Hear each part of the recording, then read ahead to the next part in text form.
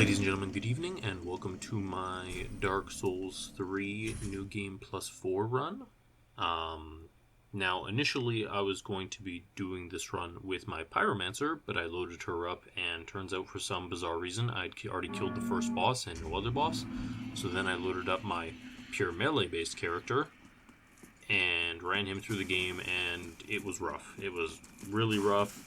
I mean, I hadn't played this game in months. Also, I just finished Sekiro, and because you can jump in Sekiro, it means that A is jump and X is use item, and also pick up stuff, whereas in Dark Souls, pick up stuff is A, and X is use stuff, so I ended up messing up in quite a few areas because of that. I'm not saying, I was bad for other reasons, but that didn't help anything. So instead what I did is I then ran through the game on my Pyromancer and brought her back around to here. Now, what you're going to end up seeing in this run is it's not going to be, perfect like you'd see in a new game, because in a new game you're much more melee focused because the damage increases that you can get by using weapons is a lot higher.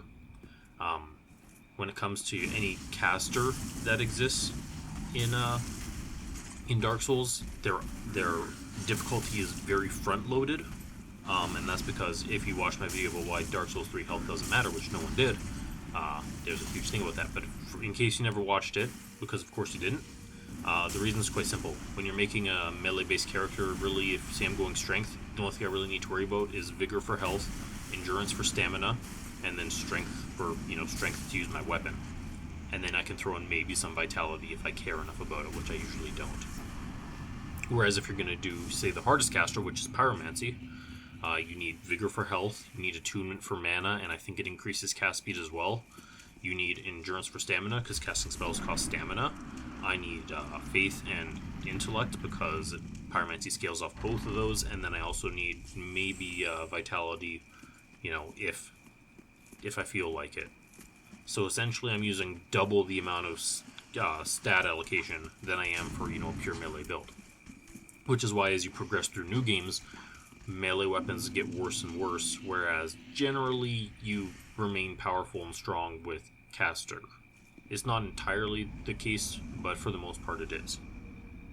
So when you see me fighting all these bosses, you're essentially going to be seeing me trying to stay further away from them, and it won't be as, dramatic as when you watch someone with melee weapons.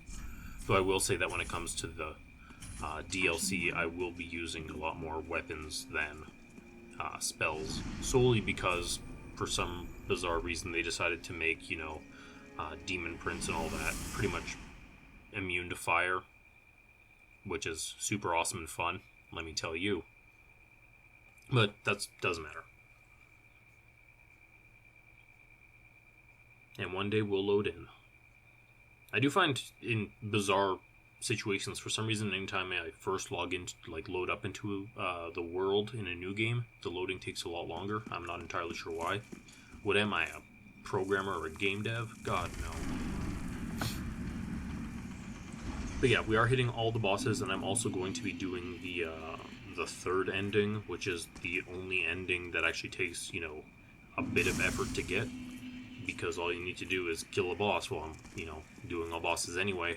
And then you just run into an area, pick up an item that's laying on a body, and bam, I'm done. It doesn't have, the problem that Sekiro had, where you have to, get this book, and then go get another book, and talk to all these NPCs, and then, go fulfill a bunch of arbitrary criteria, get 2 random items from snakes, eavesdrop on all these conversations at this right time, and just, get a particular ending. So, on the whole, when it comes to endings, at least Dark Souls 3 is a lot easier to get them. And then I just got smashed into the ground there, which was pretty ideal, if I do say so myself. Also, when it comes to this, a lot of the problems that you're going to see are going to be me being, arrogant, because I'm an idiot, as I roll poorly twice into a wall right there. But, there, at this part in particular, when I finally drop down, I should have run to the right and, activated the shortcut in case I die, but I don't. A lot of the ones that are going to be, there are shortcuts there, but, depending on how confident you are in the game and, how prepared you are to deal with things, you might avoid, shortcuts as to be a time saver. Now, for the most part, it's not, a big deal, because if you are running through areas, it doesn't really matter. But, I mean, there's no point, or there's no point not being safe. If you just take the safety spot, I'm not trying to do a speed run, I'm not trying to, go for a personal best or a world record or anything. I don't record, or I don't record any times when I do my runs. I just do it for fun. So we're going to get the banner, which is essential, kind of out of the way. I'm not entirely sure what the whole point of getting that banner was initially. I mean, that NPC, I'm sure she's important in some way. I know she has something to do with Lothric. Don't know for the life of me what that actually is. All I know is that later, when, spoilers, she dies, it then activates Dancer and lets me go to Lothric, but okay. But yeah, so pretty much, this is your, second boss here. Shouldn't be too bad.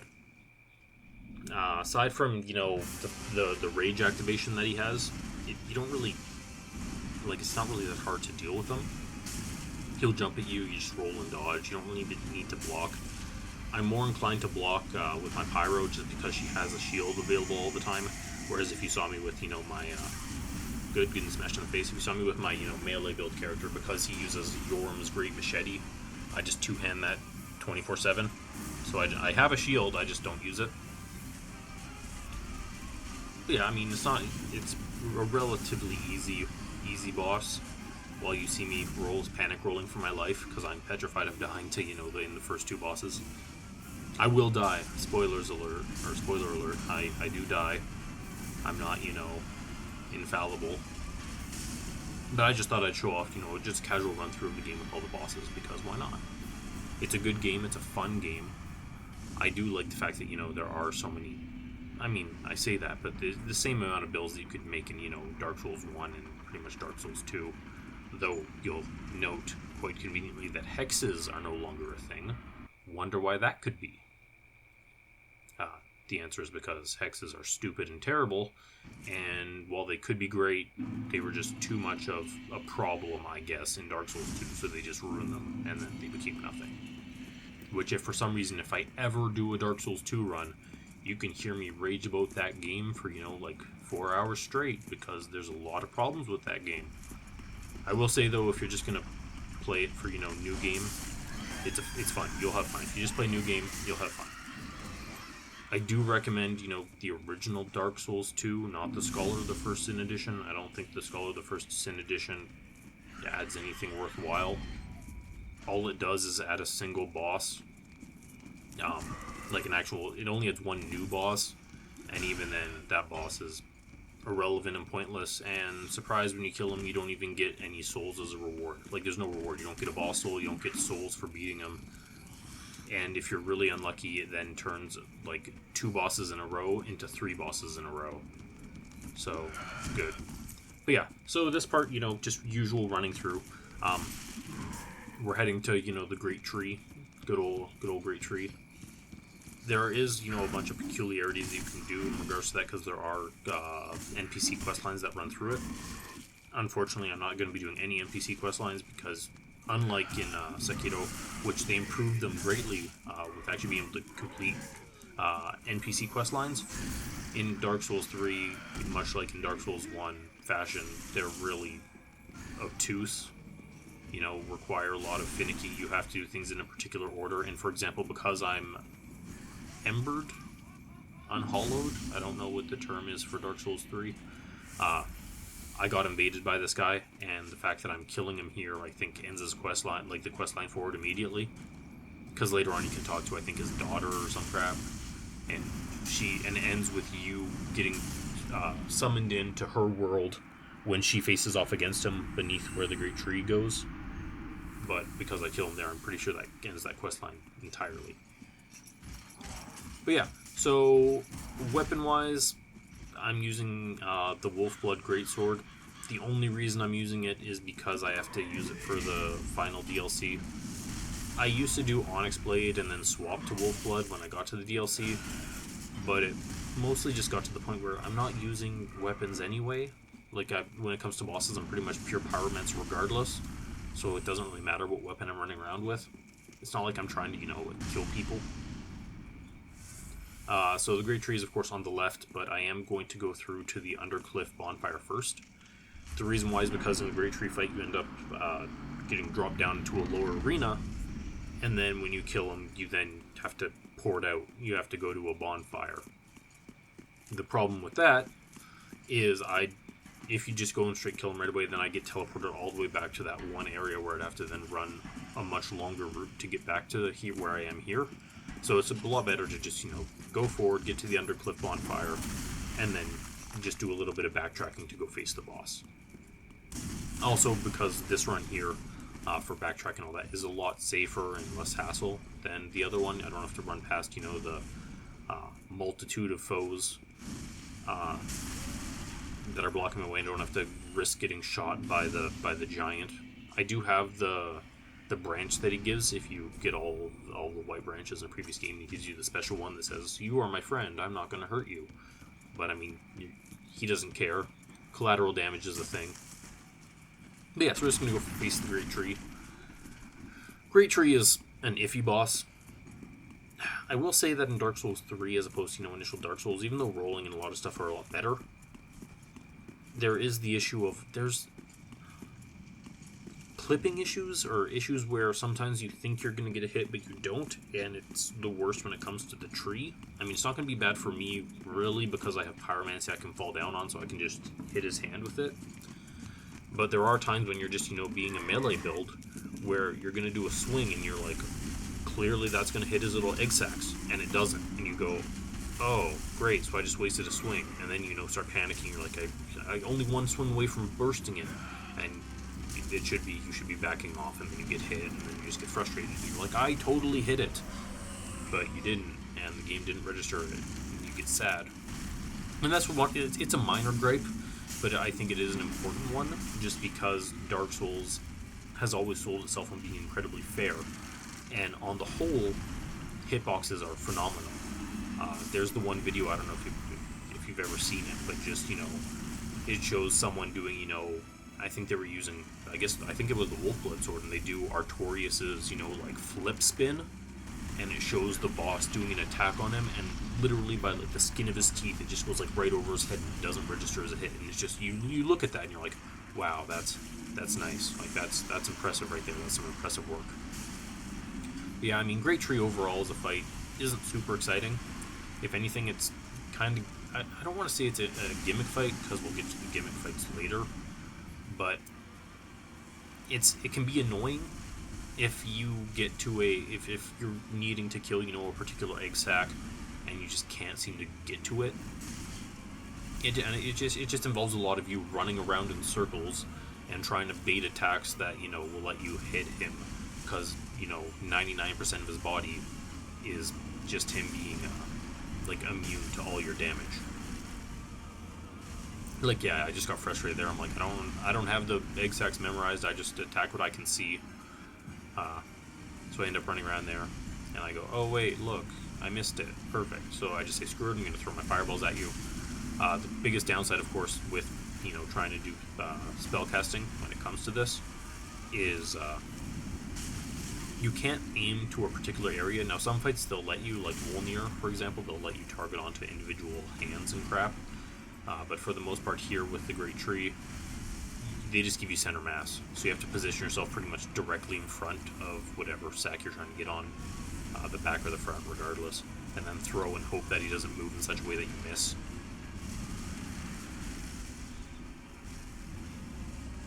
Like, again, it's not particularly difficult, it's just annoying.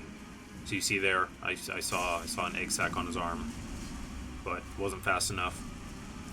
Didn't get it. So I just say, screw it, I'm going to go back to his front. Which, of course, he span. And even though I was right near those egg sacs on the back, because I was just a little bit too low, they didn't hit, didn't register. And here I'm now trapped in a corner and freaking out. 1 HP, running for my life. Shell Gestus, try to live. Dying to Great Tree is really embarrassing. It's supposed to be, like a joke of a fight. Here I am, scrounging for life. Well, I mean, so you burst the main egg sac and then just hit the hand and he's dead. So we survived. Good job, team. But yeah, this is where I showed that, you're stuck down here. They do give you a homeward bone if for some weird reason, you can't get out with a bonfire, I guess. I don't know. But yeah, so there you go. Bonfire out. So we're just going to go back to the underside and we're going to continue on our run. I did say I'm going to be skipping, all the NPC quest lines, so I'm not going to be dealing with the Katarina Knight. I'm not going to go fight that flame demon up above. There's no point. I mean, if you're doing new game, yeah, go do that. Because that way leads to the Chloranthy ring if you continue along the path past him. And also lets you talk to the giant, but not for us, no sir.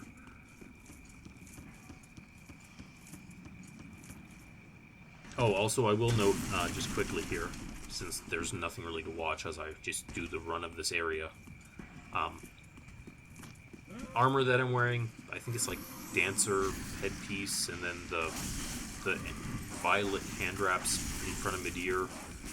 Just random stuff. I couldn't care less. Honestly, like, for the most part, when I run characters, I just run them in either naked or in rags. The only reason I would do rags is because I just don't like the undergarments in this game. They're like those weird poofy medieval things, and it just looks terrible. And it's really off-putting for me. If I didn't mind it, then I'd just have them, naked the whole time. But yeah, because again, armor's overrated. It doesn't do much. Like, when it comes down to it, the odds of armor saving you from, death or not is relatively slim, especially at the higher new games. You're just taking so much damage regardless.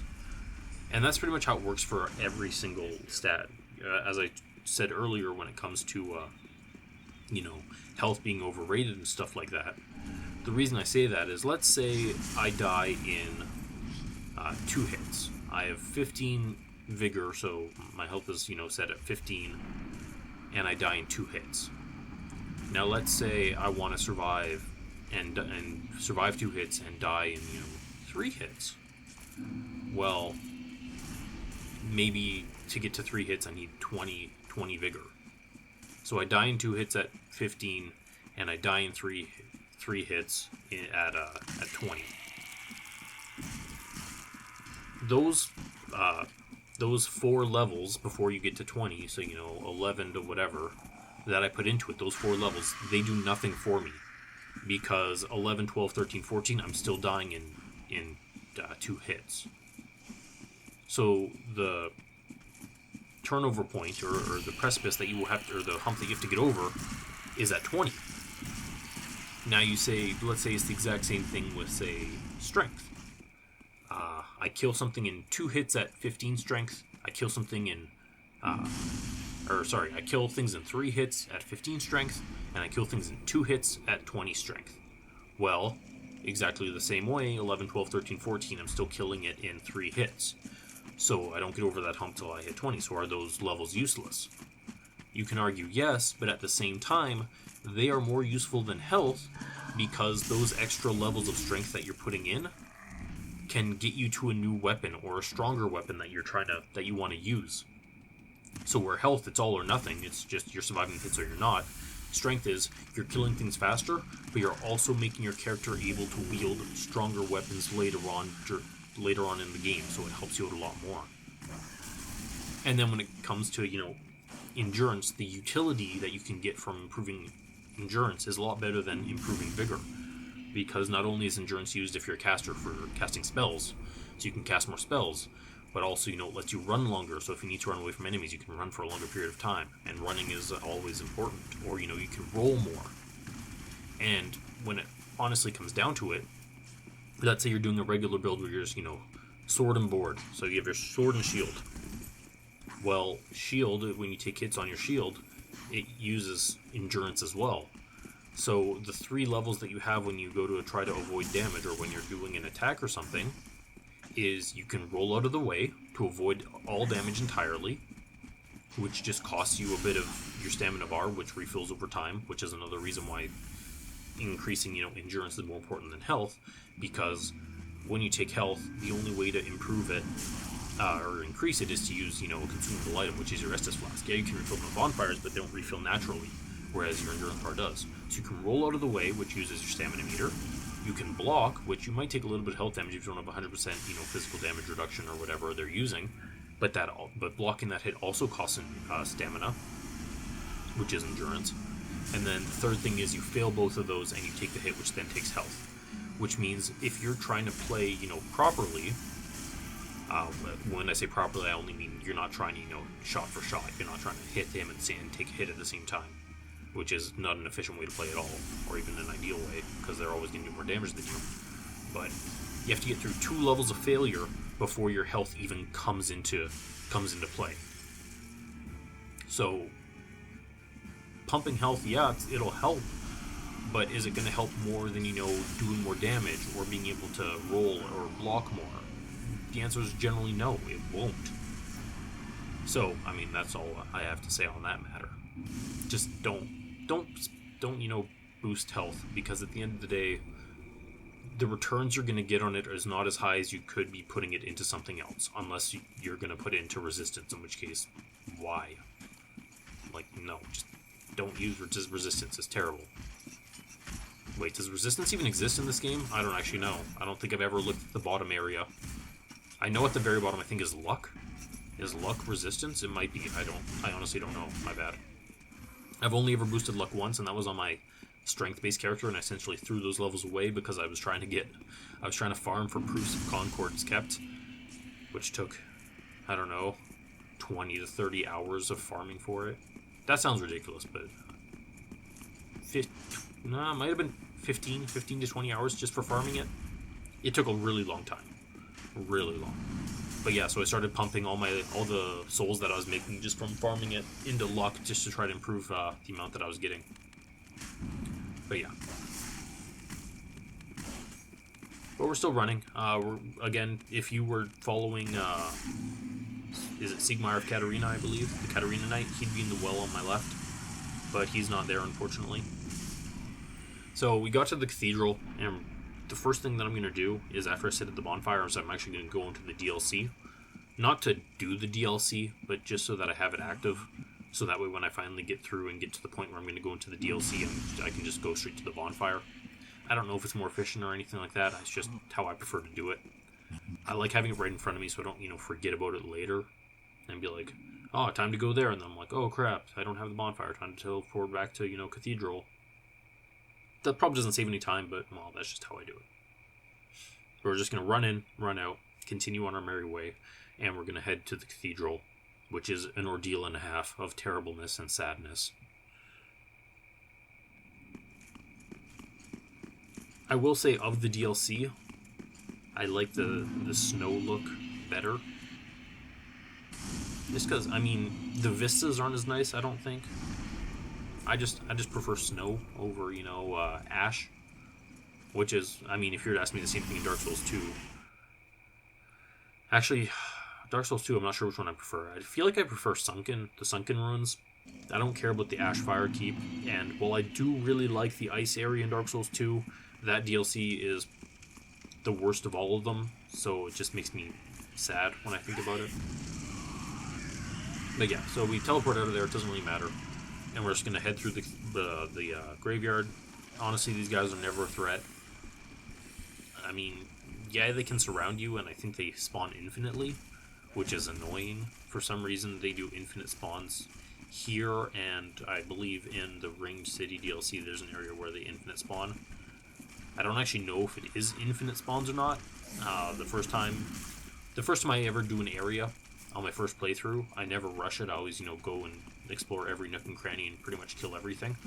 But I was trying to kill them, and I killed them over and over and over and over and over. Eventually, I died, and they just kept popping out of the earth. So I think they were infinite spawns, but it's possible there's a cap on it. I don't know.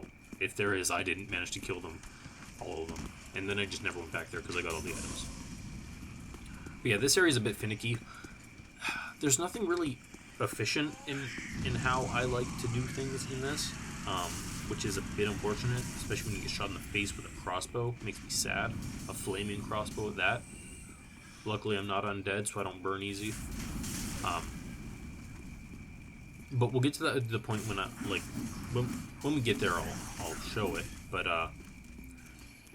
ideally, if you're following the Katarina path, which, if we're going to be brutally honest about it, I don't entirely recommend it.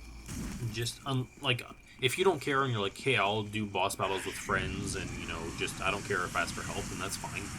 Then by all means do the Katarina plotline. But if if you're someone who's like the first time through, I just want to do it myself, then unfortunately try not to do this storyline until after Yorm, I guess. But then you can't finish the storyline, so But two things that are going to happen. There is a god, essentially, that is in an area that you can get to quite easily, and you just have to run up an elevator, run back over the top of the cathedral, drop down, and you can get to that bonfire. Now, the thing is that if you do that, like right as as soon as you can, you break. Well, you don't break his quest line, but initially he's there. Spoilers, it's Patches, and Patches has a trap there to screw you over. But because you're coming at it from behind and you can activate the lever yourself, he doesn't spawn there, and then you have to go to the fire link to have all that stuff go down. So you lose that opportunity right there to interact with Patches. But if you do it the other way, let's say, what ends up happening is you go through, you go up the elevator, which activates the elevator, which you need for the boss, and then you go to the Patches place, and the bridge is up, and then he lowers it when you're going across and screws you. Now, I don't know if it was a mistake on their end or what, but spoilers, the lever to activate the thing that he lowers is on the opposite side. So I don't know how he manages to lower that like a freaking hero of some sort, because he's on the wrong side to lower it. Not supposed to think about it, but just saying. Just saying. Maybe it's a remote control, I don't know. But if you do it, the way that I'm going to do it, where you activate the elevator first, then you either have to, run... Then you have to run back through, and the only way to get to the other side now is to do the drop that you could have done initially. But if you do the drop initially, you can't activate... You don't get the elevator... you can't activate the elevator, which then will bring you to the boss if you die. So you then end up in this weird situation where you have to backtrack one way or the other in order to get to the boss, which I find a bit annoying. So in this run here, I'm just not going to deal with going over top to the god and the bonfire for the Covenant. Instead, I'm just going to run through. I guess because of that point, there's no reason to activate the elevator. I still activate the elevator just out of habit, but there's no reason because I'm not going to go to the Covenant bonfire, because I don't want to backtrack and then re-climb up the elevator and all that crap. But yeah, just a bit annoying in this area, because usually there should be a way for you to do both without having to, be like, okay, now I have to backtrack an entire area just to try this again and do the other thing. But what can you do?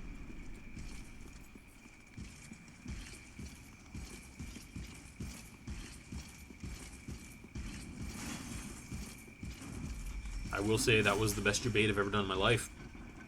That stupid knight gets to ride that elevator all the way up. Which is also really nice because, for the most part, the knights don't actually come in the room. I guess unless they've already started an attack that will let them run past, the line of de-aggro, because usually they stop right at the entrance to there, and then you can get stuck there while you wait for them to back out slowly. But we're going to fight the Cardinals, or the Deacons, whatever they're called. Spoilers, I don't like this fight. I've never liked fights like this. I didn't like it in Dark Souls 2, where you have to fight the Congregation. It's just a mash of quantity over, quality. In early new games, it's, it's like in new game, it's quite easy, so long as you have, a wide sweeping weapon, because you can just mow through everyone.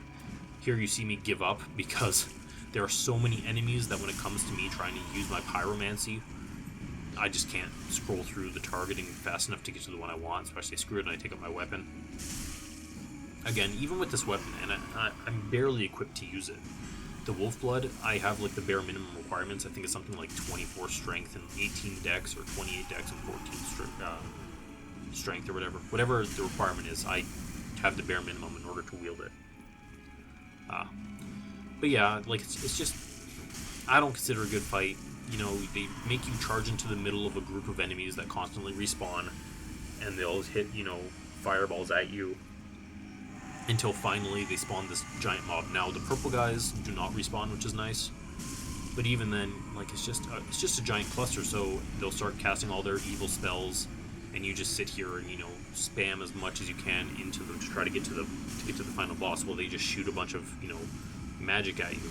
So it's just this giant grind, and it's just really not. When it comes to Dark Souls, I much prefer, you know, the skill-intensive bosses, the ones where, you know, when you're dodging an attack or avoiding it or choosing, you know, your opportunity to strike, you're sitting there and you're like, yeah, I read that attack, you know, I did a good job here, you know, it looked really smooth. Here it's just watch me as I swarm in on these guys as they try to shoot. Like, you can see the tall guys are trying to do their super giant evil ball of death, which then causes petrification.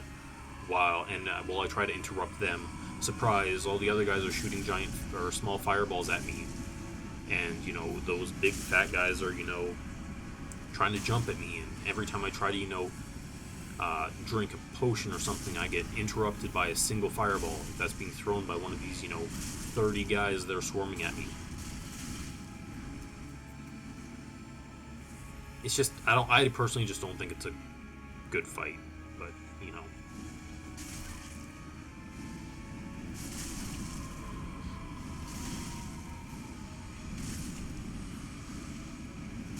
Especially as a Pyromancer, because again, everyone just gets in the way. Like, you're sitting there and you're trying to, you know, get in front of them. The answer is you literally just need to run directly in front of them if you can, and then just, you know, throw stuff and hope that your AoE can stop them, which, spoilers, for the most part, it can't, because they will run across the map to either jump at you or to you know, just smack you in the face. But we did get through it. The nice thing with, again, having a new game whatever character is you have lots of health as a buffer. I will say health, this is the only one where health is actually pretty much relevant, because you end up trying to do a lot of shot for shots just because you have nothing else to do. Like, you can't just stand there and block, you know, a bunch of fireballs, because they'll just keep spawning at you over and over, and so you have to, you know, run around is the best way to avoid it. But then if you're melee, then you have to charge into them and try to, you know, cut through them without getting interrupted and, you know, just hit by 7 different people in different directions, which happens quite often. But we got through it. That's all that matters. Now we're just going to run through Fair and Keep. I do kill the Stone Demon here. I'm not a big fan of the Stone Demon.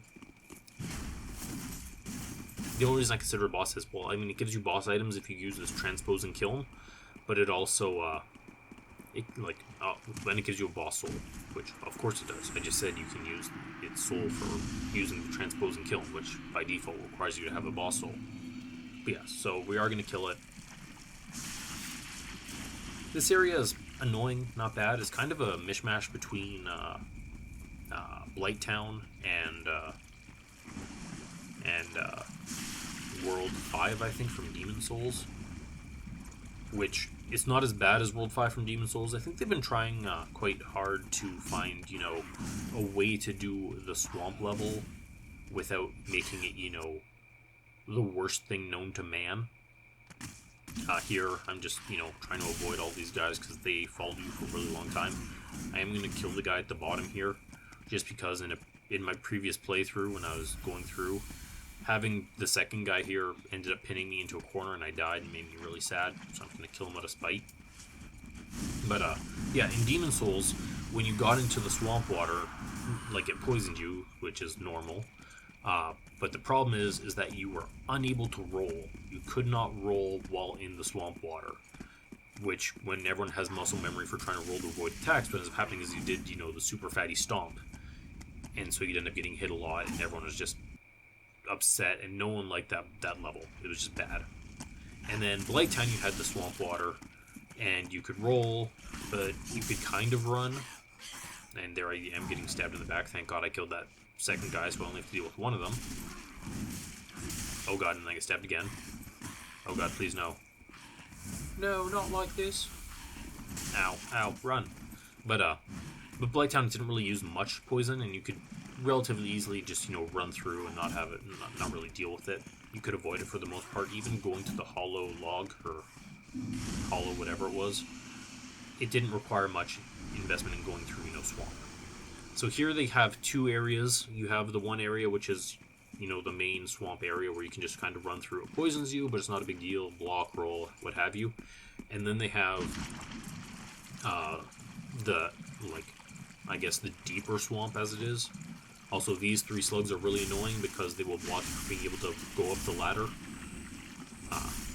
But slugs are easy to kill. But yeah, and then you have the deeper swamp areas, which you can still roll, so they've just given up on stopping you from being unable to roll. So you can always roll, which is nice. You just can't run through the swamp. So it's like Dark Souls 1, where you couldn't really run through the swamp, but they still let you roll through it. I think that's a nice, it's negotiation. I don't know, a nice compromise. I think that's a nice way for them to do it. And it makes it less, really annoying where you're sitting there like, this sucks, I hate it, why am I here? Yeah, it still sucks when you get poisoned, but, at least you can roll away from enemies. So what I should have done there is, of course, I should have sent the elevator back down. But here I am being arrogant, like I said, and we're going to face off against this guy. Now, this guy has a lot of interesting attacks. He gives you a spell, which is, I think, the boulder throw, or the boulder spit that you can do, because he spits boulders at you. But he's pretty much just, your regular Asylum Demon. Of course, over time, he has become Ash, and then I got shot in the face with a boulder. That's new. Turns out that when you become old and ash-like and turn into rock, you can then spit rocks at people. Who knew? But, it's also weird because depending on... I think it's dependent upon where you're hitting him. For example, if you hit him in the legs a lot, you can actually crush his legs. And then he can no longer, walk around. His legs just crumble out from beneath him. And then he just kind of waddles at you and spits rocks at you. And I personally find him even more annoying like that. So I'm trying really hard not to break his legs out from under him. Not that it's helping much because I'm getting just smashed around like crazy. This is the shot-for-shot stuff that I talked about. Which is a bad way to play, FYI. The only time you should really go shot-for-shot is if you think you can kill him. Though I will say that in my limited Dark Souls 3 experience with PvP, shot for shot is really common. And it's literally just playing chicken, where whoever has the bigger weapon wins. So whoever has the smaller weapon, well, they're hoping they're a bit faster so they can poise break you, but chances are if you're both timing it properly, then you're hitting each other at the same time, and then whoever has the bigger weapon wins. I will say, though, quick, my playthrough here in Dark Souls 3 is offline. Normally I don't care. I always play online, it doesn't really matter. And if I'm going to be honest, 95% of the time when I get invaded when I'm playing my run-throughs, they never find me, because I just run to the boss, and then as soon as I go through the boss gate, they get teleported out. The best one was, I think, in the first DLC. For some bizarre reason. Well, the best one, of course, is... Okay, sorry, I'm interrupting myself. Right there, I had to stop on the ladder, because if you just slide all the way straight down the ladder, what ends up happening is, when you land, the slugs are finishing their attack, so they'll just hit you, and it's just like 3 free hits on you for no reason, so you just have to sit there and wait till they're done the attack, and then you finish sliding down, and I'm pretty sure them doing their attack brings them just close enough so that when you land, you interrupt them, so you can roll away. Yeah, the best one was, of course, I ran across, in the first DLC, across the giant bridge, broke it behind me, got invaded. The guy got invaded on the other side of the bridge. He literally had no way to get to me. I literally had no way to get out because I hadn't actually run around yet to activate the shortcut. So then he just eventually just, used whatever stone to leave. I don't know what the stone's called because I don't invade people. And yeah, so I just sat there and I was like, I can't reset it. I can't sit at a bonfire. You invaded me, dude. Sorry. So we just stared at each other across the chasm. Did a couple waves. Then went on our way. But yeah, so this is the deep swamp where you can't, you can't run. So you pretty much just roll spam. The only reason I wasn't roll spamming right away is because the sound can aggro those big guys. They're not super scary, but they are annoying. And because they can run through the swamp, you just want to avoid it. But yeah, so we've activated all 3 of the towers. So now we're just going to go face Pharaoh Knights, but first we're going to hit the bonfire. Again, no point not getting the safety bonfire. Pharaoh Knights is an interesting fight. I'm not sure if I'm the biggest fan of it, but I do like how it's at least unique. Essentially what ends up happening is you end up facing off against the boss, and after a certain amount of time passes or you do a certain amount of damage to him, one of the dead bodies that's there will activate into another one of the bosses, and that one's going to start attacking you. But then after another X amount of seconds have passed, a second one will spawn, and that one, it's not exactly your ally, because if you get in the way of him, he will hit you, and you can hit him and kill him. However, he will attack either the boss, or he'll focus first on the boss or the other minion that spawned. So it goes, so while it starts 1v1, then it goes, 2v1 against you, then it's 2v2. And so you try to, plan it out to kill him that way, which is interesting. I'm not sure if I'm the biggest fan of it, but it is at least interesting. I will say Dark Souls 3 is a lot more prevalent in using phases, which I'm not a fan of. If you watch my Sekiro run, this is a personal thing, but I don't like phase fights where, again, because Dark Souls is always a really fair game, right? So when I walk into a boss room, I'm going up against this boss, and it's like, okay, I have this much health, you have that much health, I have this much healing, and go. Who wins? But instead it becomes, oh, that was a really tough fight, and we fought hard, and oh man, you made me use, 8 of my 10 Estus flasks, but I finally got you down. And then phase 2 starts, like, oh, so now I just have to learn another phase, and I'm pretty much going to lose regardless, because I only have 2 Estus left. So then, you start going back against them, and then you're in a position where it's like, oh, what's this? I did a really bad first phase, and I only have, 4 Estus left for the second phase, which is the harder phase. Well, maybe I should just let him kill me right now, so that way I can reset and try again, because I know that my odds of succeeding are slim to none.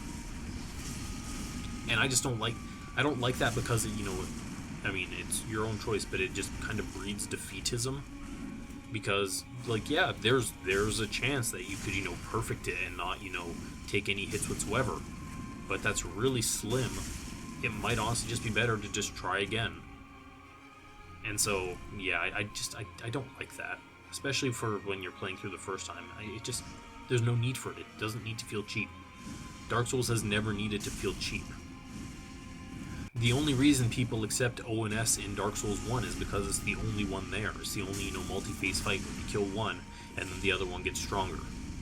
And then you sit there and you're like, oh wow, this is, and then when you beat it, you're like, wow, this is a really exciting and big thing. It doesn't work as well when it's like, oh, Abyss Watcher's multi-phase fight. Oh, Demon Prince, multi-phase fight. Oh, Sister Friede, multi-phase fight.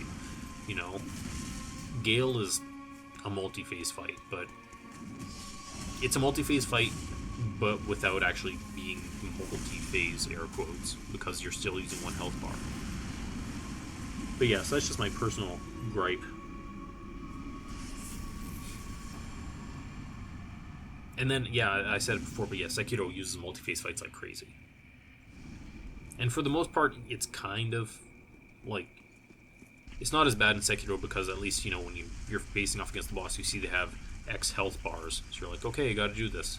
The problem arises where you kill all those health bars, and then it's like, surprise, turns out there was actually more phases behind that, and you're like, oh, I hate you, why are you doing this to me?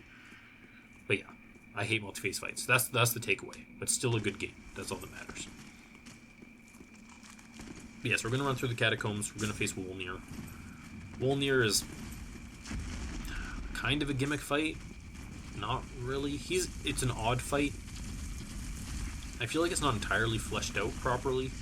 Could have used a little bit more. The reason I say that is because when you're facing Wolnir, you're only attacking his arms, which is fine. There's nothing wrong with that. The problem is that you end up in these weird situations where you're trying to follow his arms around, but if you end up in an unfortunate position where you're getting too close to his main body, he just, emits this miasma that can pretty much instantly kill you. So if you get in a stupid position where you're going for his arm, and then you get hit by a little bit of his miasma, but then he also does a charge, because he can charge forward, you are stuck behind his miasma, and you're just pretty much instantly dead. just, oh, surprise, jokes, your positioning is a bit bad. Maybe you should have stayed in front of him. And you sit there like, I tried staying in front of him, but he kept moving his freaking arms. And then you cry. Though, if you're doing it on New Game, chances are it's going to be a bit of a joke of a fight. Because, it doesn't take much to break his bracelets. But we're going to go run through here. I am going to activate the shortcut, because why wouldn't I activate the shortcut? For the most part, there's no reason to never not activate the shortcut unless, activating it puts you at risk of death. And it's very rare for there to actually be something like that to have happen.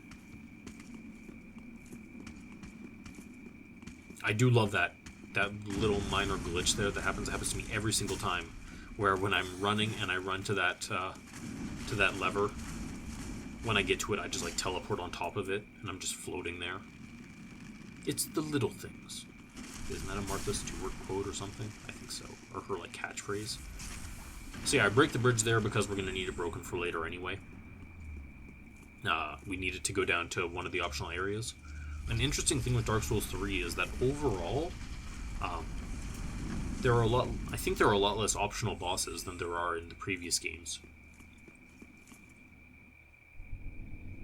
I think there must be only a couple. Not counting DLC obviously, but it's the Demon, and I think the Lost King or whatever his name is. I don't know. But yeah, so here I pretty much start off just using, Great Combustion, and then I get, backhanded across the face for being an idiot.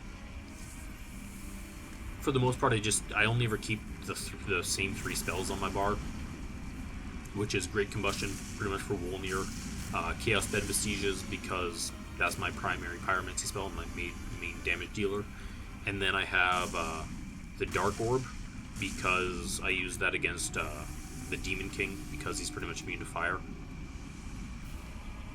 Technically, you should be able to use it against the Demon Prince too. But spoilers, it's not worth it. Demon Prince is a garbage fight. And yeah, and Pyromancy is just really not a viable thing. Not that it's not viable, because of course it's viable, but compared to just hitting him with a sword, it's just not viable. So here you see him charging, and I'm getting hit by the miasma. I didn't get hit that badly, because luckily I started panic rolling for my life. But overall, it's not that bad. Yeah, but like I said earlier, the one good thing about the Wolnir fight in particular, because the game knows that you need to concentrate on the hands and the bracelet, it at least lets you target the individual parts of his body, so you can target his hands.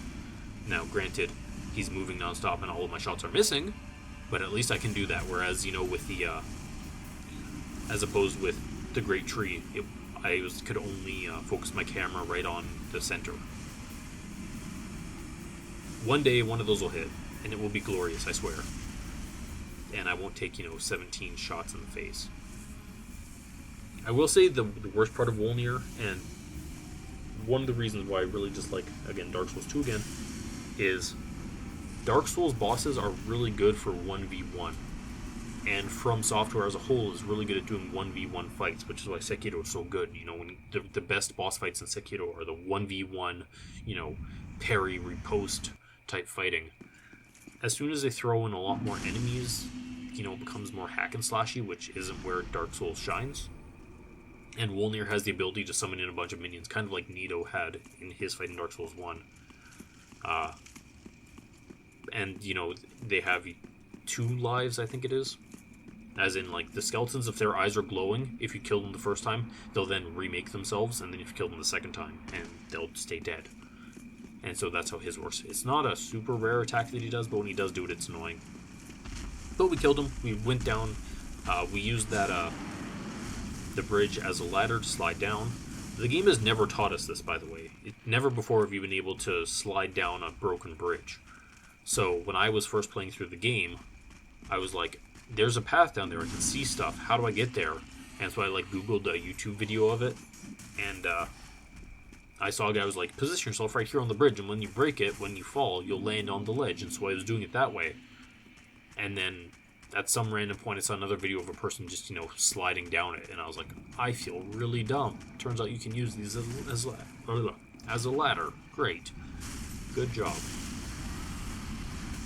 Here, I'm not going to deal with any of this stuff. I'm not going through, the demon rooms. There's no boss there. I don't need to turn off the crossbow bolt. It's not a big threat to me. I don't need to kill the worm. The worm gives you an undead shard or whatever that you can use to make your Estus stronger. The best thing to do is there's just a little lip there, and you just stand behind it. The worm won't attack you, and it takes a while, but eventually the crossbow tower will just kill it for you, so then you're good. Get a free thing and some free souls that way. I hit the bonfire because, again, no point not getting all the safety bonfires, and then we're just going to head right in.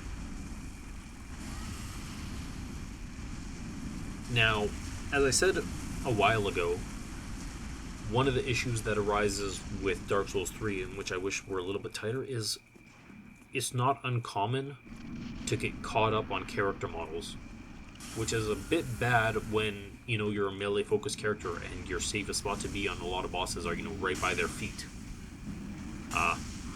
In my playthrough that I did, that was really, really rough with my strength-based character.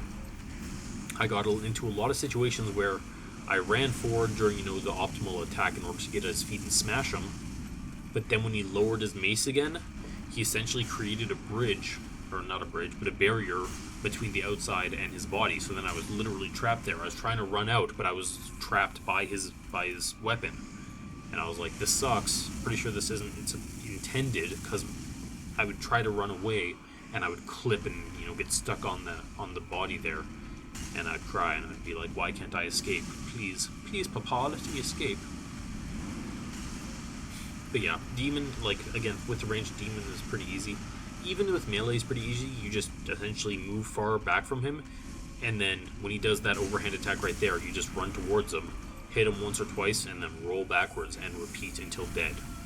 And if he does any other attack, like when he spawns fireballs, just move back and wait. Just run away. Here's me being an idiot because I can't judge distances properly, and when he does his explosion, I got smashed in the face really hard, and it made me sad. But yeah, now he's really weak. It's not a big deal. He's dead. Everyone's happy. Old Demon King, goodbye, sir. And there's one of the optional bosses gone. So after this, we're going to head to my worst boss, which is the Pontiff. In melee especially, I am really bad at fighting the Pontiff. I don't parry in Dark Souls 3. I never parried really. The only thing I ever parried in Dark Souls 1 were the Black Knights. Minus the Halberd Knight, because I never learned to parry on him. But I parried the Black Knights, and then I parried Gwyn. That's all I ever learned for parries. And it's really all I ever needed. Dark Souls 2, I never learned parry either. I know you could parry Pursuer Demon. Never really needed to, because he's just not that hard, so it didn't matter. The only time I tried to learn to see if I could parry in Dark Souls 3 was Gwyn? Is that whoever Gwyn is, the final boss of the game, the Ember guy, Lord of Cinder? There we go, the Lord of Cinder, whatever. But it turns out, because I was googling, I'm like, why I'm getting the half parry? Why can't I get the full parry? Spoilers. Turns out you can actually parry the first phase of the Lord of Cinder, according to all the Google searches. So you can do it for the second phase, I guess, just not the first. So I was like, well, that's a waste of my time. So I never learned parries. I've seen that amazing video of the guy, sitting in front of Pontiff and having all the attacks go around him, and then he parries them and destroys them. It's amazing. But I just don't parry. And just because Pontiff he's really fast, and he has a lot of attacks.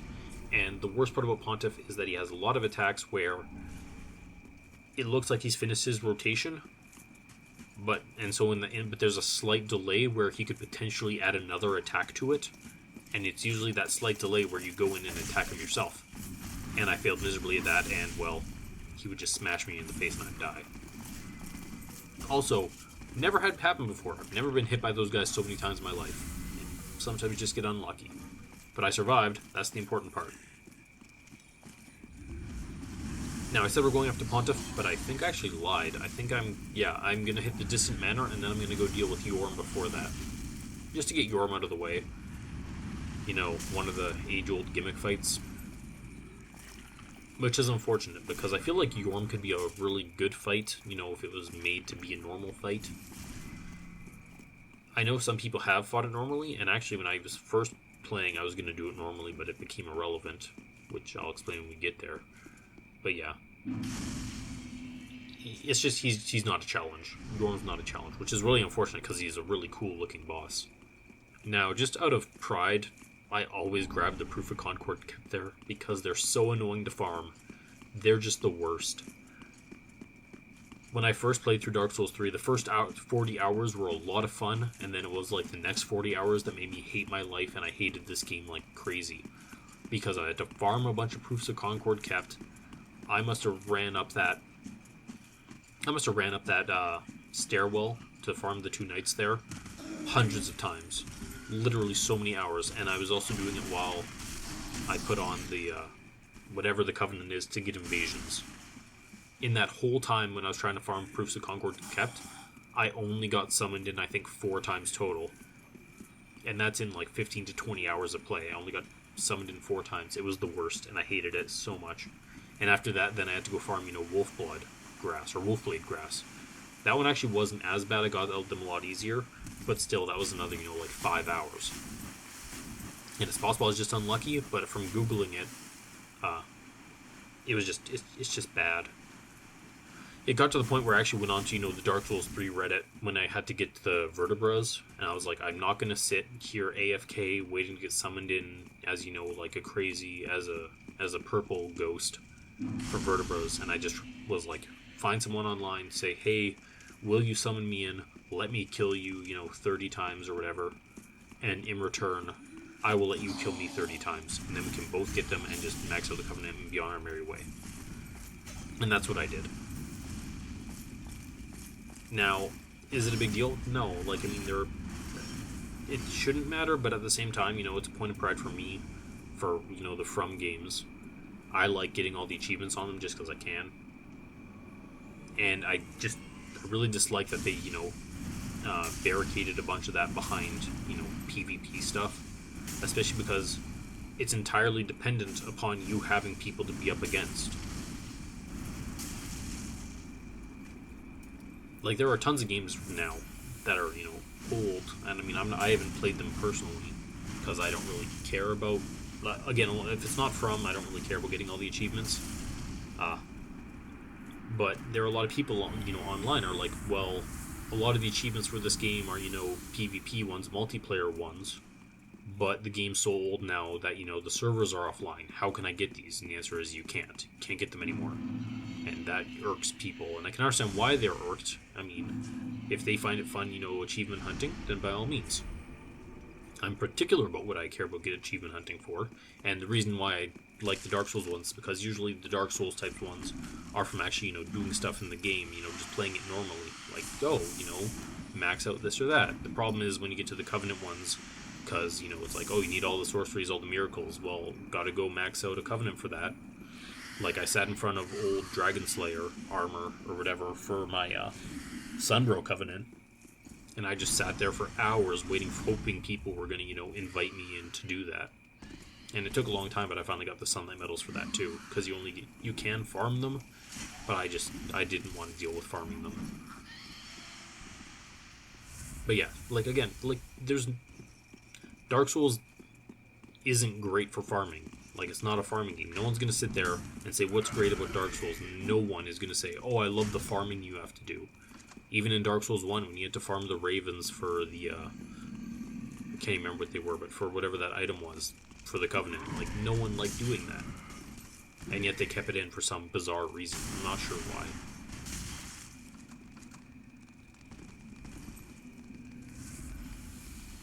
But yeah, so this is probably the worst part of the whole, like, underground city area. Right here, the rats. I have died to these rats so many times. I've just gotten pinned by them, and then they just smash me over and over. Luckily, I was able to break out here, and that because that one rat is going to jump to his death. But just, so many rats. Rats. I hate rats. They drive me crazy. Wait, I used that already. In my Sekiro playthrough. But yeah, so the plan here is we're going to go to the Profane Capital, we're going to hit the bonfire there, then we're going to go kill Yorm, and once that's done, we're then going to go back to the Profane Capital bonfire, so that way we can backtrack here to go to the Eyrie, or whatever it's called, wherever the Lost King is, his area. Now this can only be done this way in New Game Plus and beyond, assuming you've killed all bosses in New Game, because you need to have the emote, I don't know what they're called, the gesture, there we go. You need the gesture for the Path of the Dragon, which you can only get after you've killed Oceiros, or whatever his name is, the annoying dragon. So my routing is, you know, whatever's more efficient for what I find. Because again, at this point in the game, unless you're, you know, trying to be like, oh, optimal route, like my routing is perfect. Like, you can essentially fight the bosses, so long as they're not, you know, stuck behind more bosses. You can fight them whenever you want. Just because the way the scaling works in the game is that it's not a big deal. Yep, so here I'm putting on my Storm Ruler, which is a good nod to Demon Souls for all you Demon Souls players out there. There's dozens of us. Dozens! Yeah, in World, I think it was World 4. The final boss for World 4 was, you pretty much just go grab the sword and then you just smash him because he's flying around above you while shooting a bunch of, like, spears at you like a manta ray. Brutal. There's multiple, like, again, you could take the left path over the bridge and through. I just honestly find it easier to just drop down the middle, because once you land on the ground, those guys will stop shooting fireballs at you and you can just run straight in. Now here I did a test, which turns out to be correct. Before you walk through, you can charge the Storm Ruler. You can 100% charge it before you actually go in. It doesn't matter because he comes at you so slowly that as soon as you walk in, you have time to do a full complete charge once.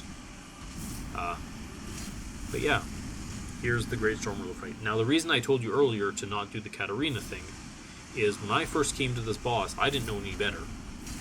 So I was just here, I'm like, I'm ready to fight this boss, this looks cool, this looks like fun. And I was going to fight him normally and all that. And then I got the cutscene where Sigmar of Katarina comes to help me out.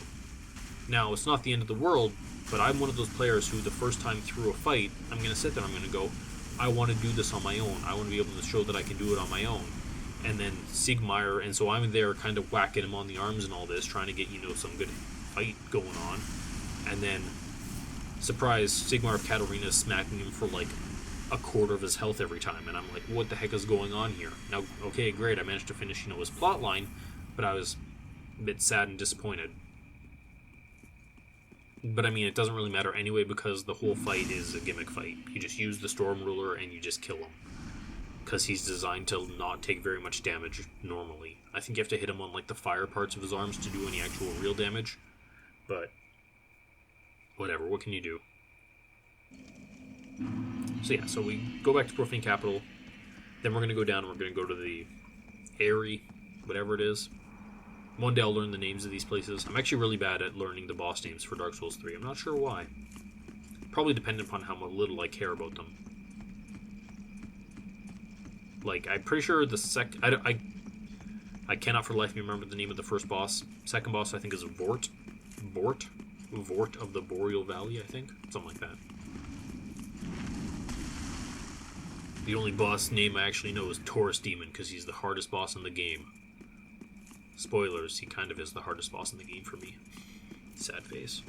It's not my fault. I mean, I know it's a meme, but at the same time, you're stuck on a really thin, like, platform, and he takes up the whole thing. And you can just get really unlucky with your rolls, and he can just smash you over and over in the face until you die.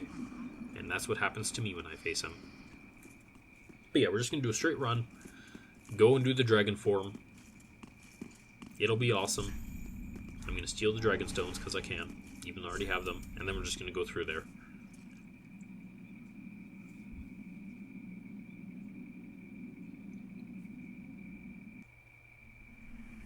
Now, funny story. Yep, right there. What you saw right there? For some reason, that transition and cutscene actually crashed my game. The only time it crashed this whole run through. But yeah, it crashed there, and so then I had to reload. And luckily it reloaded me into, this place, which I still don't know the name of. But yeah, I found that really odd. It just froze and kind of died on me. But well, there we go. Archdragon Peak. I don't know where I was getting airy from, but well, Archdragon Peak it is.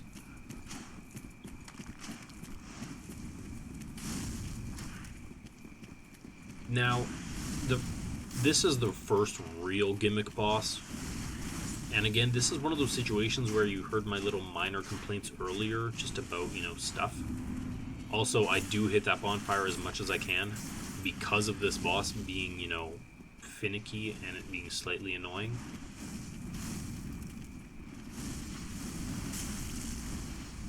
Ow, and then I got hit and made me sad. Please stop. But, yeah, when I was saying, the best part of Dark Souls is just how tight it is, right? And how everything is, like, hitboxes and everything are really, really good, minus Dark Souls 2.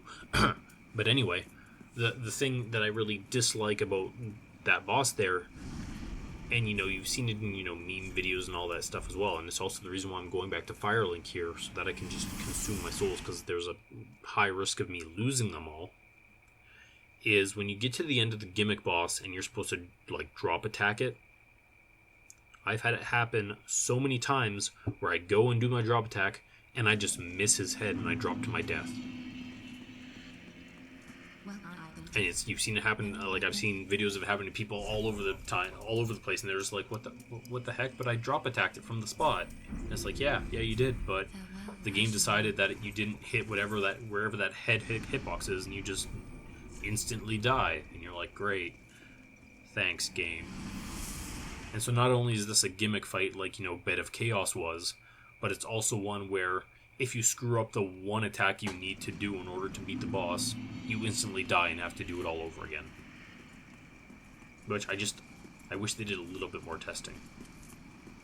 I will also say that this is one of the only places where I get really bad frame rate drops, the other being the start of the Ring City.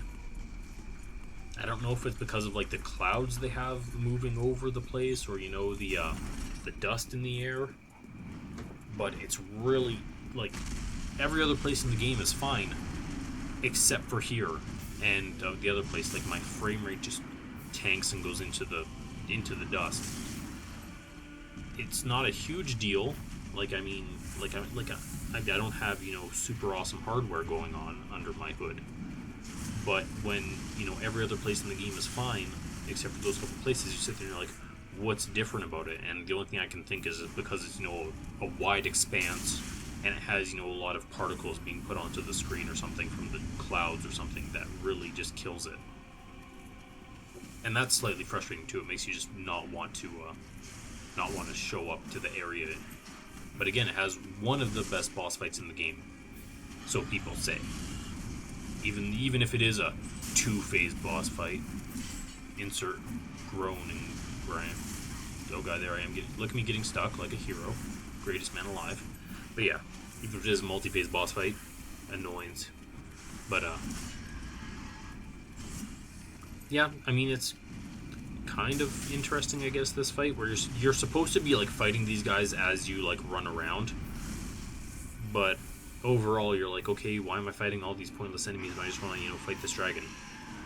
So yes, you're going to see me take a bunch of extra time just perfectly waiting for that head to just stop moving so that I could hopefully then ideally get that hit in, because I didn't want to instantly die. Now, luckily it went off without a hitch, but, well, if you were to ask me what my rating is with it, I'd say maybe like 60% of the time I get it right, and the other 40 I fall to my death. So it's not like some uncommon thing that happens. It's actually really annoying. But yeah, so the gimmick boss is dead. Hooray. There was much rejoicing. And now we're going to face, an actual good boss. Though I will also say that the biggest downside to a boss, or like if the worst thing you can say about a boss is, that the camera's screwing you over, then I think that they maybe should have taken a bit more time with that boss, just to make it so it's not happening, because targeting with your camera is really important for Dark Souls. I mean, it's for all From games. They literally tell you how to target and lock onto enemies. And if doing that is messing up a boss fight, then you need to reevaluate that boss fight and fix it, because that shouldn't be happening. It's an annoyance that is just... It can ruin how you're playing, because your camera will freak out, and then it will disorient you, and then you can take hits that you weren't going to initially take. You're like, well, what was I supposed to do there? My camera just stopped tracking him. And unfortunately, the part 1 of the Lost King fight, it happens quite often. It's the reason why I only lock onto the dragon when he first starts flying around. Now, I do chase this this lizard here, and I also open the chest. The items, for me right now, aren't really that important. But having Twinkling Titanite and also Titanite scales are pretty much the only items that I really care about having, because if for some weird reason I want, I want to try out a new weapon, be like, oh, is this new weapon going to work for me? Then I want to be able to upgrade it to max right away, and you really generally need Twinklies or Titanite scales to do that. Now this dragon, doesn't matter, he doesn't give you anything important, just run away from him. Here's a little side path that makes it even easier, lets you avoid the rolling boulder dudes. And we can just now run straight to the bonfire.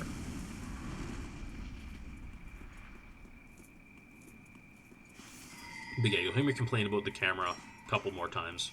So, in advance, you'll hear it. Sorry. Now, I will say, like, a lot of these fights, when I get to them, I am pulling the bell just to activate it, because there's no reason not to. That's one message where I kind of wish they didn't...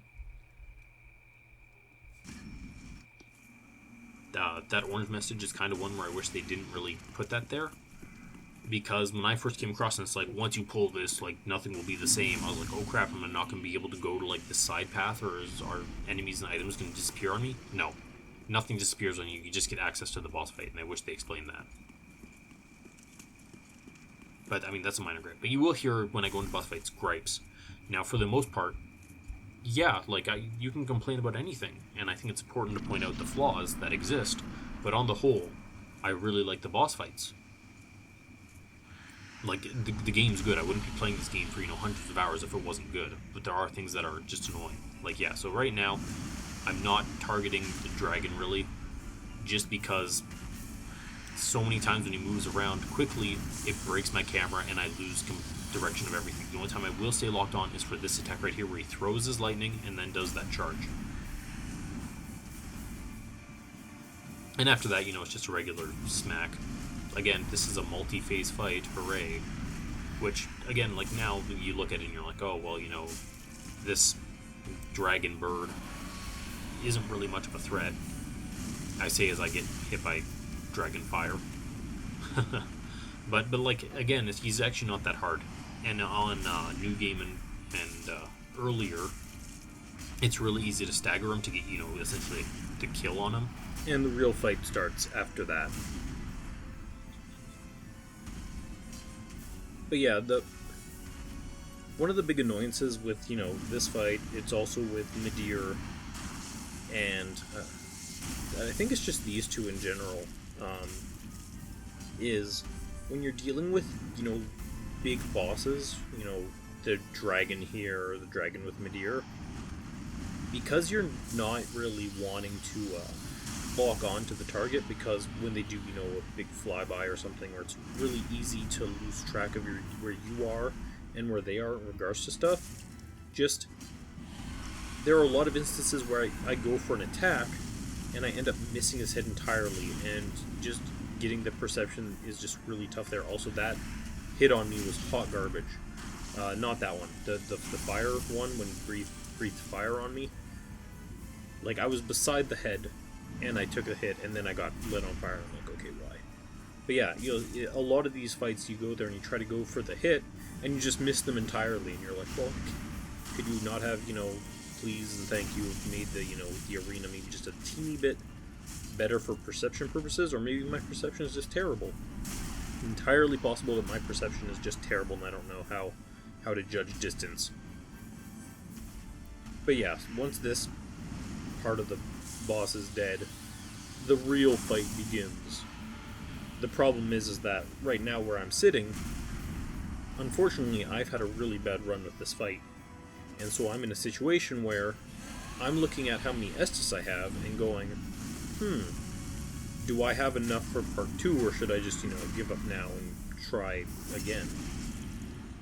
Now, of course I'm going to keep doing it, because either way, there's no reason not to.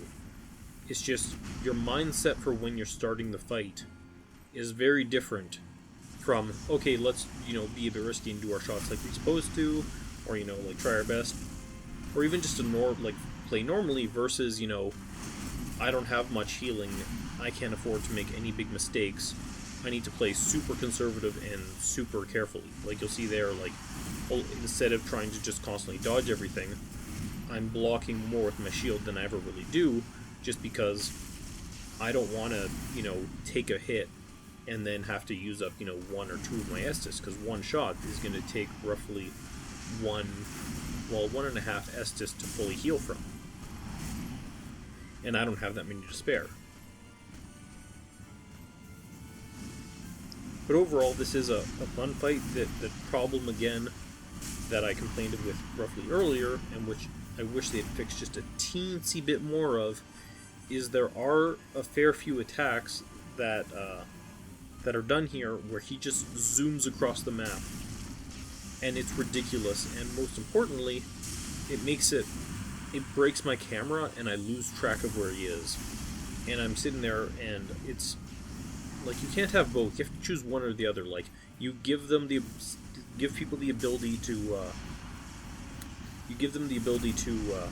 to lock onto targets, or you don't. Because giving someone the ability to lock on the target only to then let them do an attack which then breaks your camera entirely, and so you have no clue where you are or where he is, kind of creates a situation where you're like, what's going on here? Pardon me. But yeah, there we go. We managed to beat him. Luckily, being a Pyromancer and being able to fight at range is a lot safer for this fight, because when you have to get really close to him, he's just an ordeal, but we got through it, and we're now going to head on our merry way. So now, finally, after killing this one of the supposed hardest bosses in the game, I'd put him in the higher tier. If you were just talking about the main base game, I'd say he's up there near the top, maybe second from the top, maybe, for me personally. But I mean, when you count the DLC is always sitting at the top, but not for the right reasons. But we're going to go face off Pontiff.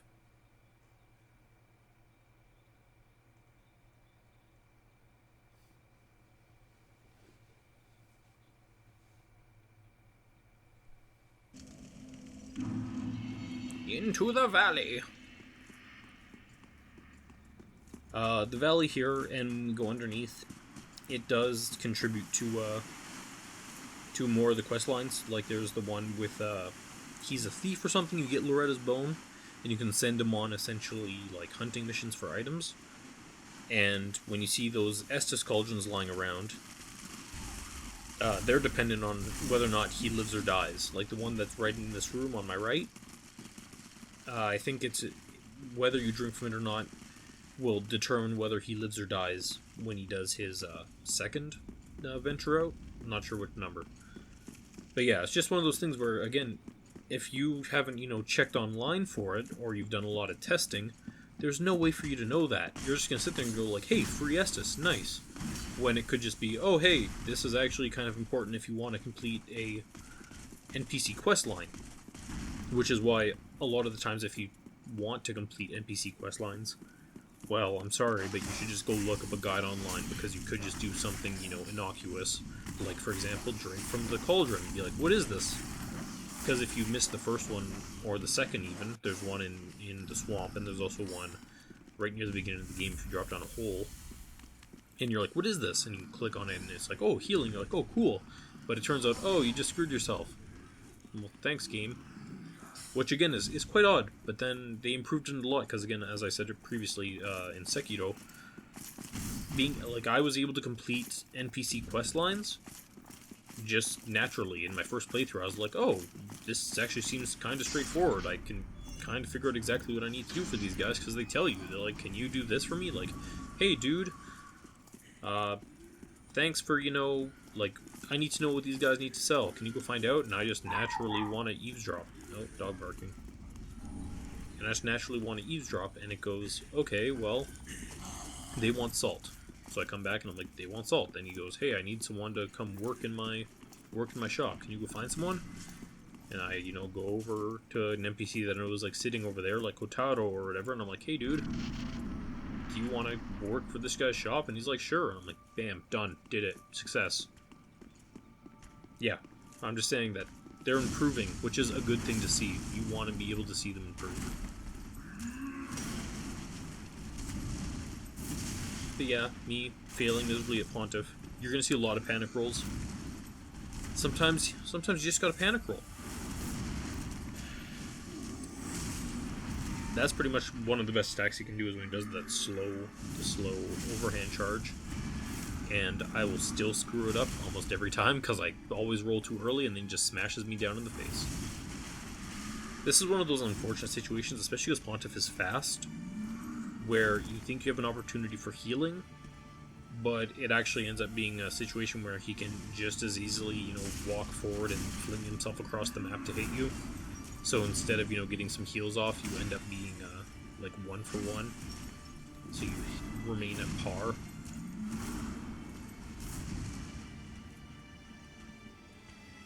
And yeah, that's the big thing, is because you try to put, usually when you want to, set up, there's me screwing up his long overhand. That was just luck right there that I managed to get his health down enough for him to start, his thing. And that was me forgetting, I got really lucky when I didn't get hit, but that was me forgetting that he doesn't always immediately have to go into his ghost form. He can do something else first. And my entire goal here is when he does that is to make sure that I kill the ghost first. With my strength-based character when I'm fighting him, the problem that arises is that with my Yorm Great Machete or whatever, with my huge overhand, I should have gotten hit there too. Like, I'm just getting really lucky. With the Yorm Great Machete overhand, it takes 3 hits to kill the ghost. The problem is that while he's doing that, while the Pontiff himself is doing his, positioning, dogs are angry, dogs are angry. But when he's, oh my gosh, when he's doing that position, yep, one day dogs will stop. When he's doing that positioning, what ends up happening is that it takes 2 hits to stagger him, and the stagger will move him out of the way of my 3rd hit. So generally when I'm going for the 3rd hit on the ghost, he's coming in to attack me, and then it's kind of a crap shot of whether I can get that 3rd hit on the ghost or if I'll get interrupted when I get hit by Pontiff. But luckily, again, the boss isn't as hard when you're, throwing fireballs from across the map, so long as, he's not running across the map to hit me in the face. Here's the main PvP area where, people will invade you like crazy because they can. It's annoying. It's not that big a deal. Again, if it wasn't for the DLC boss, the PvP DLC boss, I'd be playing online and I'd probably be getting invaded. Not a big deal because I just run through the whole thing. Though it is slightly annoying if you end up screwing up and you end up getting hit at some point, because then you can't rest at any of the bonfires and you pretty much have to run straight to Aldrich. Which is double stupid, because if you actually succeed in escaping, the PvP players, and, you manage to activate the elevator, like, they can't reach you anyway. There's no chance for them to ever get to you. Because all that's going to happen is they're going to... Okay, I'm getting shot in the arrow face in twice with arrows. Great, so I'm going to go around the other way. Oh, and I quickly forgot what was there, and it turns out it was nothing important, so that was a waste, but whatever. But no, so what ends up happening is that you then get off the elevator, hit the bonfire and start running to Aldrich, and they then have to wait to then pull the lever to bring it all the way back down, to then bring it all the way back up so that they can chase you, and they're never going to reach you. So it should have just honestly been a situation where once you reach the top, anyone who's been summoned in should have just been sent home. But, whatever.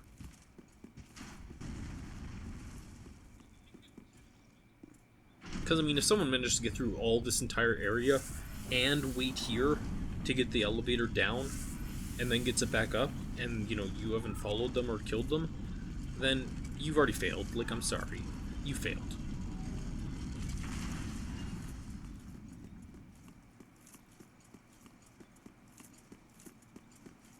So when it comes to Aldrich, I find him, I don't know, kind of underwhelming. I don't find him super duper hard.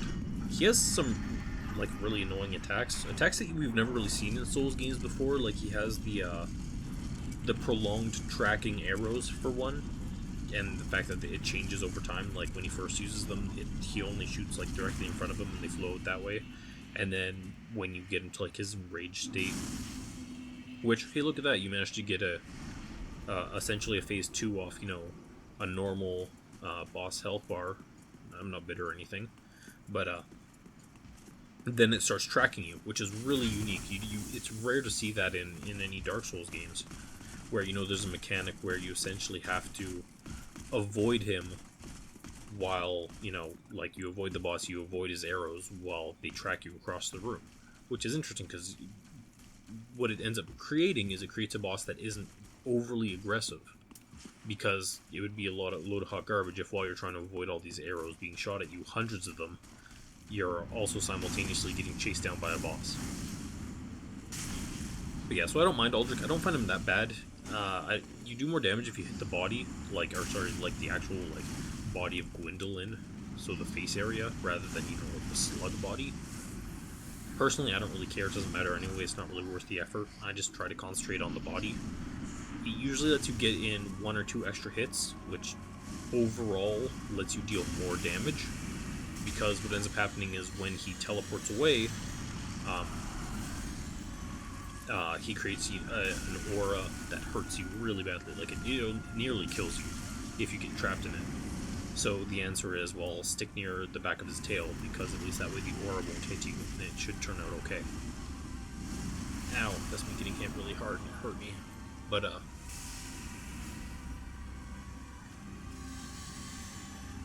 I mean, it's a fun fight.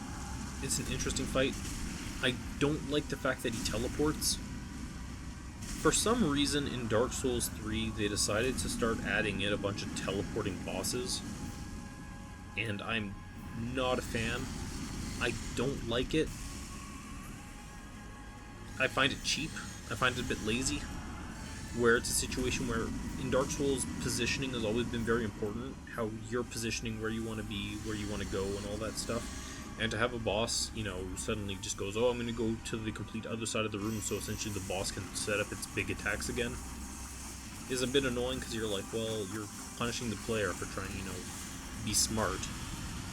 And rather than you be smart in return in order to create, you know, a situation where you can go do that, you just teleport him across the room instead, so there's no way for the player to catch up. It would be like, for instance, when you're facing off against Artorias, if Artorias is near you or something, and suddenly he just teleports across the arena, just, you can't hit him while he's teleporting, and then he teleports and appears on the other side of the arena, and does his buff attack. And you just don't have a chance to interrupt it. You can't interrupt it anymore because you just can't get across the arena fast enough. Just like what you see, you know, oh, that was a shot for shot right there. But yeah, I don't like teleporting, and I'll talk about it more with Lothric. But yeah, and because, like, it's stupid, like, the way Dark Souls 1 works is, you know, Artorias does a double roll away and then starts trying to buff, and you can interrupt it. But instead it would be you can interrupt it, he just disappears and go to his big attack, because you need to have that flashy attack, but no, you need to give the player the opportunity to respond to it. What happens here, as far as I know, I don't really know what the heck's going on with it, but we killed each other in such a way that the kill got registered. Now, what originally happens is you kill Aldrich, and then you get teleported to Dancer. Now, the game here is going, okay, teleport him to Dancer. Wait a sec, no, he's dead. So it teleports me to Dancer, goes to load it in, goes, we can't put a body here, the guy's dead, and then they teleport me back to the other bonfire. But I still got all the credit for killing Aldrich, so I was like, oh, that's rare. Now, I don't like how they do Aldrich straight to Dancer. Unfortunately, like, it's not the fault of, you know, the developers. I think they have a crappy situation. Unlike Dark Souls 1, where you get the Lord Vessel, and then they pretty much tell you, oh, go place that Lord Vessel. Here, they're like, how are we going to tell the player where to go next? Here's essentially a dead end. How do we tell them where to go next? And the answer that they came to, which isn't necessarily the right answer, at least I don't think so. I think it kind of screws the new players especially in the long run, but there's no better answer, is they go, let's create some story beat that teleports them to, where they need to be next, which is what ends up happening, is they teleport you to that old lady who gave us the banner earlier, because then you talk to her and it starts the dancer fight. The problem is you're now forcing people to do 2 boss fights at once, because unless you have knowledge from before of what you're supposed to be doing, chances are you just had a really hard Aldrich fight, you just got hit a whole bunch, you maybe have 2 Estus left, if any, if you're lucky, and then you're like, nice, I just got my Ember back, I'm back at full health, I'm ready to do this. And then it's like, oh, jokes, you don't get to rest, you're just spawned straight in with Dancer. Better hope you can win on a boss you've never seen before with your however many Estus you have left, and you're like, thanks, you just screwed me. Now I'm dead, and I have to go and go from the Boreal bonfire now. Like, thank you very much, you guys screwed me. Now again, there's no good answer, but at the very least, if they were going to do this, they should have set it up in some way where triggering that cutscene refills all of your Estus. I don't care if it breaks, the basis of the game, which is you can only get Estus by, sitting at a bonfire. Just, you've already set them up in a way where they now need to face 2 hard bosses one after the other. Just give them a full Estus. Like, come on, it's the least the game can do. But it doesn't, and then you're forced to fight this hard boss. Because while you can fight Dancer earlier, if you know ahead of time, odds are really good that, a new player won't know that, and so they won't have fought Dancer. It's kind of like that stupid thing that they set up in Dark Souls 2, where it's, oh, sure, you could go fight Watcher and Defender early. Also, I really like I didn't die there. But yeah, you could go fight Watcher and Defender early, but you're not really going to. And so it ends up going, okay, you fight Watcher and Defender, and then right after that you're facing the last boss. So then you fight Nishandra. And if you're on the Scholar of the First Sin Edition, well, then we're going to add the Scholar in as well. So, and then you sit there and you're like, great, I was really looking forward to, fighting 3 bosses in a row with, a regular amount of Estus. But yeah, and it's just slightly disappointing because it gives you a kind of a sour note for when you first start the Dancer fight, which is actually a really good fight.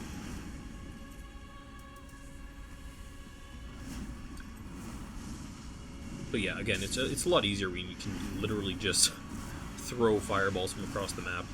She does that spin. The amount of spin she does is completely random. I've counted them before. For a long time I was like, oh, she does 5. It's fine. Then I counted again. I was like, oh, she did 6 this time, and then 7.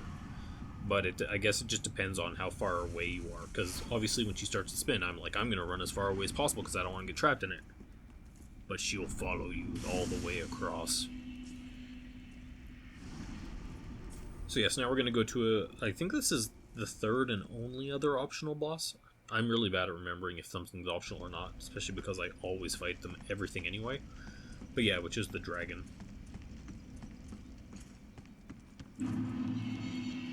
Dragon is... You'll notice that every time when a boss comes around, again, I do like all the bosses and I think that they're great, but you always hear the sighs, I think, if you know the part that annoys me. If you want to know what really annoys me is this right here.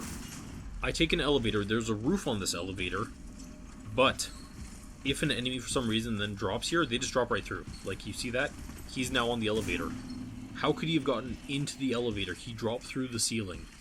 Like the hard ceiling that's just there. But as I was saying previously, I really wish for the dragon that they gave him a larger arena. He's a big boss, especially when he goes into his rage form, where they're like, yeah, we gave you this really long, hallway. And you go, yeah, so if he's charging across the hallway that he has enough room, but what if he's going side to side? Because how he charges is entirely dependent upon how you're positioned with him, and if you're melee or anything, you're going to want to be, around his legs or near his tail, hitting him. So you get a lot of these situations where when he rages around, he essentially climbs up the map or the arena, and you can't really get to him, or half his body is now, hidden in rock, and you can't hit it, and you're like, well, could you not have made this arena a little bit better, maybe, so, you know, we could take advantage of the fight and, you know, how much space he takes up? Because, you know, some bosses you can pretty much fight them, you know, in a small arena, it doesn't matter, because they don't move tons, and you're just kind of, like, dodging around them. But then other fights, like, you know, Vordt, or, you know, this dragon here, or, you know, the old Demon King, you want these larger arenas, because you want to take full advantage of all their, you know, jumping and leaping attacks. Though, as we've already determined, when it comes to jumping and leaping around, it's kind of annoying when they're constantly breaking your camera, because then you screw up. Dragon's not as bad, though, because, again, you're in a smaller arena. But yeah, and here's another example where they essentially have a two-phase boss fight, but with a regular health bar. Which, again, just you wait. When I hit that DLC, I'm going to tear it a new one. Freaking DLC. But yeah, so we're just going to fight the dragon, and then we're going to go and face off against, I want to say his name's Gundyr. Gundyr? I think. Don't quote me on that. But yeah, like, it's a really long hallway, but side to side you have, like, trees in the way and all this crap, and it becomes a bit of a problem when you're trying to, you know, take advantage of it, and he's halfway up, you know, a rock mound that you can't get up.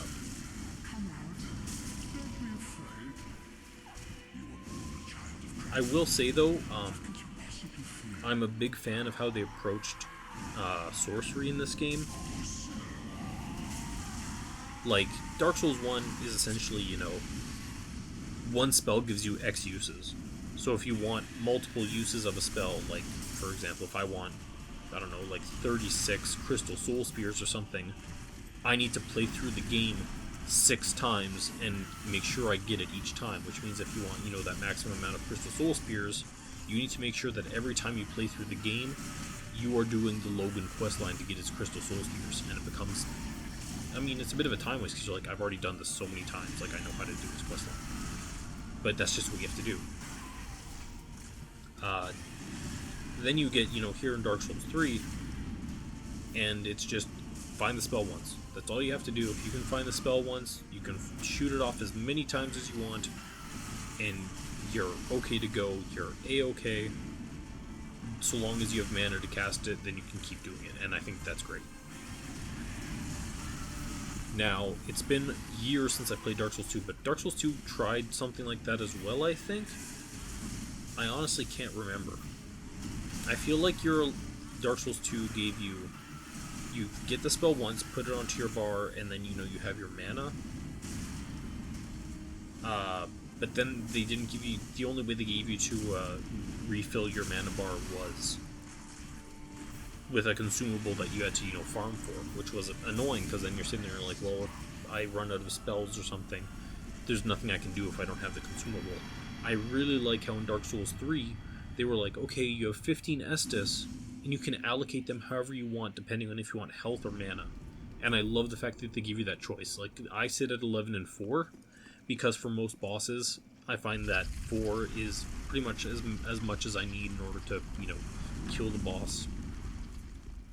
I might at some point, if I go into any more new games, I might swap it to 10 and 5, because Lothric, I end up needing a couple more.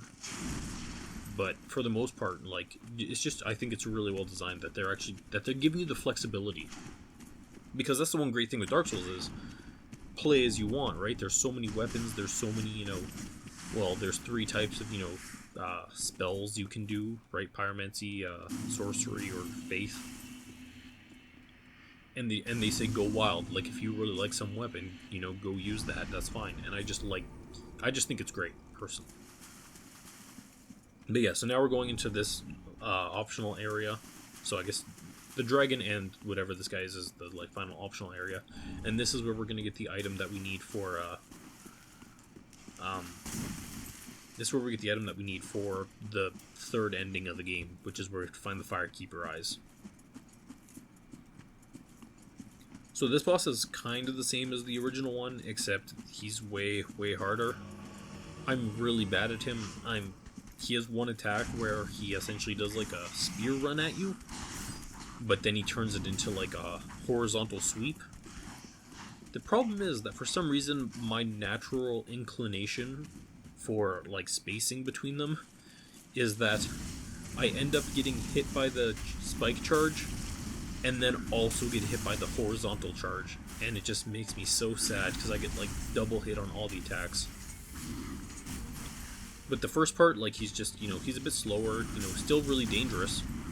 But he's slower in his attacks and all that. And then he gets the glowing red eyes. Now, this is the way, like, I'm going to keep bringing it up forever. But this is the way Dark Souls used to do, a multi-phase fight, as I say as it is. Which is where, for the first, third, or the first half of the fight, or of his health bar, he does a certain attack. And then once you reach another part, then, he gets angry and he does an additional spell or something. Yeah, there's that horizontal spin that I hate. And it turned out really well. Or at least I thought it was really well. Because the thing is that when it comes to the health bars, like, yeah, like, I'm doing a lot of damage to him, but we're still having a really fraught fight where, I'm almost dying and, I'm trying to stay away from him and he's just, charging after me. Like, it's a really intensive fight. But, I mean, his health bar isn't excessive. Sure, the fight only lasts, 2 to 4 minutes, but it's still, really intense. And so, even back in, Dark Souls 1, you ended up where after you take off the first, third of Manus' health, then he starts using his spells against you. Now, that's obviously a choice that's made by, the developers on purpose. I'm assuming, not that I know what they think, but I assume they did it because of, like, okay, we're going to give the player the first third of his health bar to, learn his regular attacks, and then we're going to throw in the spells, which he'll have to learn after, so we can get a bit comfortable, with his regular stuff, and we're not going to throw him in the deep end right away. And that's how it was, and it was good, because I show up and I'm like, okay, here's Manus, I see his health bar, that's much health he has, that's how much health I have. And it's not something where instead it's, I destroy Manus' health bar, and then, he gets a second whole health bar, where now he uses spells. But yeah, so there's the Firekeeper Eye, so we get the third ending. It's all good. We're going to teleport out of here, and we're going to continue on and face Dragonslayer Armour.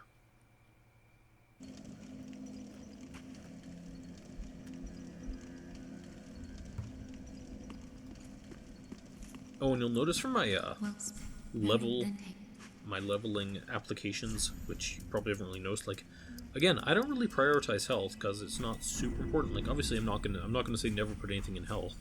My health is sitting at about 30, and I'm more focusing on just, trying to buff up my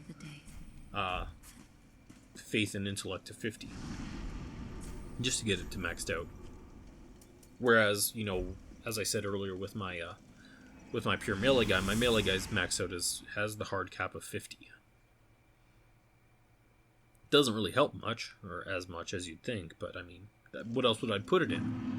His strength is sitting at, I think, 70. There's literally no reason to go above 50. I think going from 50 to 70, which is 20 levels, increased his, like, overhand swing damage by maybe 20, which is nothing. Like, you're hitting for, 500 or something, and so giving it 20 for 20 levels is nothing. So yeah, just, hit hard caps and go on. Which is one of the odd things, I would say, about Dark Souls in general, is you sit there and you're like, every stat you can go from 1 to 100, or 1 to 99, sorry. And then you get there, and it turns out that the hard cap for everything is 50. So, half of all levels that you can get in Dark Souls are essentially useless. Like, there's no reason to ever get a stat to 99, and if you do, well, I mean, the bonuses you're going to get from them is nothing. And it just seems odd to me, because there's so much, like, I mean, you're sitting there and you're like, well, I really want to go, full strength, and there's so much opportunity there for, like, oh man, I'm going to go 99 strength. But then you sit back and you're like, well, why do you even give me the opportunity to go to 99 if I just end up wasting it all? Like, they're wasted levels, essentially. You should be putting them into anything else. Also, you'll appreciate that I just rolled through fire. You can go the long way. It doesn't really matter. I mean, if you can survive the fire, then just run through the fire. You really only get one good opportunity at it, though, I find, which is the very first time. If you screw up the first time and you die, just go the long way, because as far from what I tested, and by testing I mean experience just through the way of playing, is that for some reason, after they've been awakened the first time and they're awake now, they generally start the fire a lot easier, so it becomes almost impossible to avoid a second round of it any other time. So now we're going to go up against Old Dragonslayer Armour, which is the one I used with my, when I was leveling the Sunlight, Sunbro Covenant. I just sat outside and did this one because I considered an easy fight. And I immediately get slammed into the ground and murdered. Oh, A1. A1, good stuff, me.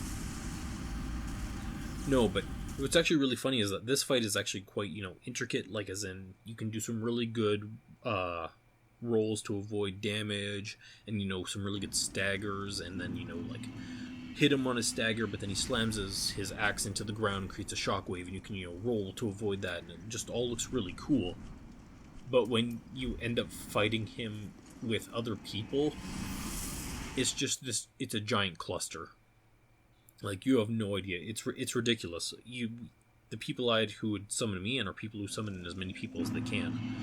So we're all doing a lot less damage overall, and it takes a lot more to stagger them. And it's almost like every person who's in there doesn't want to be, like, seen as dead weight. So, because it's like, oh, you're summoning me in, therefore making the fight harder, therefore I want to make sure that I'm putting in enough, damage to make me being summoned in worth it. But the problem is that it makes everyone, there's no more intricate dance, it's just everyone kind of wailing on them and getting in the way of each other, and then getting these really bad hits on us, or, getting destroyed.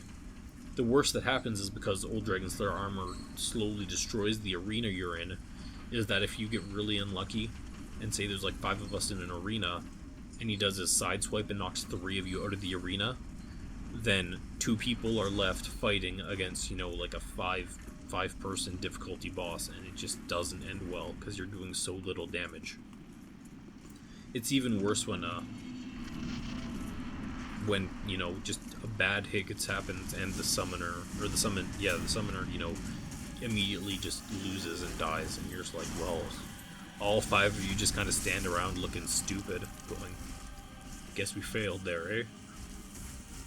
Because that's another just overall interesting thing when it comes to the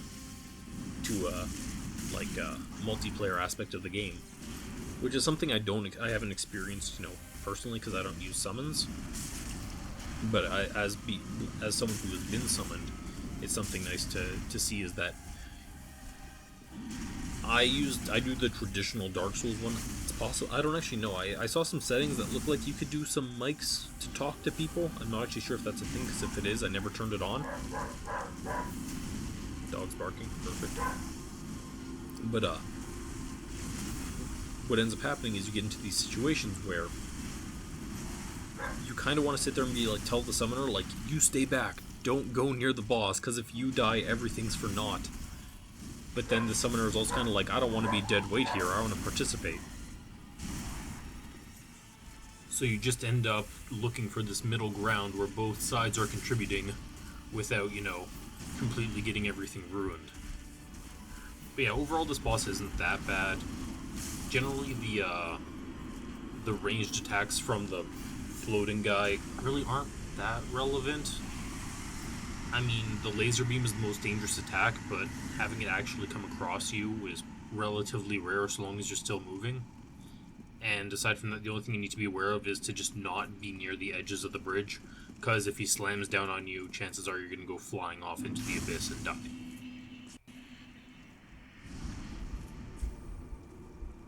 But yeah, now we're just going to go and run through the Grand Archives. It's an interesting place. The main gimmick is that you can dunk your head in wax, and what that does is that it protects you from the ghost hands that rise up from the bookshelves or from underneath the ground. Also, for some reason, they made you fight the sorcerer boss again from the beginning of the game. It's one of the only places where they actually end up reusing a boss for later on, which is I actually appreciate. I'm not a fan of when they just reuse bosses. Dark Souls 1, where they brought back Capra Demon and Taurus Demon, that was mostly due to the fact that they were running out of time and money, so they had to ship it quickly. Dark Souls 2, they just never really gave a good reason for shoving their more bosses in. And then Scholar of the First Sin, they added even more of the same boss in over and over again. I think they added like 2 more Pursuer Demons into Lost Bastille. They put the near endgame dragon boss like right at the beginning of the game, which is really stupid and dumb, but I have opinions on that. But regardless, yeah, so it's really nice that, a lot of the enemies that you do end up facing, even if they're not, super difficult to, defeat, it's nice that they're relatively unique.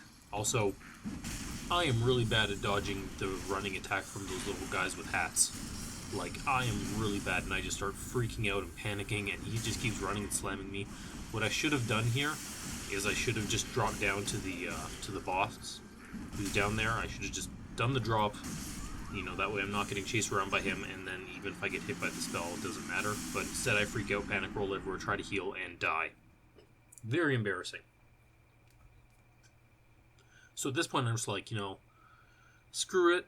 I'm not gonna fight the boss or mini boss, or whatever you want to call it. Not worth the hassle.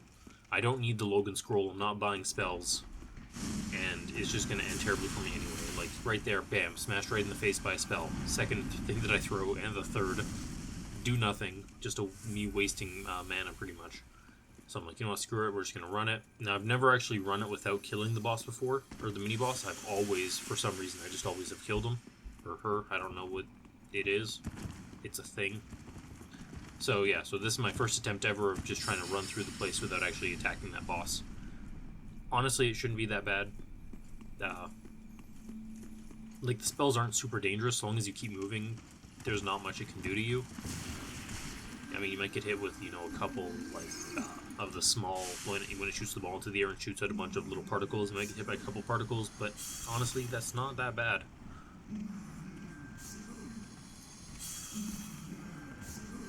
So yeah, away we go.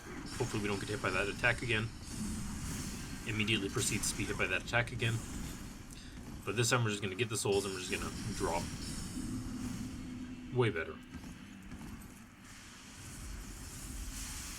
Now here's where another of the arrogant moments come out, because just up here and to our right is the shortcut, which I decided to skip. The only reason I skipped that shortcut is because, unlike, just being able to step on an elevator to activate it, you have to ride it all the way down and then pull a lever to open the bookcase, and I didn't want to waste time doing that. I will also note that in this area in particular, Lothric's castle and the Grand Archives, the elevators are crap. What I mean by that is, in every single Souls game pretty much, you get quite a bit of leeway for if you want to activate a shortcut. You step on the footpad to activate it, and then you just walk off and it'll go down and you have time before it lowers to get off. The ones in Lothric Castle activate way faster than all the other ones. So in many instances, if you're not already pretty much running when you go across it, there's a relatively high likelihood you're going to get stuck riding it down because it'll just lower too fast. And it's kind of annoying. If they just gave you a quarter more of a second before it started lowering, you'd be fine. But no, they just kept it at that speed, and it's just really bad. Also, I should have kicked down that ladder on the right for another shortcut, but I didn't. And well, that's the life I lead now. All or nothing. So here they're supposed to, fight these 3 NPC heroes. I'm pretty sure that the spellcaster that you fight here, she's an invader that you get by Gundyr. She was the one who invaded me. Crystal Knight Hild, something like that. I don't know. But yeah, I activated that shortcut, which is nice. Again, if you just have to step in an elevator, may as well activate the shortcut. It takes half a second out of your time. But yeah, I don't know what her story is, but yeah, she invades you. And here we're just going to try to run to Lothric, do our best. There's another shortcut just at the very top there. It's not ideal. It's not an ideal shortcut. Honestly, I kind of wish that when they were doing the design of the place, that they kind of changed it just a teeny bit, and I would have been really happy, but unfortunately, I got stabbed and died. But The nice thing about the shortcut that I'm now forced to take because I'm dead is I spawn at the Grand Archives bonfire, and then I can just take an elevator up and it will bring me... It's literally the elevator that I activated is right there. It's right across from the bonfire.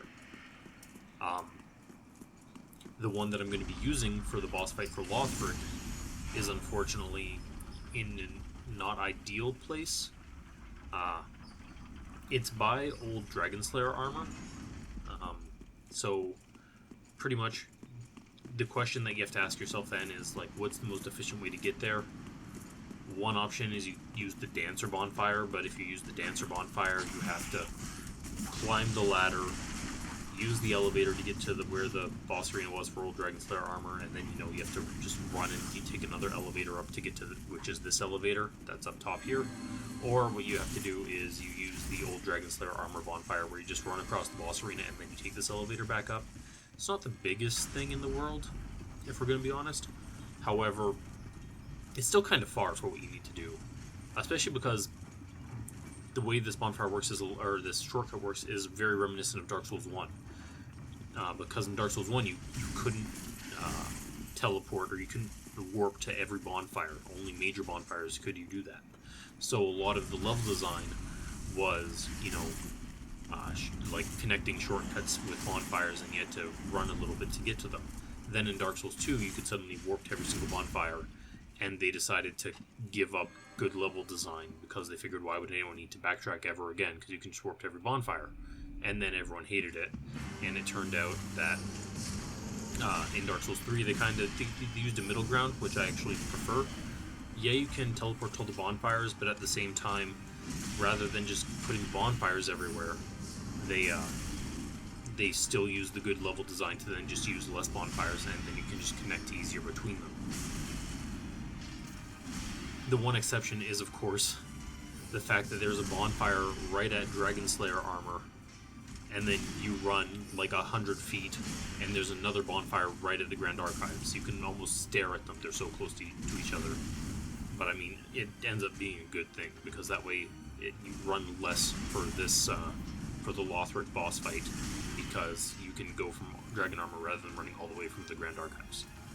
I will say this is a boss that I don't enjoy. It's another one that I have quite a few issues with. It's actually not particularly hard, though as you've noticed I'm doing terribly at it.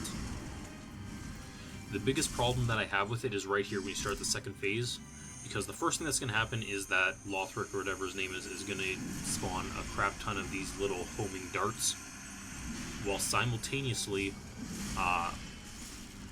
they're going to teleport. They teleport behind you. Like the meme, teleports behind you, and here's one of the reasons why I don't like them using teleportation as a mechanic. It feels cheap. Like, there are a lot of times where I'll start an attack and it's not going to go through, and I mean, if he had just moved to the side or something and dodged it, that's fine. But if he's teleporting, then I'm still stuck in my attack in an area that I now know that is useless and irrelevant, while he can simultaneously teleport across the arena behind me. There's no more, situational awareness. Like, I mean, the answer is, I need situational awareness to be ramped up to 11 on my part, but at the same time, it's not like it's going to do anything, because if he teleports behind me, well, I can't really keep the camera behind me. I can't see behind me 24/7, so as soon as you see him start to teleport, you need to kind of panic, swivel your camera around, and be, where's he going to come from? Is he going to be directly in front of me? Is he going to be behind me? And it cheapens the fight, because it's a lot of the attacks that can hit you, while a lot of it is still going to be your fault. Every now and then you're going to end up hitting the attack, which is just pure randomness, where it's, it turns out that I had rolled the wrong direction when he first teleported, and I screwed up. And because of the way that teleportation works, it can generally start, like, depending on what attack he's doing and stuff like that, he can be, halfway through starting his second attack on a backswing before he teleports, and then he completes it halfway through, or it can be a situation where, just when he started. So if you get really unlucky, he just teleports behind you before he can react. He's already completed that backswing and he hits you, and it's just great. Well, congratulations. You worked so hard for it, boss. Must be hard being able to, teleport behind people and hit them. And it just feels cheap and just not very good. The only other downside, of course, to that is because the game is like based a lot on cues. Like, oh, like right there, he wound up to do his, fire attack. Like, oh, I could read that.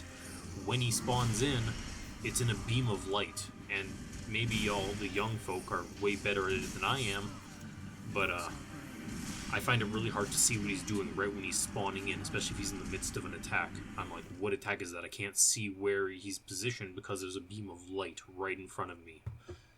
And it just makes it an annoyance. I know why it's done like that, because, lore-wise, the boss, he's like a cripple or some garbage. So he can't walk. But at the same time, I'm like, I would much prefer, like, even if he could jump, that'd be a lot better, because then you're not just removing him from the screen and just having him appear somewhere else. Like, Dark Souls 1, they had Pinwheel, who disappeared, and I'm willing to be more lenient with Pinwheel because, A, when Pinwheel reappears, he doesn't attack immediately, and B, Pinwheel's a joke and dies in like 4 hits, no matter what new game you're playing, so I mean, cut him some slack, he's weak. But yeah, overall, this fight's gonna be rough. It's one of a couple fights that are gonna be really rough.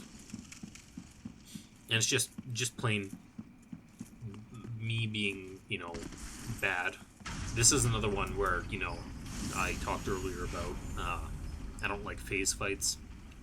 If I end up in a situation where it turns out that I've, used too many fireballs or I've used too many Estus flasks before phase 2 starts, then you sit there and look at them and you're like, well, is this really a good attempt for me to start on the second half? And of course you play through it because there's no reason not to, and also it's not like you can just this isn't Cuphead where you can just, be like, menu, retry, and it restarts you at the beginning.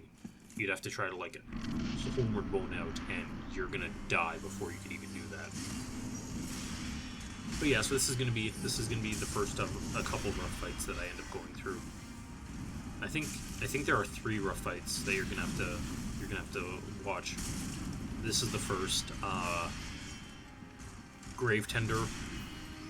For some reason, I've never had so much trouble with Gravetender before in my life, but it's appropriate that it happens because I don't like Gravetender as a fight anyway. But it was really rough. And then Demon Princess is going to be rough too.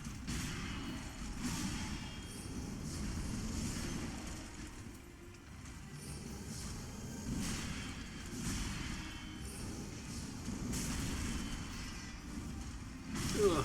Even there, me going shot for shot with him, bad idea. Also, I got really unlucky in that because I'm a spellcaster. Just all that debris is just such a bad idea for me. As in, I shouldn't be near the debris. Nothing's worse than winding up your giant fireball of death, throwing it, having it, hit a chair and it just goes poof. It's like, great, you broke a chair, but it won't actually go through it. And yeah, the run back is a bit annoying. Like, if there had been a bonfire, I don't know, here instead, like right at the top of these stairs, I feel like it wouldn't be as bad. But just the fact that I'm taking, I don't know, a minute at a time to run through to get to the boss, a bit annoying. Now, to be fair, like, that's not that bad. Like, a lot of the boss fights in earlier games were a lot worse. Like, the run back to Bed of Chaos is, 2 minutes, and it's annoying. You have to run through lava. But I feel like as they iterate on the design of the game and as times have progressed, they've actually gotten a lot better at it. Whereas in, like, they found, From Software's found a really good middle ground between, convenience for running back to bosses, but also making it so that you're not just spawning in front of a boss wall every single time. It's just unfortunate that the one boss that I'm having a lot of trouble with, it turns out is directly in front of or is, a relatively long run compared to all the others.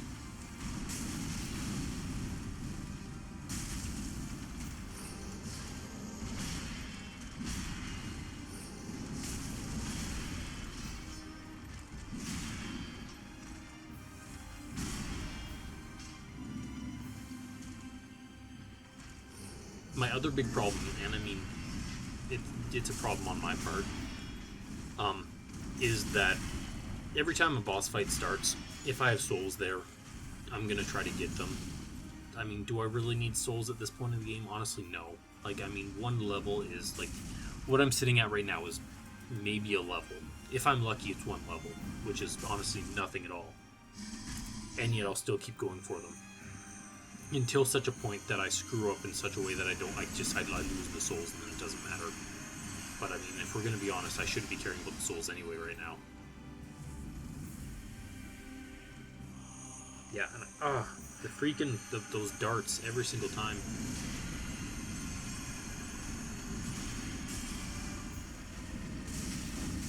The only good news with this fight, in where they kind of throw you a bone, is that every single time that that the crippled boss gets resurrected, I'm 98% sure. I mean, I haven't actually looked at damage values too much because I was, doing the fight, but he takes more damage each time he's resurrected, so you kill him faster and faster. For the bad people like me who can't, roll behind him and just hit the boss in the back. But that's my own fault. Like, if I'm playing it melee, I'm going to be constantly trying to be rolling behind him in order to swing, like, right there. The problem is that because of how, the spells work, generally throwing a fireball ends up having a longer cast time than, just swinging a weapon. So, the odds of me not being hit, like, on a backswing, are very slim. Which is unfortunate. Which is why I don't do it.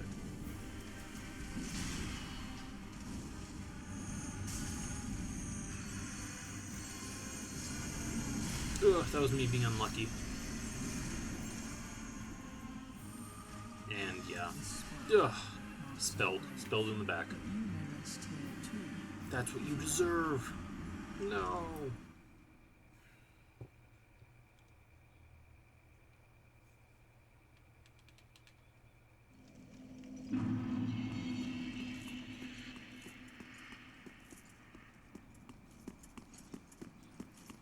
I will say I do like the veil that's on the headpiece of Dancer and how it, flows behind me. Very nice. It's too bad Tress Effects can't do something like that. Maybe they can. I don't know. I don't run Tress Effects on, like, Tomb Raider or whatever. Because I'm pretty sure my computer's not good enough. I will say it's double nice when you're embered because the bottom of the veil when you're running and stuff, it, like, flickers orange. Which looks really nice. That's my feeble attempt at Fashion Souls right there. Actually, literally just for this run-through, I never cared about being hollowed, so I'd always get those, 5 free levels every run-through. Because I was like, who cares if I look, old and gross? But just for this run-through, I was like, fine, I will unhollow myself, just so you don't have to look at a bunch of mummified legs for this whole 4-hour run. But, yeah, it turns out unhollowing yourself when you're at, like, 99 hollow costs, like, 1.1 million souls, so you're welcome. Pretty much all the souls that I got from, my new Game+3 run went straight to making me unhollowed.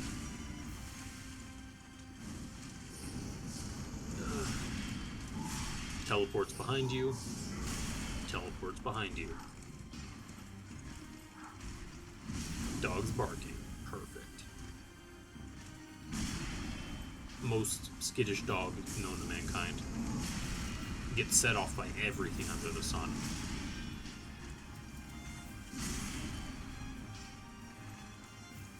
Just, see, and then you get into the problem is that you try to set up, opportunities to heal, because you're like, in every other fight, you're just kind of like, okay, this is a perfect time for me to heal. It's all good, hunky dory. But the problem is, then the second you're like, okay, now's a good time, I can heal. If you just get unlucky, it's, oh, surprise, turns out that's actually right when you decided to teleport, and then you're stuck in the animation of trying to heal. And as opposed to, even like when Pontiff does it, you're like, okay, that's kind of my fault, because I should know that Pontiff can, at that range, if he'd wanted to, he can lunge across the map at me. Here, it's like, well, it doesn't really matter when I do it, because I could be literally standing right beside him, and if he wanted to, he could just, right like that, he could just teleport away, or teleport behind me, and there's nothing I can do about it. And if you're doubly unlucky and you're, trying to use camera lock on like I am, because I have to, because I'm throwing fireballs, if he just teleports directly behind you, it's disorienting having your camera just break on you, because it can't track him anymore. Sometimes it will track. Like if he goes like there, see? Like it pretty much stayed tracking right there. But sometimes when he does it, it'll just break camera and you can't do anything about it. And then you sit there, like there, the camera's broken and I don't know where he is. And it's a crapshoot. Depends entirely on where the game decides to send him. And I sit there and go, well, I don't have any control over that. Dark Souls tries to remove as much randomness from the game as possible. And then it shows up here and it's just like, oh yeah, random RNG for where he's going to pop up. Have fun. And you're like, this is just kind of crap. And it makes me sad panda.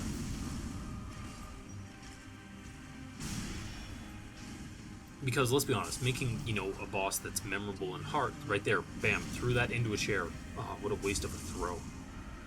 But yeah, making a boss, that's memorable and hard is difficult. And I mean, people who play the game as a whole are going to sit there and they're, going to judge it. The big complaint from people in Dark Souls 2 was, oh, here's another just big dude in armor. Here's another big dude in armor. I mean, my answer to that is less, I don't care about facing big dudes in armor. The problem was that I ended up facing too many dudes,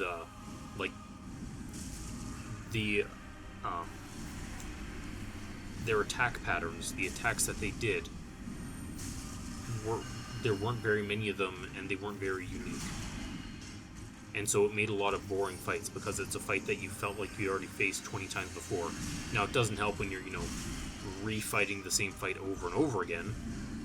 For example, you face Dragon Rider. Later on, you face Dragon Rider, but two of them.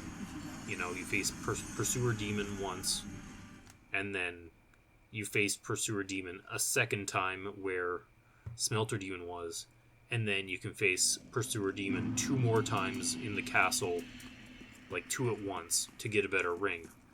And then if you're in the Scholar of the First Sin Edition, you can also face like 3 more Pursuer Demons in Lost Bastille, or something like that. They added 3. I think there was also just a regular Pursuer Demon in the regular Dark Souls 2 version, but I can't remember. But yeah, so then you sit there, like, I'm facing the same types of enemies every single time, and they're just all have the same moveset of, vertical attack, horizontal attack, because there's only so much you can do with that. And so you need something to make them unique, and I think they felt that here, having it, a long range and a close range melded onto each other would make it interesting, which it does. The problem is just the teleportation just kind of ruins the fight, because it just adds a bunch of randomness, which can kind of screw you, and it just makes you feel bad.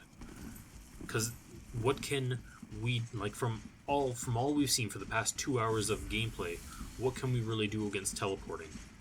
And the answer is nothing. Like, you just can't do anything about it.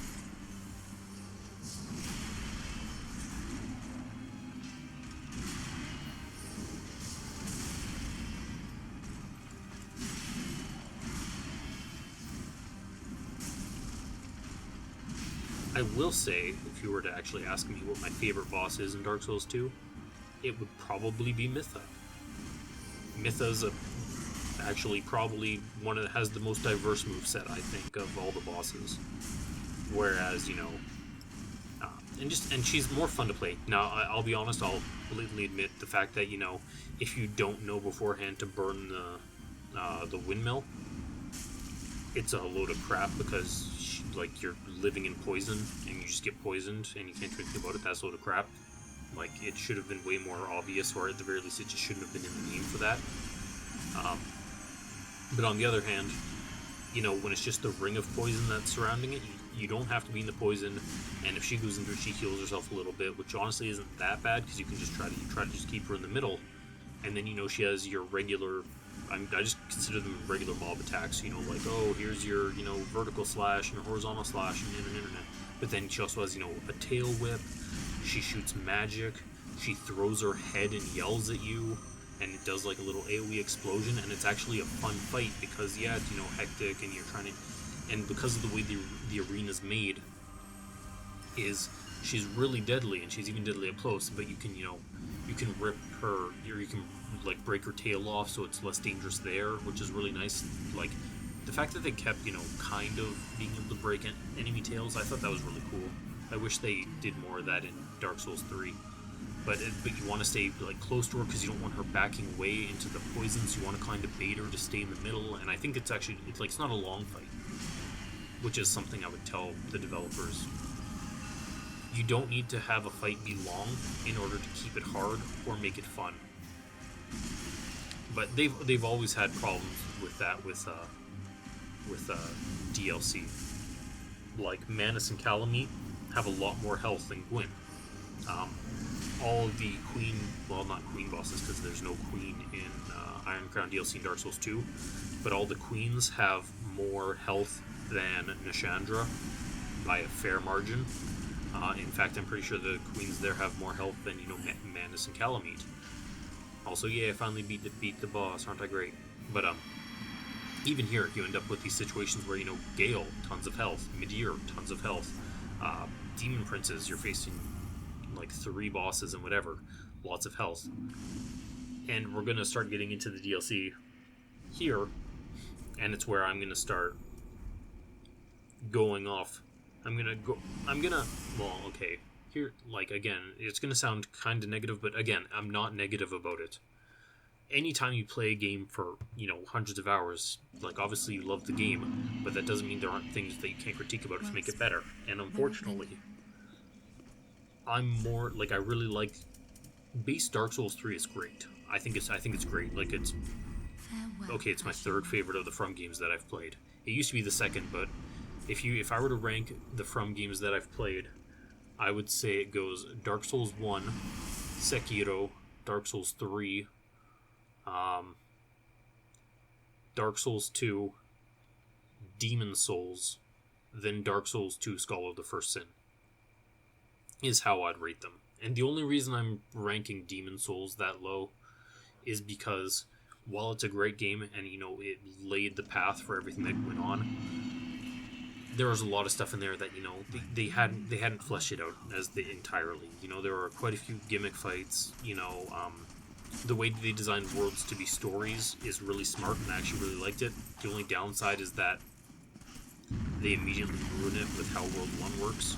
Whereas you start in World 1, you do World 1-1, then 1-2, and you're like, wow, this is kind of a cool castle story. But then you're literally blocked from continuing it until you complete, another world. So you end up in a situation where you can't do all the stories from start to end. So then usually everyone's going to go do all World 2, all World 3, all World 4, all World 5, then back to World 1. And by the time you get to World 1, you've forgotten everything that's been going on. You're like, oh, something about a dragon and a castle.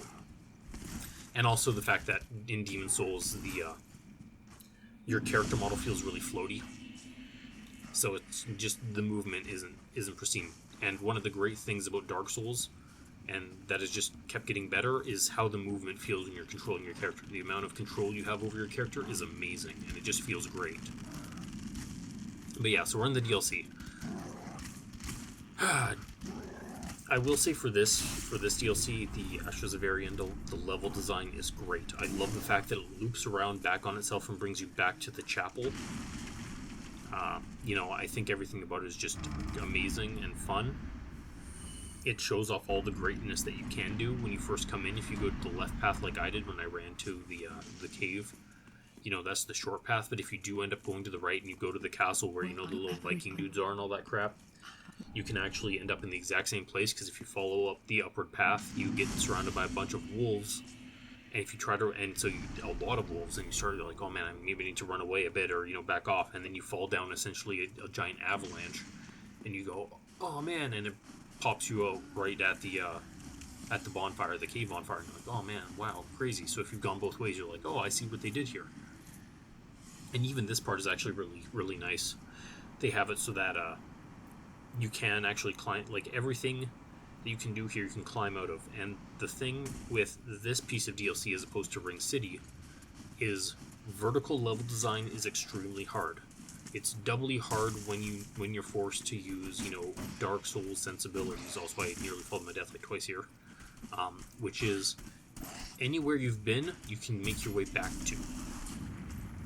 So, anytime you go down or up or what have you, or left or right, it doesn't matter where you go on a map, you can always backtrack if you want to, which is why it's so great when you first start, a Dark Souls, like a Dark Souls level or area, because you can, if you don't want to face the boss right away and you want to clear out an area, you clear out the area, use all your S's for it, you scrape everything for all the items, and you learn where the boss room is, and then you can run back to a previous bonfire, rest, and then you can do the run to the boss, and you don't have to worry.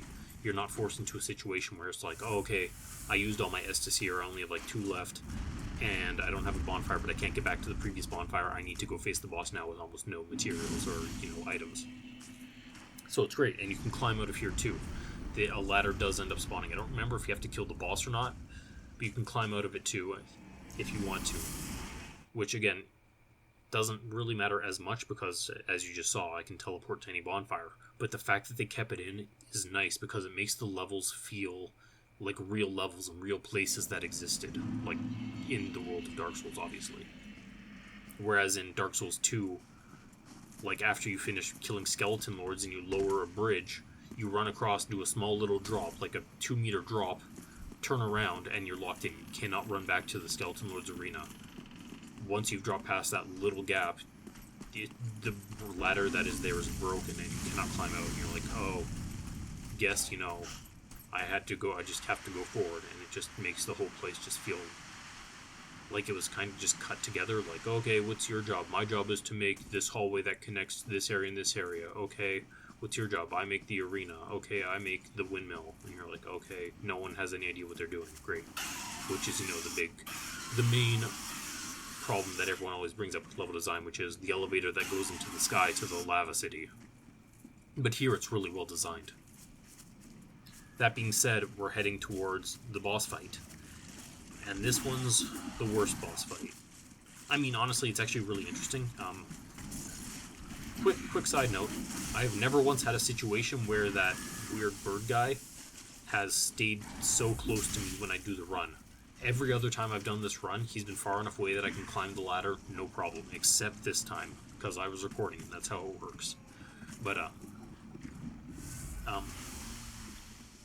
what I was going to say is, this boss has 3 phases. Now, the first phase should just be cut from the game entirely. Should not exist. 100% should not exist. I know why it's there, or at least I think I know why it's there. It shouldn't be there. Now, this is the weird, flawed situation that you get in, where it's like, okay, Sister Friede, like, we need to teach the player roughly how she works, because she's unique and you've never seen anything like it before. Like, for instance, she'll turn herself invisible and grab you and kill you, and she pretty much one-shots you if she grabs you and she goes invisible, which you've never dealt with before. Like, you don't deal with invisible enemies. Okay, in Dark Souls 2 you had invisible enemies and they were hot garbage and everyone hated them and it was a load of crap, but, I mean, boss-wise, you've never had one really go invisible. You just finished one that, teleports. And so they're like, well, we'll give you, an easy version of her where you can kill her. Well, a new player's going to come in, going to face her, going to, do a lot of damage, or at the very least kill her, even if they fail 1 or 2 times, and then it's going to go to phase 2. And once you're in phase 2, it's like, okay, she's, shooting her ice beams, and she'll also follow you around, but then she's also going to use her, heal, which you've never seen before. So she's going to heal the big fire guy. And it's like, you need to split how you do the fight and do all that. And then you beat that, and you're like, okay, good, now I've beat Friede, I've beat, the father over the flame, everything's fine. And then she comes in for phase 3, and at this point you're just like, great, why am I doing this? Like, what was the point of phase 1? Why couldn't I have started with phase 2, where she does her, long-range attacks or whatever, and then when I kill it, right after that, then she does her her actual real fighting, her phase 3 fighting. Like, I'm dying, I just died, 10 or more times over there. For what? For the easy part? Like, I just want to learn how to do the fight, and I can't learn to do phase 3 without constantly having to go back through phase 1 or 2. So then phase 1 and 2 essentially becomes trivial to you and a chore, because it's boring, because you're just trying to fight to get to phase 3, which is the important part of the fight where you actually win. And so then you're sitting there and you just end up getting bitter, because you're like, again, if you end up in a situation where you get really unlucky, let's say, and you end up using 3/4 of your Estus in, phase 1 maybe, then you're like, great, I only have 4 Estus to get me through phase 2 and 3. There's no way I can do it. I should just give up. Or, man, is 6 Estus enough to beat phase 3 if I don't have all her patterns memorized yet? Like, probably not. And so it's a bitter experience for the player, and it feels like the game is just being unfair to you. Because this isn't, a shoot 'em up or hack and slash. This isn't Devil May Cry. You sit there and you beat a boss, and then it's like, okay, here's another phase. Okay, here's another phase. And you're just like, well, then why didn't you just give me that final phase to begin with? Because in, Dark Souls, that's what you get. What you see is what you get. It's upfront with you, and I hate the fact that in Dark Souls 3, it's not upfront with the player. It hides a bunch of extra phases behind, the previous phase, and it's my own gripe. Some people can like it, that's fair. Like, you can like the fight. Like, let's say you really love phase 2. Great. Like, I'm glad. But I hate the fact that it's, oh yeah, no, you need to do all 3 phases, one after another, and good luck. When the only one that's, really interesting as a fight is phase 3. Which is when she's, going all out with her spin around and invisibility. And I will openly say her invisibility in phase 3 is actually a lot better than her invisibility in phase 1. The problem with phase 1 is that when she goes invisible, she can either lunge left or right or jump. And when she jumps and lands, there's a little puff for where she lands. Now, once she's landed, she will slowly walk in one direction or another. But here's the thing, you usually want to keep a bit of a range from her because her attacks are really fast. Her scythe attacks that come out of nowhere really fast, and you need time to give yourself to react. So you do a delicate dance between, how far away do you want to be from her, because if she does her backward lunge and wants to go invisible, you need to be able to run up close enough to her so you can see which direction she's gone or where she is. The problem is that if she does a jump and your camera doesn't rotate fast enough for where you need to be, you can't find her. And if you can't find her, you don't know where she's going to end up. And you can hear her when she goes to do that grab, which will literally follow you across the map. So you end up sitting there being like, okay, great, it's time for me to now panic roll. And it's up to chance whether she gets me or not. There's a random chance if I roll at the precise moment when she goes to grab me, then I'm fine. But otherwise, chances are she's going to one-shot you. At higher new games, she's probably just going to one-shot you with it. And it just feels really unfair. Like, I'm sorry that I didn't rotate my camera the right way. I didn't rotate my camera left, and it turns out she was just a little bit to my right, so I didn't get around in time to see her puff of ice when she landed. And it just feels cheap. Because again, like, it's not your fault. Like, you were watching her, you tried to find her, but then she's just invisible, and you can't do anything. Or I've even had times where I've seen where she's landed, and then I went too far left when I ran towards her because I thought she was going to wander a little bit left, but it turns out she had wandered right or some other direction. So then I'm running in a small circle trying to find her, and I can't find her. And then I'm like, well, now I'm out of time, and you start panic rolling. And it ruins it. It ruins the whole idea of the fight. And it really irks me because it didn't have to be that way. Her phase 3 invisibility is great because she goes invisible, then she throws a line of ice at you so you can find out where she is, and then she'll lunge, left or right, and she throws a second one. And by then you can try to, like, beeline to her. And then when she starts her really deadly attack, her invisibility stops. Which is great because then it gives you a chance to respond. I mean, if you were close enough to her, if you managed to follow her well enough when she did those first 2 attacks, you can then backstab her if you want, or just get 2 free hits. At the higher new games for me personally right here, I actually do more damage just hitting her twice than I do with a backstab. But I mean, if you go more damage with the backstab, go for the backstab. And so that's actually really interesting. And the best part about it is that her really damaging attack that she does, her third attack once she's gone invisible, it's really easy to dodge. So if you are just completely lost and you cannot find her when she's invisible, you just avoid her 2 ice beams that she's going to shoot along the ground, and then you sit and wait. You'll hear the sound cue for when she's winding up her super dangerous attack. You look around you, you'll see where she is because she goes out of invisibility when she starts it. You can shield up as extra protection if you don't feel safe about it, or you can roll to the side and avoid it. And that's the game treating it fairly. Here's a bit of a hard mechanic, which is her going invisible. Like, yeah, to be fair, it's a hard mechanic, because you can't see where she is, obviously. But then it says, but when it comes to time for damage to be dealt, even if it's a huge amount of damage, it will take away most of your health bar. We are going to treat you fairly. You will be able to respond to it if you need to. And so long as you keep your eyes open and you see her when she comes out of invisibility, you're fine. You can do it. And that's great. The only part I have issue with is this part 1, where if you're not fast enough charging at her, then there's a chance that you won't find her when she goes invisible, and when she does her grab, she'll just get you and it's over.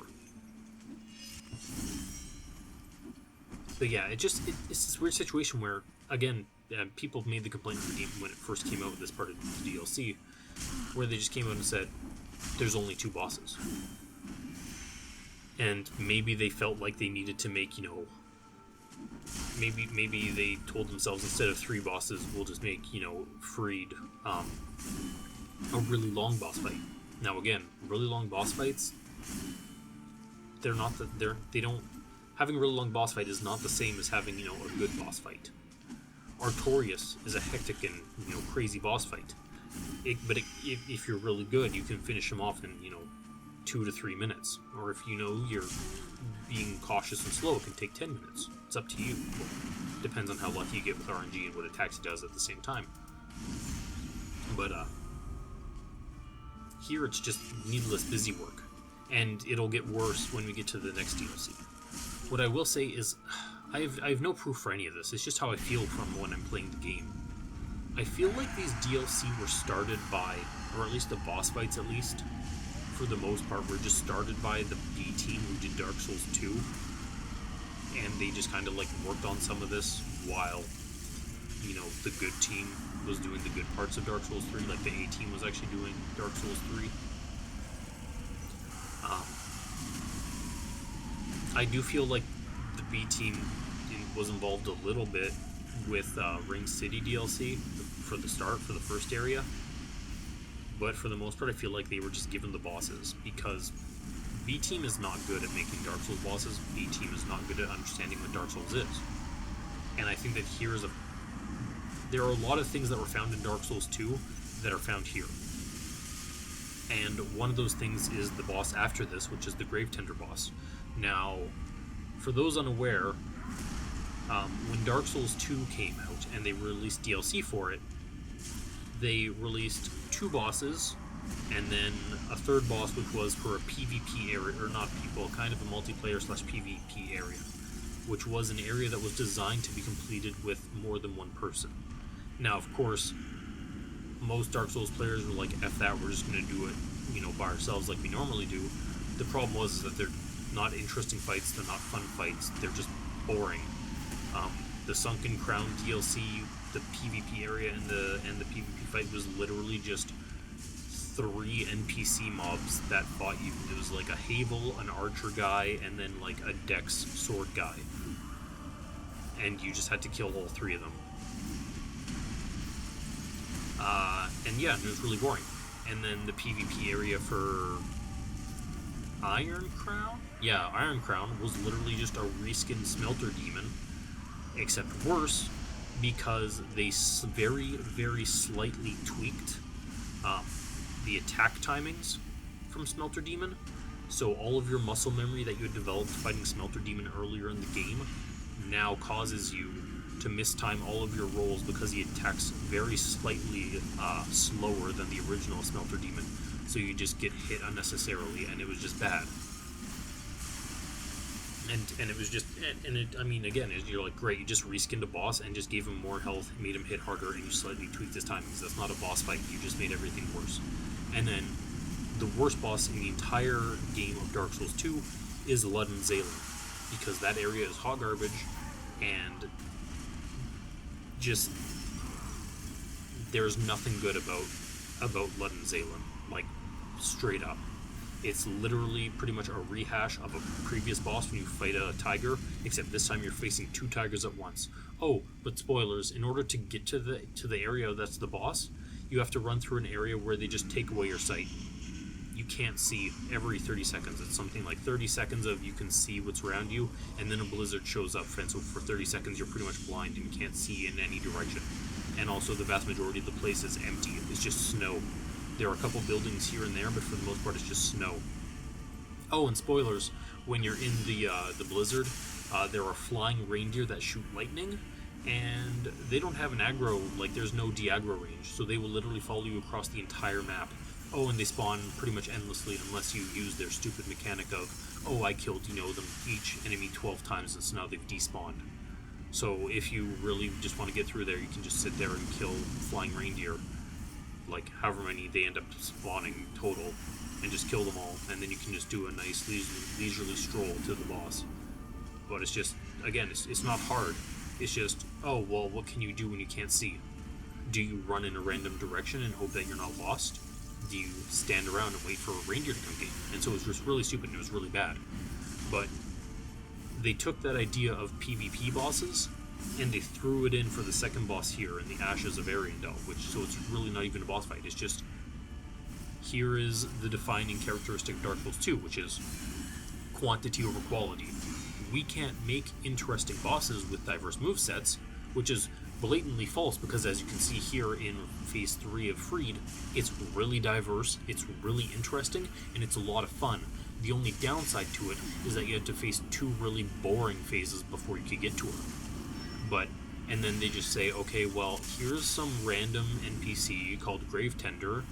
He's not really particularly hard, but oh yeah, when you first start fighting him, there's going to be 3 wolf mobs with him that are just constantly going to lunge at you. Yeah, they die in, like 1 hit, but whatever. It's easy, right? Like, they're just wolves. Oh yeah, and then when you get Gravetender down to a quarter of his health, yeah, spoilers, we summon a big wolf, and this wolf can pretty much do lunges across the entire map. So have fun just getting swarmed by stuff and, doing that. Again, not an interesting fight. It's essentially the equivalent of the PvP fight. Doubly so, because when you kill him, you get an item which opens up PvP arenas for you.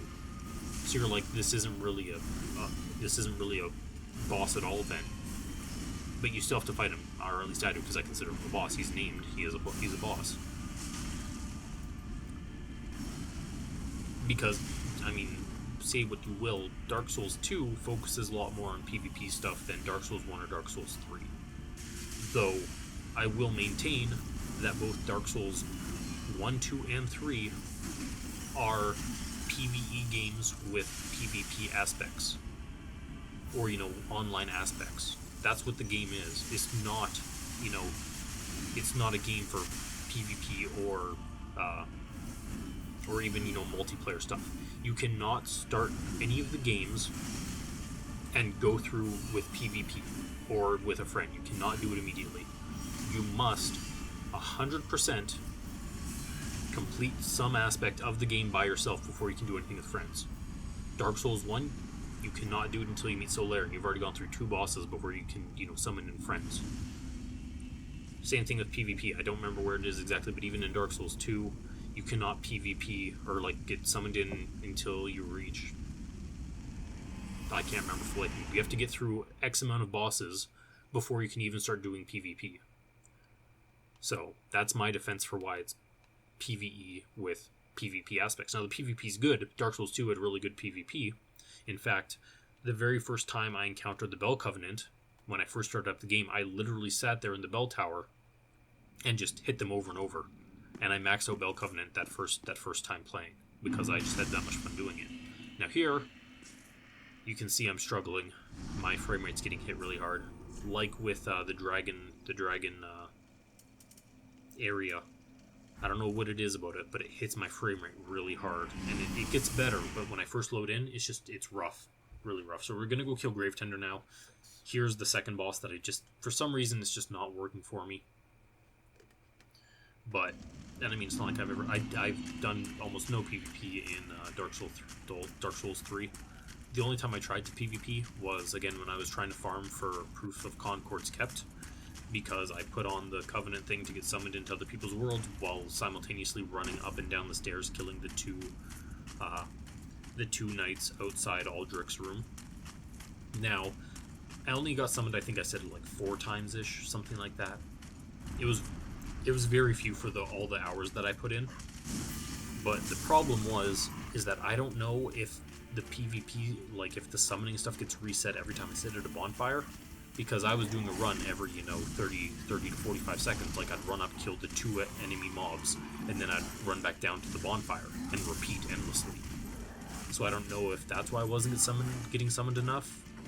But at the same time, I didn't want to sit there and test it out, because even if that was happening, I had taken some time where I just sat for, 2 to 5 minutes just seeing if I was going to get summoned in, and I wasn't. So in my mind, it was a lot better for me to just continue running up and down the stairs, killing the knights for Proofs of Concord kept, and if I ended up getting summoned in, well, that was just an added bonus. But yeah, here's this boss fight. Again, like, this isn't an interesting boss fight. This reminds me a lot of the, with the Dark Souls 2 people were good at, air quotes, which is, making really long, hard-to-hit mobs that do nothing and are pointless. Like, it's fine, I guess. I don't like this fight. Like, that attack there, the problem with that attack right there is that it's really floaty, and, like, what I mean by, or like really greasy, you could say. And what I mean by that is, obviously I want to fight these guys between these pillars because I need to put something between me and the wolf, because I'm trying to split enemies, right? There's 2 guys attacking me, and they're very dangerous. They take away like half my health bar per hit. The problem is when the wolf does his ice lunge, which literally goes across the map, if I have a pillar between us, he will float and glide along the pillar and still come at me through a pillar. Which means the tracking on his attack is ridiculous, and it's a load of hot garbage. Like, oh, God forbid, God forbid, how dare the player put, the scenery, like, use it to his advantage in order to get through this. Yeah, God forbid. So it just ends up, screwing you and killing you. Because you think you're safe, and then he'll literally just do his wolf lunge around the pillar, just smack you right in the face, and it's a load of crap. In the same way that Demon Prince is hot garbage too. The very first time I fought Demon Prince, I didn't know the fight. So when he flew back to do, and whichever one I'd killed, I killed him so that instead of the laser beam, it was the giant balls of fire. And I saw the fire building above him, and I was like, oh God, I'm pretty far away from him. I don't know what to do. And all around you on the arena is a bunch of, rubble, a bunch of ruins. And so what I did is I ran and I hid behind one of the walls there, and I was like, I'm so smart, this is probably what it's here for. Yeah, they were getting destroyed in the earlier phase of the fight, but if you leave a couple of them up, maybe you'll be safe from, his big attack. No. That rubble that's there is pretty much just scenery. Sure, it blocks you, it doesn't block anything else. So the fireballs came at me, literally just exploded the rubble, blew me up as well, and I just died. And I was like, oh, it turns out your only recourse is to pretty much just, run to his feet. That's what you have to do. The game can't reward you for playing smart. You have to play it its way or not at all. Which is a very Dark Souls 2 characteristic. You must play the game our way, the way we designed it. Or no way at all. Which is why you'll notice that where Dark Souls 2 had you opening doors and going through fog gates, and it takes you like 4 times as long to do it, and you can immediately get hit out of it, because how dare you run past enemies that are in front of us to go through a fog wall. Instead, what we're going to do is we're going to make you try to fight everything as much as you can, and if you do end up trying to get past a fog wall, we're just going to put a bunch of enemies in front of the fog wall so it's almost impossible. Here's looking at you, fog wall to Velstad, where they literally put 4 of the soldiers directly in front of it. Or, the fog walls where they instead were pissed off that people were going through it too early or something. So in the Scholar of the First Sin edition, what they ended up doing is they just took petrified enemies and put them in front of fog walls now. So fog walls that you used to be able to get through, you now cannot go through them unless you have the branch to stop it, the fragrant branch of your whatever. Whoever made Dark Souls 2 is really upset if you try to play their game without, interacting and fighting every single enemy they put in your way. And it's really juvenile, and I hate them for it, because they're bad at Dark Souls, but that's pretty much what this ends up being. And spoilers, I'm gonna die. I'm just gonna die. Sometimes I feel like I put up my like I feel like I'd put up my shield in time, but I don't know if he can reach around it. I feel like one of his attacks can reach around it. I'm not sure. I wasn't paying super duper close attention because there were a lot of instances where I would block his I'd block his first like bite, and then I'd hold my shield for his second bite, and I don't know if I was putting my shield up slowly or what, but his bite would then go through my second shield attempt and get me. So I don't know.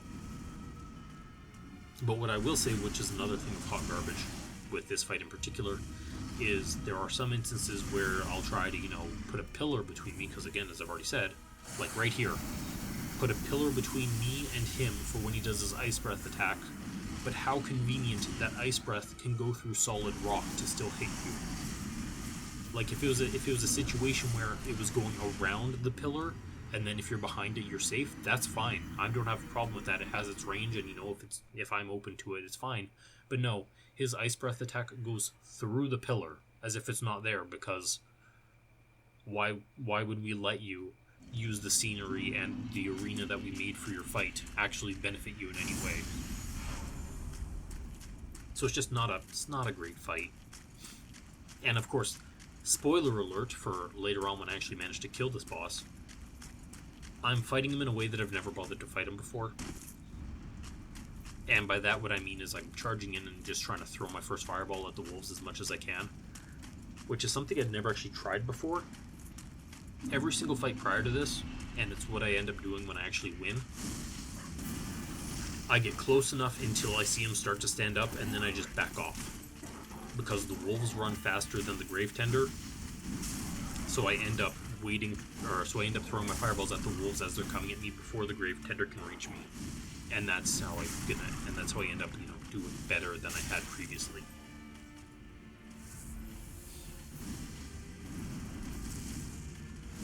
But yeah, for now you're stuck with it. And again, it's just annoying because you're sitting here and you're like, this could have been an interesting boss, right? Because he's, the same size as you.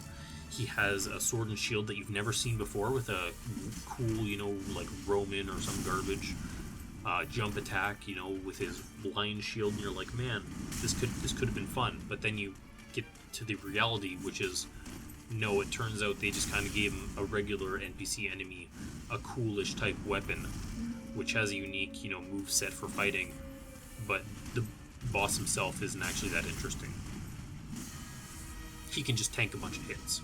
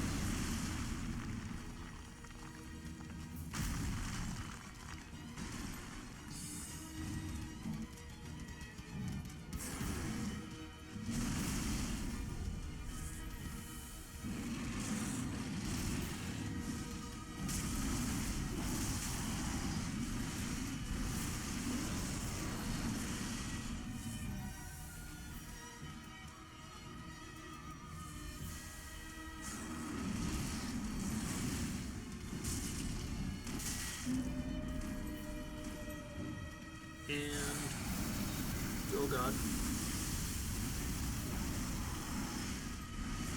like a lot, just in this fight in general, you end up in a position where you can't see. There's so much particle effects going on, especially when he does his whirlwind jump, that it's very easy to lose track of where you are and just get hit that way. And yeah, it looks cool, but does it really benefit the fight? I don't think so, but I mean, what do I know?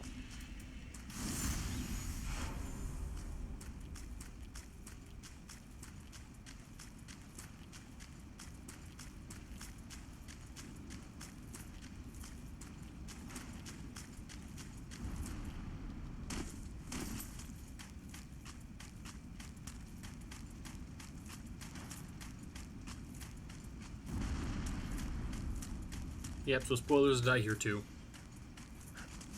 I die here too. Do do do do do do do do.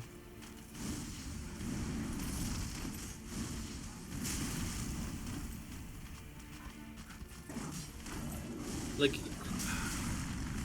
the only reason I'm so frustrated is because, again, like, quantity over quality. Like, the wolves die in one hit. Why are they even here? Why do we need to have the wolves there? I mean, maybe they can be like, oh yeah, it's symbolic for, you know, Sif and Artorias, but no, they just wanted to have more enemies there to come at you.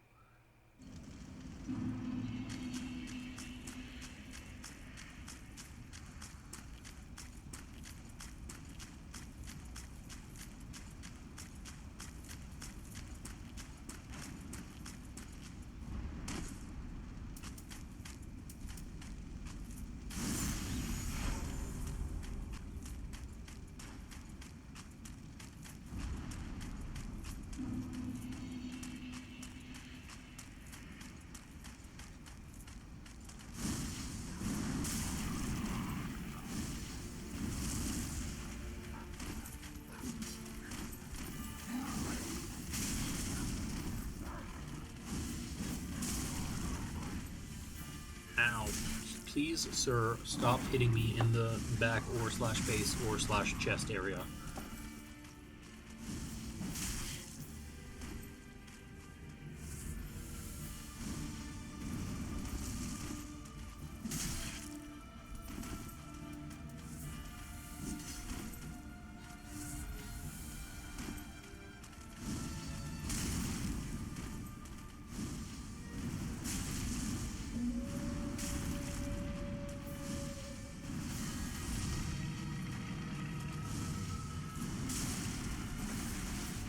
And there's me being dumb and getting trapped in the back because I can't see where I'm going.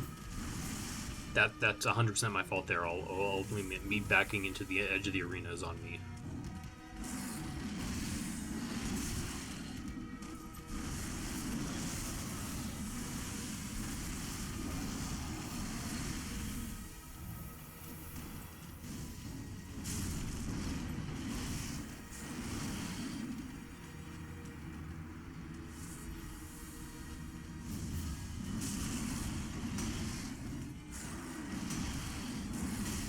See, I feel like there I had my shield up, but I can't tell.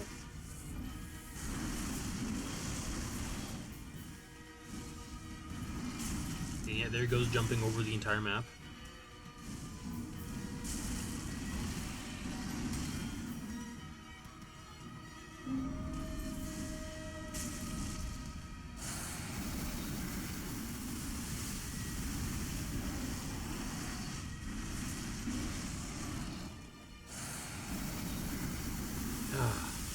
That's just me being dumb and getting hit by his ice breath, and then bam. Such a frustrating fight.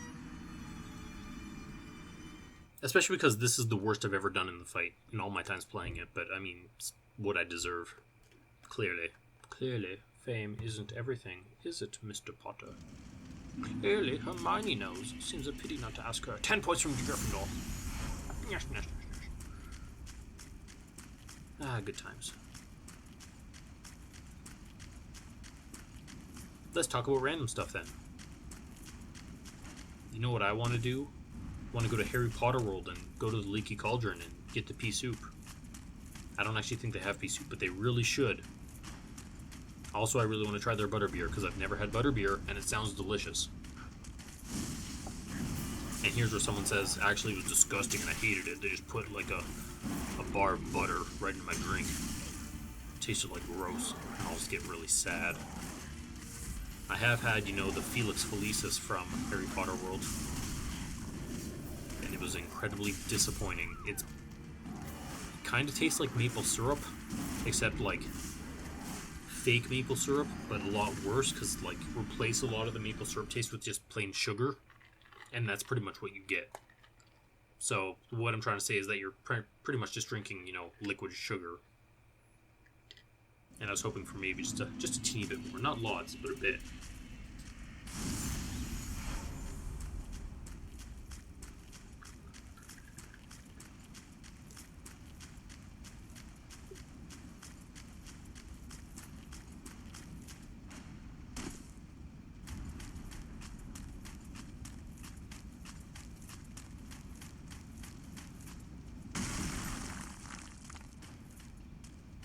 Okay, here we go. This is the run to run. Now I'm going back to the original strat that I used to do, which is just where you wait. You sit and wait for the, wolves to come to you because they run faster than the Gravetender. So it generally lets you finish off most of the wolves before he even gets here. And then you can just do the fight normally. You haven't lost any health or any, mana, and you can just go at it.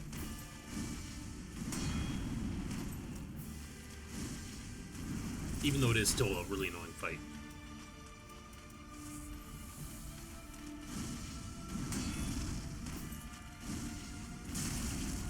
Also, for listening to all my griping, which there will be more of quite soon when I hit Ring City, just for the beginning bit, and then it should get better.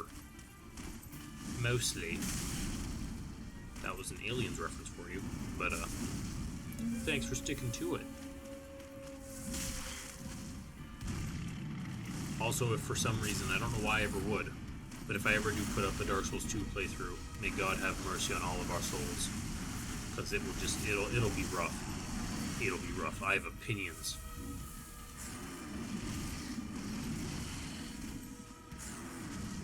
I've always gotten confused, and the problem is, this is a normal situation with everything, which is where gamers don't look up, because it's hard, and looking up is very difficult.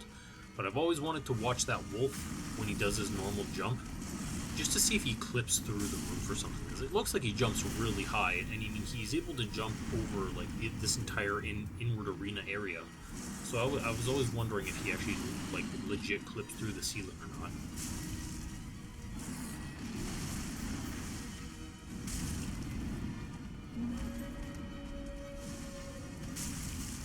Ice breath, why? Somehow I dodged that. Literally no clue how I dodged that. Guess I got lucky.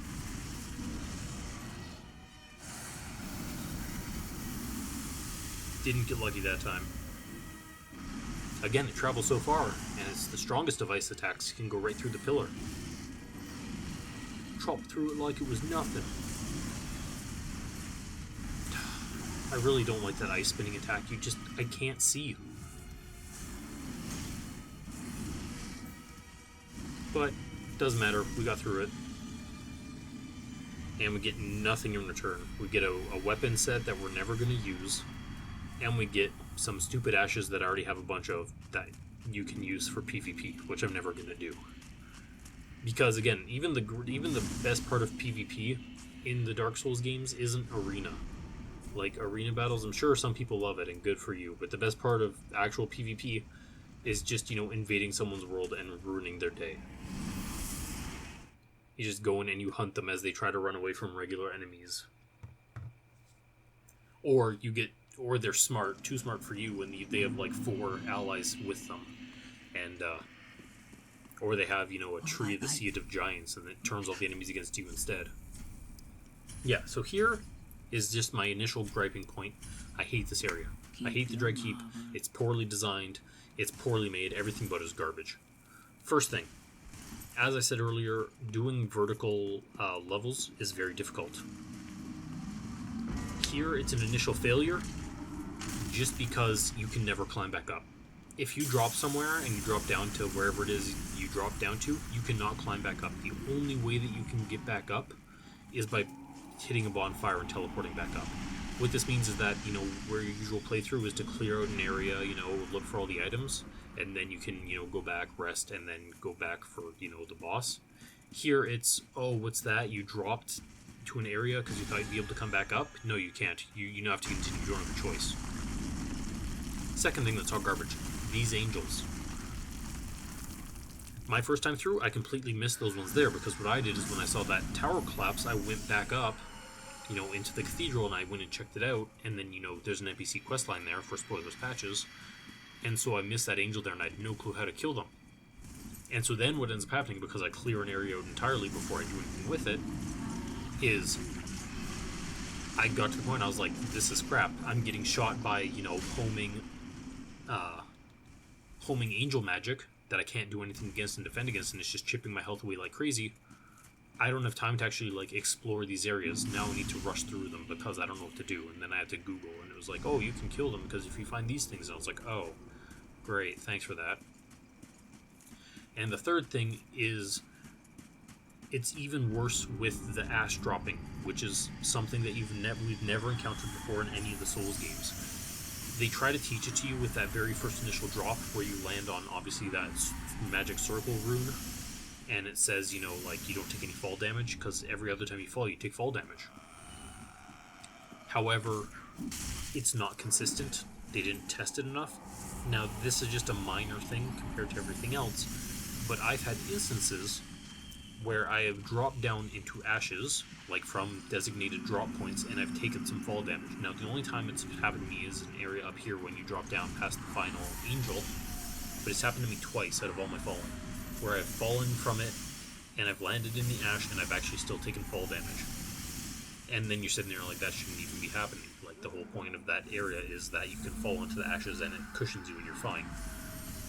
But yeah, like, this whole area, it's like, oh, there's a swamp with items, do you want to explore it? No reason to explore it, just run for your freaking life, because these homing angel attacks are going to get you. And it makes, an exciting area, like this whole Dreadkeep, and why is this here? What's happened here? What is all this stuff? Into, I don't have time to stare and look and learn anything about this place. I need to get out as soon as possible, because I cannot fight these angels that are just floating there, dealing damage to me. And then once you learn what they are, you're like, okay, great. But that's not the point. The point is, your first time through, you want an area to be exciting. You want people to take their time to look and explore, and instead it's, you can't backtrack, homing floating enemies that you can't hurt, and again, like, if you fall in ashes, potentially you're gonna die. So it's just really poorly made, and it's just garbage.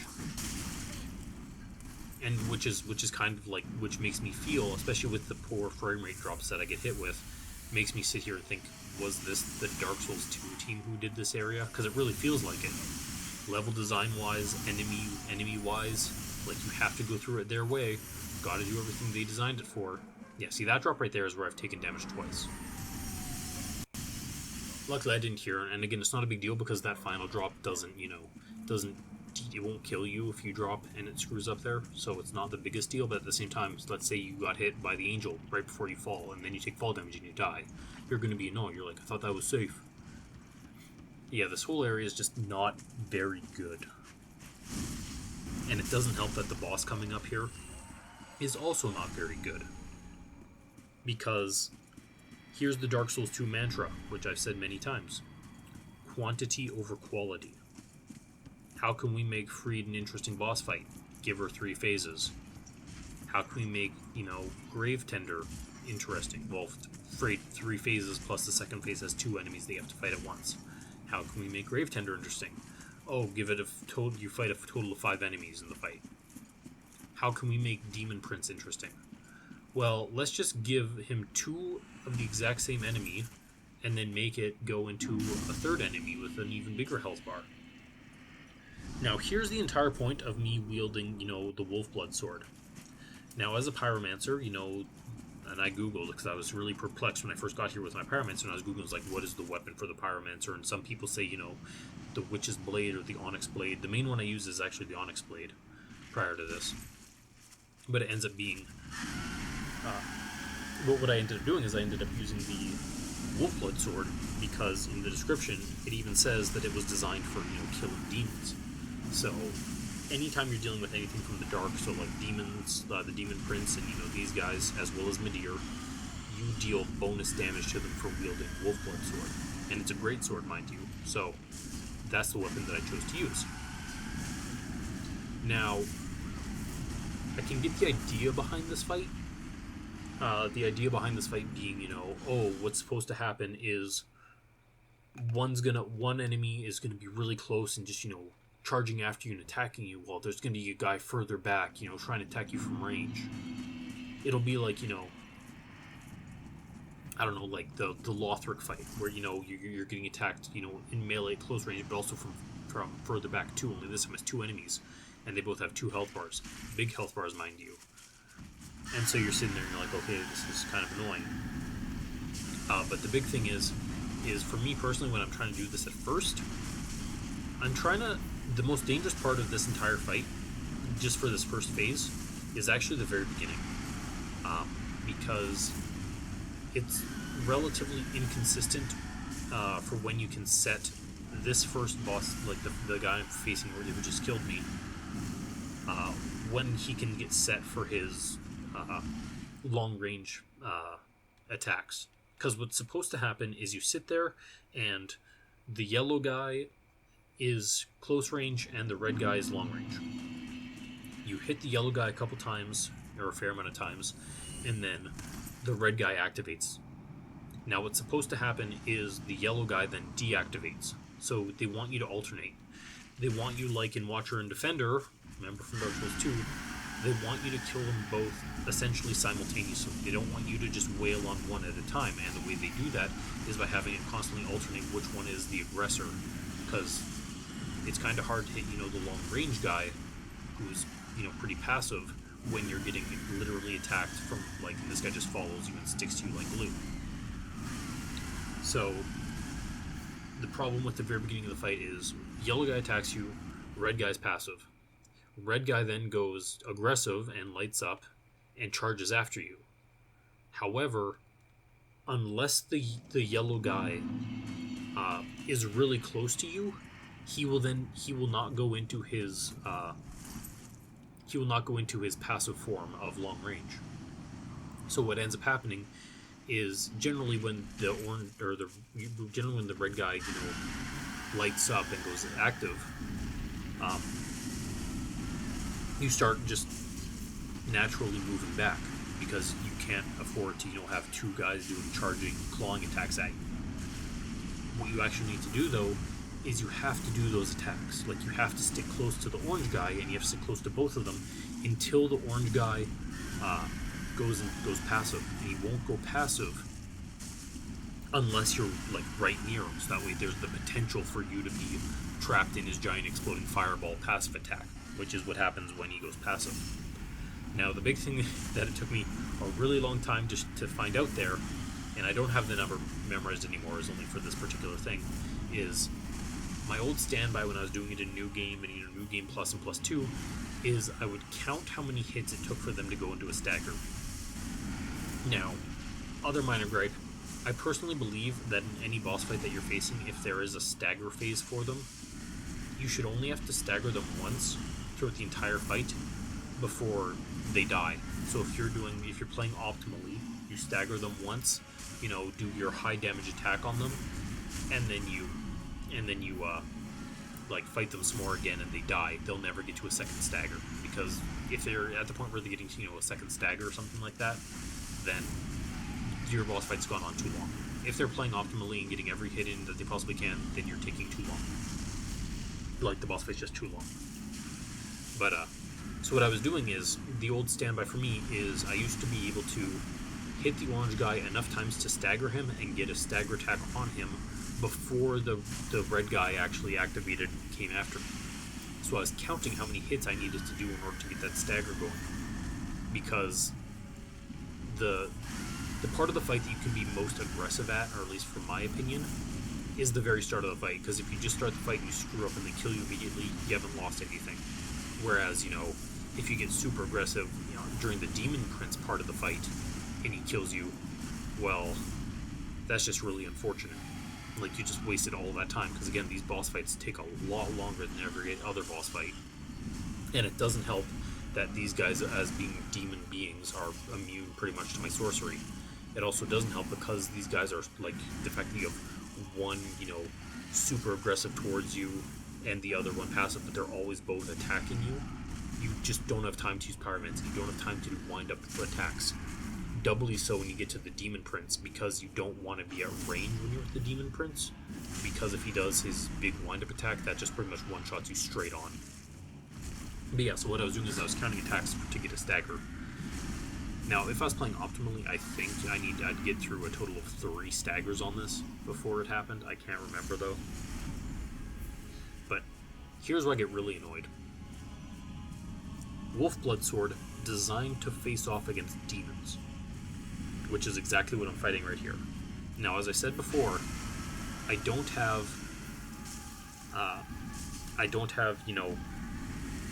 great stats in, strength and dexterity. I have the minimum requirements to actually use this weapon, and I'm pretty sure the Wolfblood Greatsword is like D strength, C dex, D intellect, and D faith or something like that. It's like there's one C and like 3 Ds in there. So I mean, my scaling is not going to be great off of it anyway, but I should be doing a fair bit of damage because the sword is designed to fight demons. I'm doing garbage damage against this demon prince. Like, with a weapon that is literally designed and put into the game to deal bonus damage against this enemy type, I deal next to nothing. Two-handed greatsword. What weapon am I supposed to be using here? If anyone was using anything just like a regular sword, your damage is going to be negligible. You're going to do nothing. Like, anyone who thinks you're going to get good bleed damage on them, like, think again. I don't actually know if bleed and poison and stuff like that is scaled the way it was in Dark Souls 2. I never tested in Dark Souls 1 because they didn't really deal with poison on weapons and stuff like that. And in Dark Souls 1, I just don't think so. I don't think you can infuse poison in Dark Souls 1. But essentially in Dark Souls 2, all of those things like bleed and poison and whatnot became irrelevant after New Game. In New Game, when you were fighting an enemy, if you had poison on your weapon or bleed, you could proc bleed and proc poison consistently, and they would get poisoned and die. I then went into New Game Plus with those same weapons. Their resistance to that stuff went up so high in Dark Souls 2 that I would literally kill them with swings before I could proc a single instance of poison. So what that told me at Dark Souls 2 is that poison's irrelevant. There's no point ever using anything with poison, because as soon as you get out of New Game, you're never going to be able to use it. It's just never going to happen for you. And so that's kind of the mentality that I took in Dark Souls 3, and I never bothered to test it. But literally here in New Game Plus 4, what am I supposed to be doing? Like, I'm using an two-handed greatsword, a greatsword, designed to face demons, and my damage against the demon is next to nothing. And again, this weapon that I'm wielding is made for, demons, and is made for Midir. This is the reason why I'm using this weapon. It's for Demon Prince and for Midir, because Midir, it also takes bonus damage from this Wolfblood Greatsword. But then you're sitting here and you're like, but my damage is nothing. I'm doing like 150 damage per overhand hit? That's nothing. These guys have like thousands upon thousands of health, and I'm doing nothing. And even when I get a stagger on the Demon Prince and, get a huge stagger hit on him, I'm doing, 600 damage if I'm lucky? Like, I'm taking off so little of his health bar. And this is the second reason why I think that, this area for the DLC, I believe the bosses, for the most part, and then this first area for the Ring City, were designed by the Dark Souls 2 B team. Because their idea of difficulty is A, quantity over quality, and B, just ramp up the health bars just to ridiculous amounts. Like, because again, just the damage that I'm doing is nothing, and it baffles me. Like, what am I like? What do you? How bad do you like? Essentially, like, my skills in general are capped out. Like, my intellect and faith is pretty much hard capped. I'm not going to be doing much more damage with my Pyromancer to any of the bosses ever again, which, again, my damage so far in the regular New Game is fine. DLC, I'm stuck using melee weapons because they're immune to Pyromancy pretty much. And then, I mean, I can Pyromancy against Gael, but even then, like, their health bars are just huge. What? There should never be an instance where, or at least this is my belief, there shouldn't be an instance where the DLC bosses have way more health than the last boss of the game. I say that, and I believe it's true, but it's always kind of been a staple thing in Dark Souls. Like, again, Calamite and Artorias, or I don't actually know about Artorias, but Calamite and Manus for sure have more health than Gwyn. So I don't know about that. But then, for example, Dark Souls 2, is it Ashana, something like that? The Sunken Crown DLC boss. She has more health than Manus. Like, it's insane, and by a significant margin too. It's ridiculous. Oh, and also, spoilers, she also summons in enemies. She'll summon in another boss She summons in Velstad, which is an endgame boss. And she can summon in, I believe, more than one if you're super slow, but then she also summons in 3 skeletons, and she also summons in pigs. And she can, and if you don't kill them fast enough, or her fast enough, she can just keep spawning them. And it's just a terrible, terrible fight. But yeah, like, again, like, what are you supposed to do here? Because one of the, like, I mean, I love Dark Souls, and I really like the way it is. But one of the issues, especially when you're starting the game, and if, let's say, you're starting with Pyromancer, like, even if you're a new game, these guys are going to have a lot of health, and your Pyromancer is essentially useless. The biggest downside to Dark Souls is that once you choose a weapon that you're going to use, you're pretty much locked into it until, New Game Plus or something. Because you go into an area, you get Titanite shards, you max it to your maximum amount of Titanite shards. Then as you continue the game, you start getting, large Titanite shards. And then at some point while you're collecting large Titanite shards, you'll get a vendor to activate, infinite Titanite shards. And then you go to, Titanite chunks, and then at some point while you're getting Titanite chunks, you get the vendor to offer you, unlimited large Titanite shards, and it keeps going like that.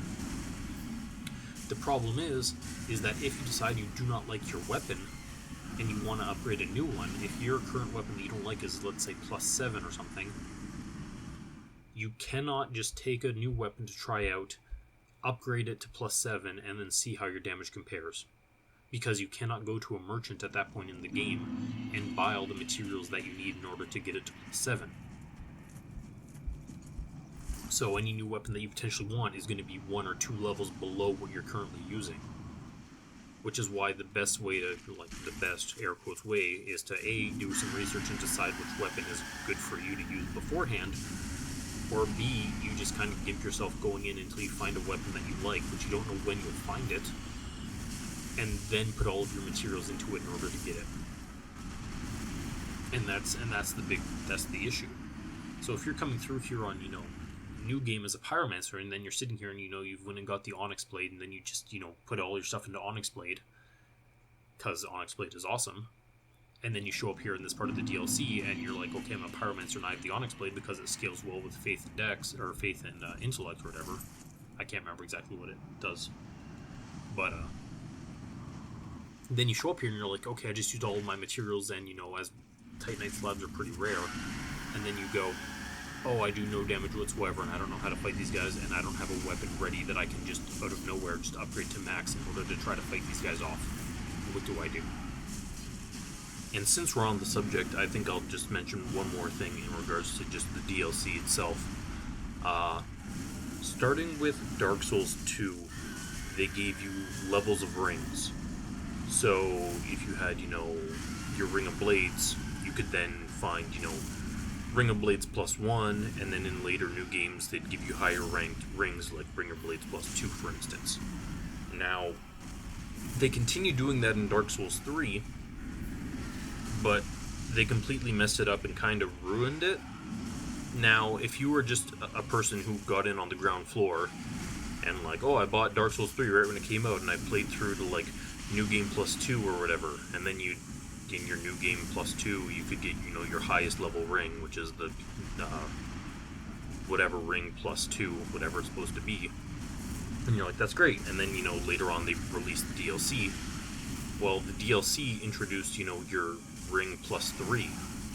And it's like, okay, there, nice, I'm playing the DLC on, New Game +2 or whatever, and I'm getting now, the best ring. But here's the problem. Anytime after that, when you're playing the game, when you show up, you're like, here's my new character, I'm playing on New Game, look at all these, look at all these rings that I can get, and then it's like, okay, and I have to play, two more, playthroughs to get the +2 ring, but then you sit there and you're just like, oh, okay, why? There's no point anymore. Also, spoilers, as soon as you get toxic, it's kind of over, so I just kind of sat there and waited to die. But yeah, because the problem is why would you put the highest grade ring, the best rings that you can get, you put them into the DLC where people can get them in New Game. In your very first playthrough, you can now get the +3 rings. So it completely invalidates playing other New Game pluses in order to get the better rings. Now, it's not the biggest deal in the world, But when you create a mechanic that gives you higher grade rings in later playthroughs, if you want to get, better rings, then you turn around and release a DLC that just puts the ring plus 3 in there in a brand new game. You're like, well, if I don't care about the achievement to get every ring in the game, like, what's the point? There's no incentive there for rings now to go through into higher new games. And I think that's just a really odd choice. I just don't know if... Again, I don't know exactly how that was determined, but I feel like it's something they should have improved on. Because the way it stands right now, you just end up looking stupid. But, whatever. So yeah, so this is still me being, again... It's the problem that I mentioned earlier for like bosses in general when you have a multi-phase fight. When you do it when you're at the start of it, you're going to be extra aggressive and try a lot harder than you normally would, because you're like, well, I mean, if I want to get through the first phase as quickly as possible, because I mean, you still have a much harder phase 2 to get through, and you're willing to be a lot riskier. Because you're like, well, if I die, well, whatever, so I haven't lost much. Whereas if you die, in phase 2, you're like, great, now I actually lost being able to, like, all that hard work that I put into earlier. So, I mean,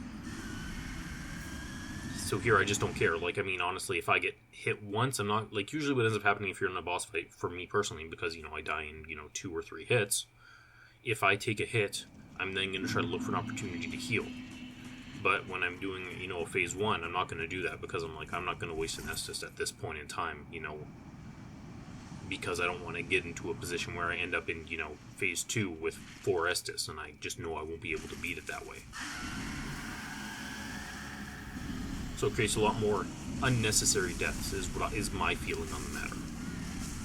But, I mean, again, everyone's different. It's just a gripe that I have personally with the game. And also because I don't like this boss, I don't think it's well designed at all.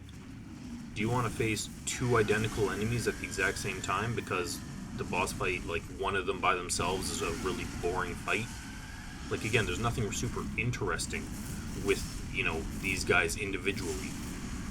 Honestly, their melee attacks, like, their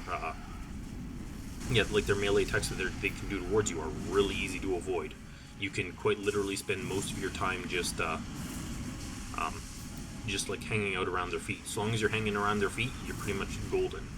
And then their ranged attacks are a joke. They take next to no effort to avoid. The only reason that they become, difficult is because you're getting swarmed by an aggressive enemy who's now, right in front of you and charging at you. Also, I got stuck on his character model there, for his boss model, which made my role irrelevant. But yeah, so that's, the thing is, like, individually, these guys are a joke. Like, anyone can beat them because they aren't super hard, and honestly, they're even easier to stagger.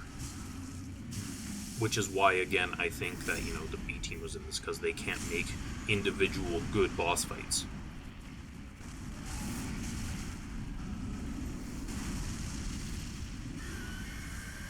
But yeah, so you just sit here and you wait, and you, like, honestly, a lot of this boss is just waiting, because you want to wait for them to alternate.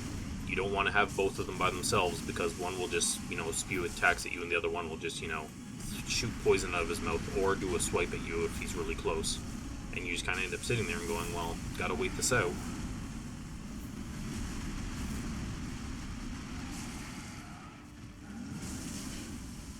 Yeah, one day.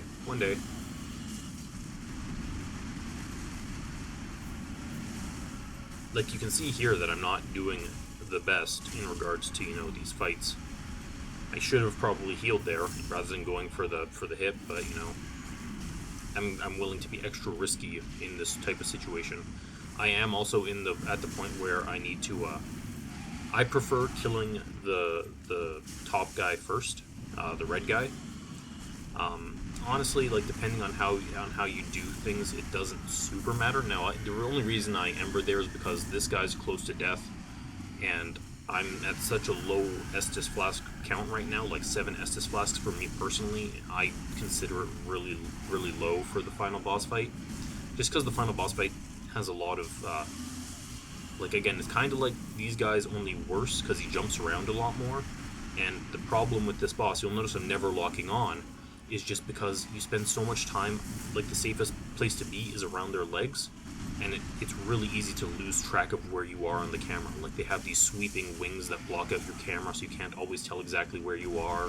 You know, you're running through their legs and, you know, their tail, trying to figure out where you are and how you're going to do things, and it's just a bit of a cluster, so you end up sitting and you're like, well, I don't want to, you know, lock on and potentially risk, you know, just getting killed. But yeah, so I really don't want to use any more Estus because I'm like, the last part of the boss is really risky. But yeah, I like killing the red guy first because I consider his big attack more dangerous. It's not really the case. I mean, I think it is, but I try to avoid him as much as possible so I don't have as much experience with the red guy being your final one. But his big attack is he creates these giant fireballs, and I'm pretty sure they track. I mean, the couple times where I've been too far away to get to him, I'm pretty sure they've tracked. Now, the way the fight's supposed to work, from what I gather, is, well, you can just, you know, fight him normally, yada yada yada, and then he'll flap his wings and move back and start up his big charge attack.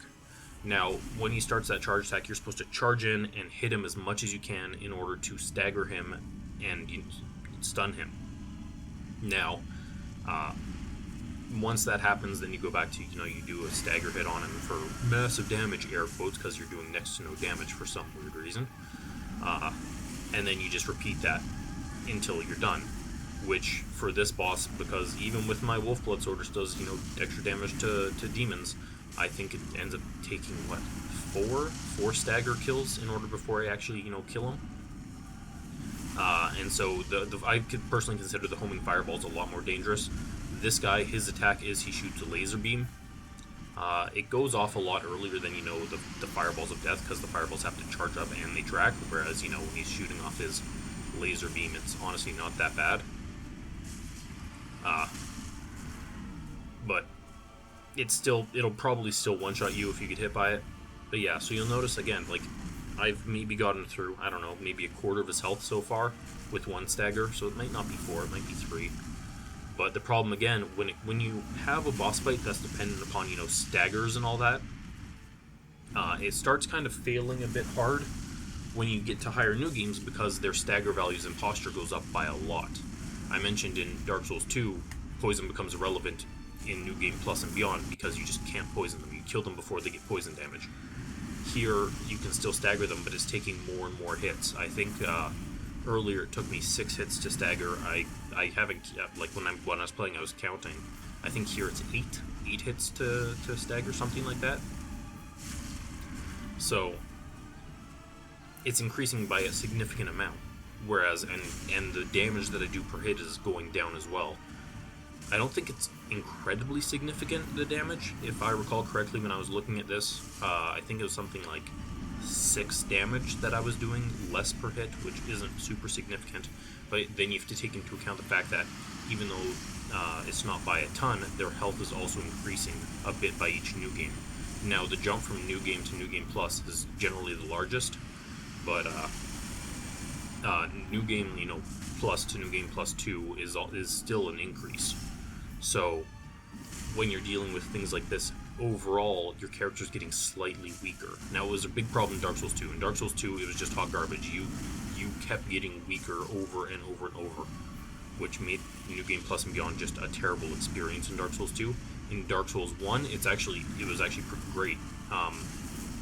Essentially, what ends up happening in Dark Souls 1 is your character just, for the most part, keeps getting stronger. The curve just, even if it's only slight, the curve increases, so you're getting stronger over time compared to the bosses, which was really nice. It's one of the reasons I like playing Dark Souls 1 a lot more. Dark Souls 3, I haven't super tested it, but it seems to me that you get stronger over time in the original game, and now when we're getting to the DLC, we're getting weaker. Which, again, makes me think that the balancing was done by, you know, the Dark Souls 2 team, because usually, or from as Dark Souls 1 showed us, it was the reverse. They were having you get stronger.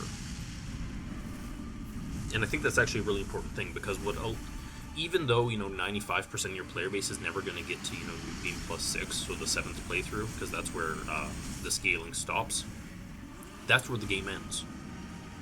If you were to play this game, for the rest of your life, and you only played one game, the game ends, air quotes, with difficulty at New Game Plus 6. That's the hardest it's ever going to be for someone.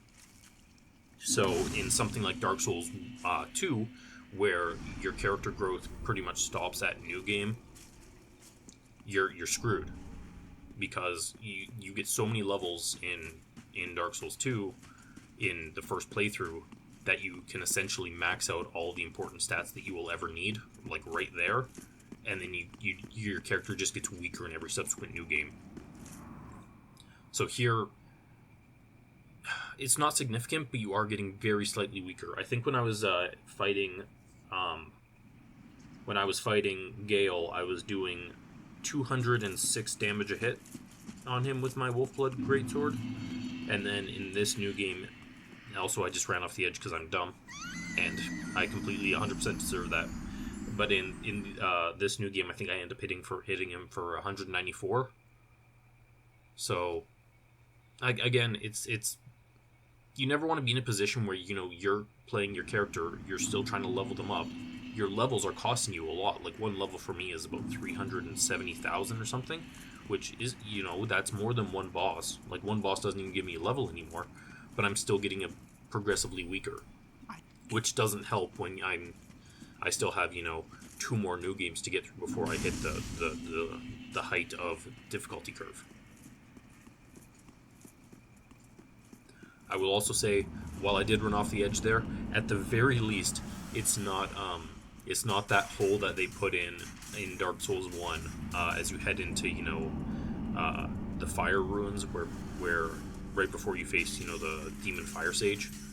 There's a little hole there, and I am really bad at paying attention when I run there, and I just go through that hole every single time, and it makes me feel super dumb. But yeah, this when you first get to it, this area, like the Ring City, I think is very well designed.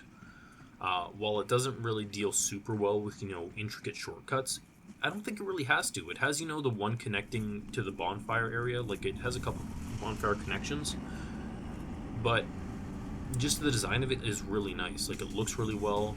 You'll notice that I noticed that my frame rate isn't getting hit anymore. Almost got pushed off the edge there, which is perfect for me.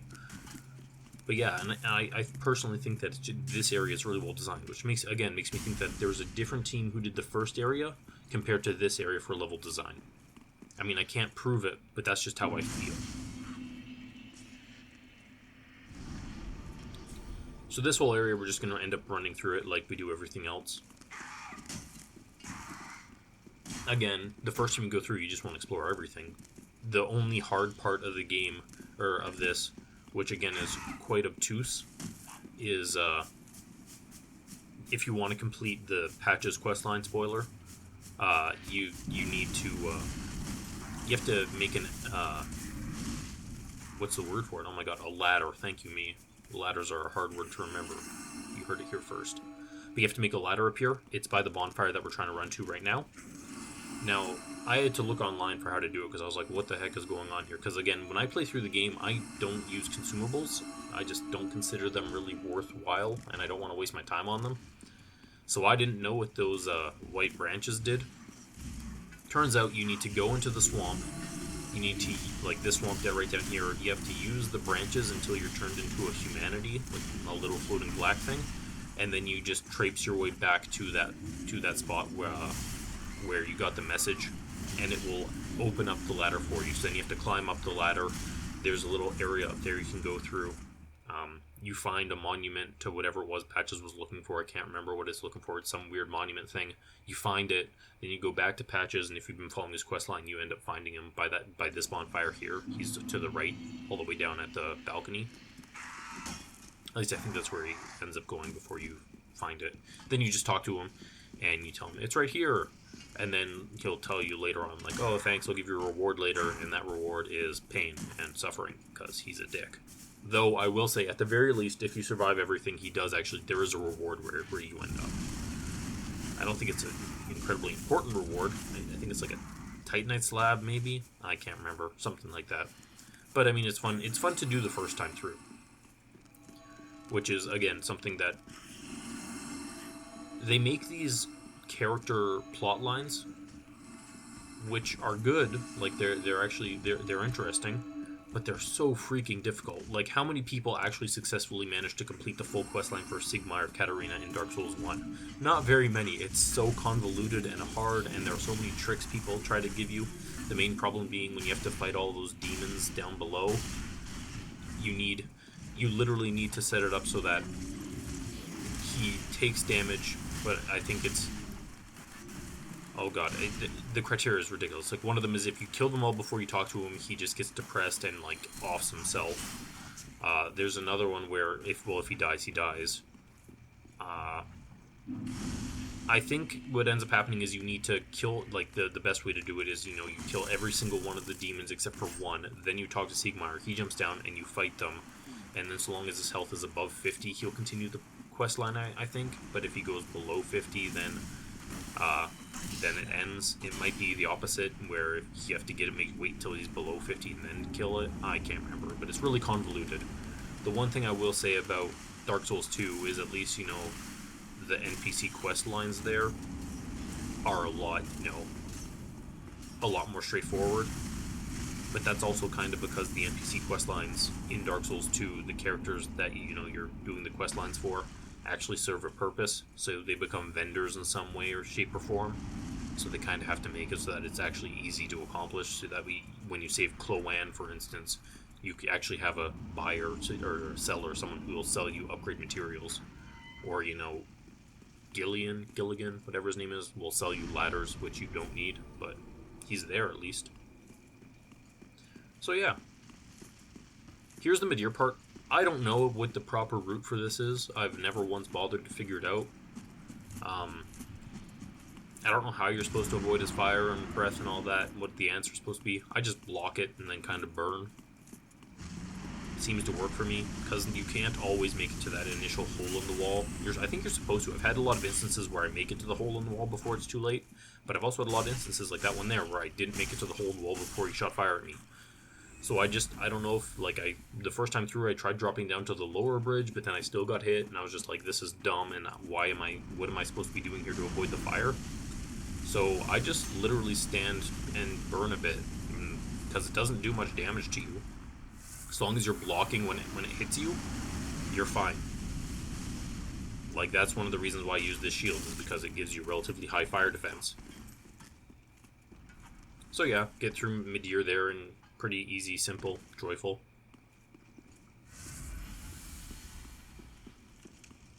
Now, if I'd been embered, here's where you end up getting invaded at some point. It's a very peculiar invasion. I've had a lot of instances where I get invaded by the guy, and then I run around this area looking for him, and I can't find him because he's also running around looking for me, and we just never encounter each other, and then I give up, and I can't, sit at the bonfire, so I just have to continue on and hope for the best. And so it's not really an issue here, but here's something that I don't understand, and again, this is something that I've once never bothered to waste time trying to test. This is the first time you're going to fight Midir. What's the point to this fight? I don't understand. I don't know why this exists as a fight. It's not interesting. It's not, fun. Or at least it's boring. Because I've said this before, and this is the big problem that we're going to run into here at these final bosses. They just have way more health than they should. And when I say they have way more health, even if, their health bar isn't super huge, they get enough damage reduction to make the fight, make it so that their health bars are really long. And so you just end up in this weird situation where, I'm doing the same loop over and over and over and over until his health goes to zero. He's not doing anything interesting. I'm not doing anything interesting. It's really boring. And here it's double boring. Now, I don't know if the proper route is to just run past him. I know that he does have a fire attack that goes along the bridge if you try to run that way. I don't know, if you need to do this to fight him in the abyss. I honestly don't know. I assume it's the case because, when you get him into his stagger, you essentially knock him down into the abyss. But all I'm doing is waiting for that one attack, which is where he's going to shoot fire straight ahead, and then I hit him 4 times, and then I roll back. And then I sit and wait for him to finish whatever attack he was going to do in close range, run in front of his head, wait for him to do a fire breath attack again, and repeat 4 times. And I'm just going to do this until he's dead. There is one period of time when he gets a bit low where he's going to start raging. And when he does that, you just run back and hide behind the rock, and you just slightly move, because he will hit both sides of the rock, like both areas of it, where usually, the far left side is usually safe. He will lean over to hit it, so I just sit there with my shield up just to be extra careful. But yeah, it's overall just a boring attack. He will sometimes, use his purple death breath, but again, it's not a big deal. You just go behind the rock, you wait, and then you wait for him to do his front fire attack again. And the worst part about this fight is that it's long, tedious, and you don't get a reward for it. You pretty much take away this health bar for him, knock him into the abyss, and you don't get souls, you don't get an item, you don't get anything. So this is quite literally a time waster. Here's his raging attack. You see me slightly move, because then he's going to go over top and just shoot down. And I just stand there in the middle area, wait for the fire to be gone, and I just repeat. And at this point, he's nearly dead. So he's going to stagger soon. But I'm not going to be, I'm not going to change things up. I'm not going to get greedy or anything. I'm just going to wait for the fire breath, hit 4 times, repeat until dead. So there you go. Now he's staggered. We're going to knock him into the abyss.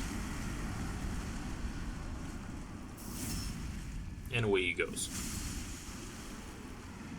Like, what's the point? I just don't know. I mean, I guess narratively it's cool, because you're like, oh man, this dragon that, just hunted me through that one area is now coming at me, and I knock him down. And you're like, I feel great. But the answer is no, you don't feel great, because it was just boring and tedious. And you don't get rewarded for it. So, I mean, Dark Souls has a plot. It's very well done, though it's very obtuse. I mean, let's be honest. The thing for me when it comes to Dark Souls is, like, I played Dark Souls 1 and I really enjoyed it. But I didn't really know about the story. Like, I didn't know in-depth story. So then I went onto YouTube and watched Vati, and then I watched his videos. But here's the thing. The way that I work with these games in particular is I play the game. I don't get, the full story, because I don't read item descriptions and things like that when I'm playing, because I just don't care. And then I'll be like, oh man, who is this person? Why is this person so interesting? Like, what's their story? And then I'll go online and watch Vati's videos about it.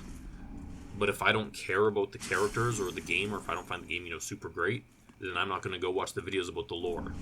So Dark Souls 2 lore, I don't know anything about it, because I didn't care enough about the game in order to go watch Vati's videos about it. So I don't really know, because the game is new to me.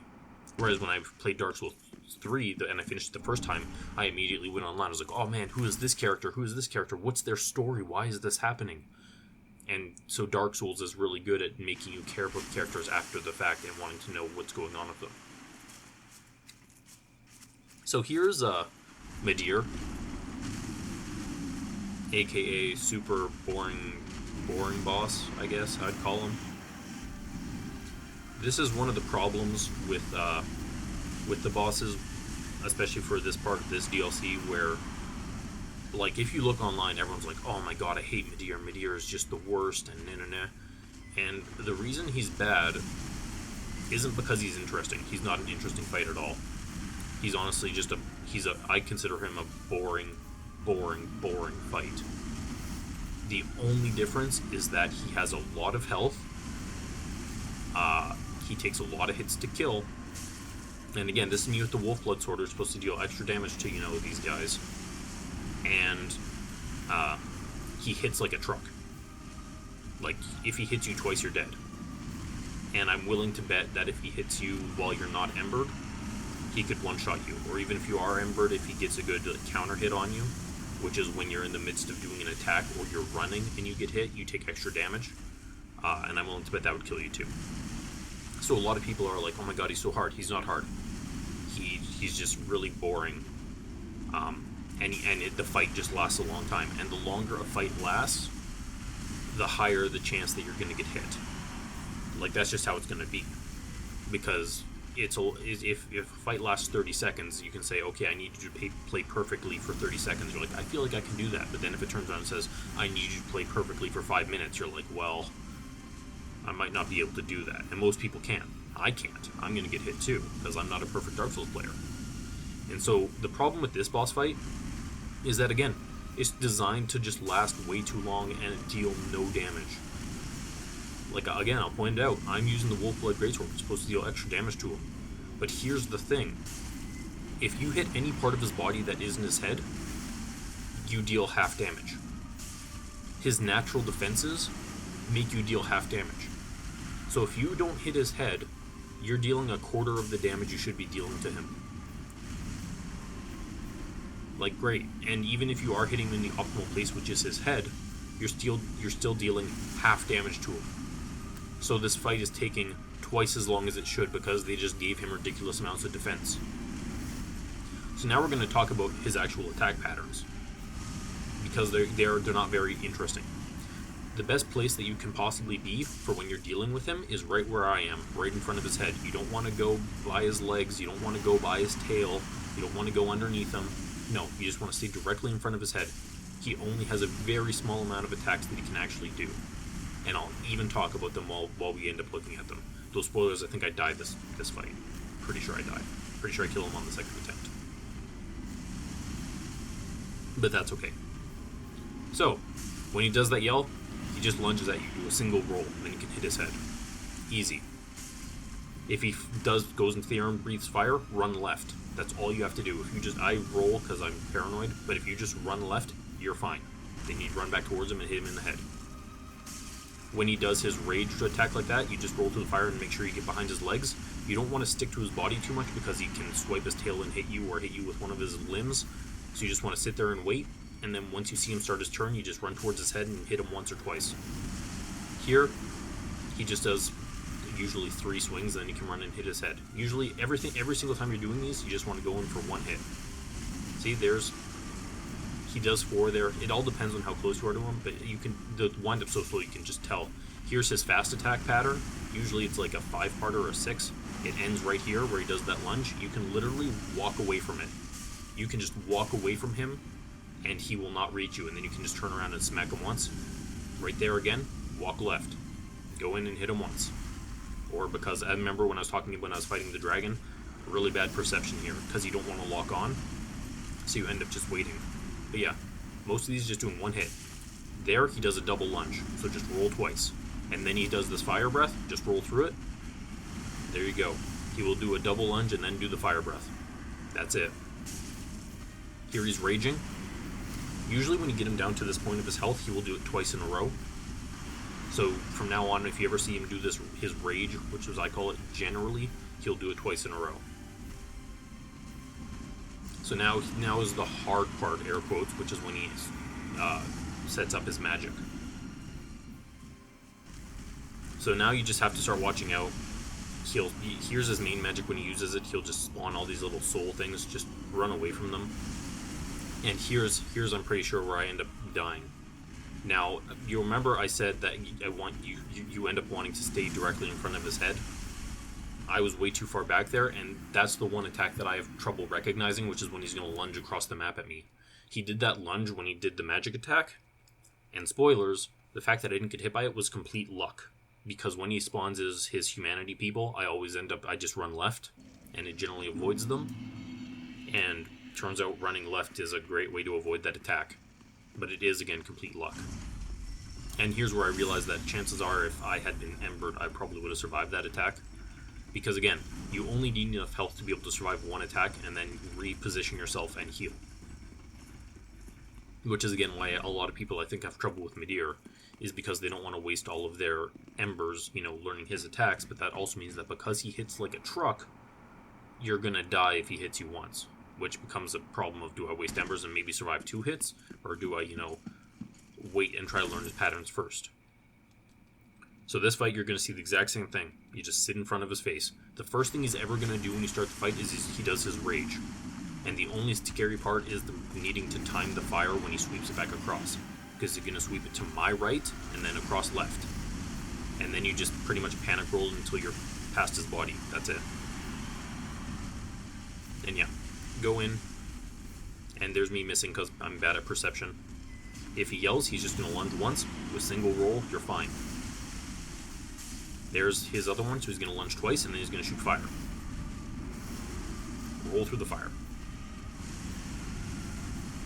So long as you can roll through the fire, you're A-okay, and it's not hard to do. Bam. See, this is his fast one. I can pretty much just walk away. See, just walk back. You don't even have to roll for that last one, and he's wide open. That was entirely my fault, solely because I probably should have been hit there, if we're going to be honest. That was luck, too. Yep, see, here's me getting scared. I am currently very scared because I don't know what he's going to do when he does that. I was lucky and he did the attack where you can just run left to avoid his fire. But yeah, you always want to stay right in front of his head. See, there he does his big yell. You can do it once. Do a single roll, you're fine. Double, and then fire.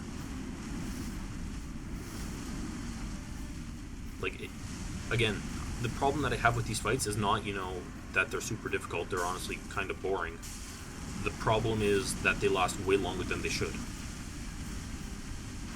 It's quite easy to prove that, I have this fight down pat.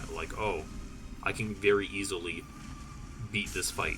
The problem is that the fight goes on, 4 times longer than it should if you're unlucky and you're not hitting his head and you're dealing, 25% damage to him. And then you sit there and go, well, guess I still have to sit here and fight for a super long time. Yeah, this one, 3 or 4. Depending on how far away you are from him, he'll do a 4th. Not a big deal. Remember, double swipe, then fire. Yep, every time.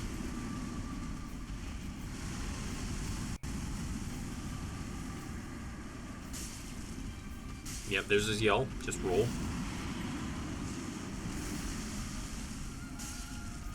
And then, yeah, when he does the swipes, just roll away from them. And then once you're far back, you don't have to roll anymore.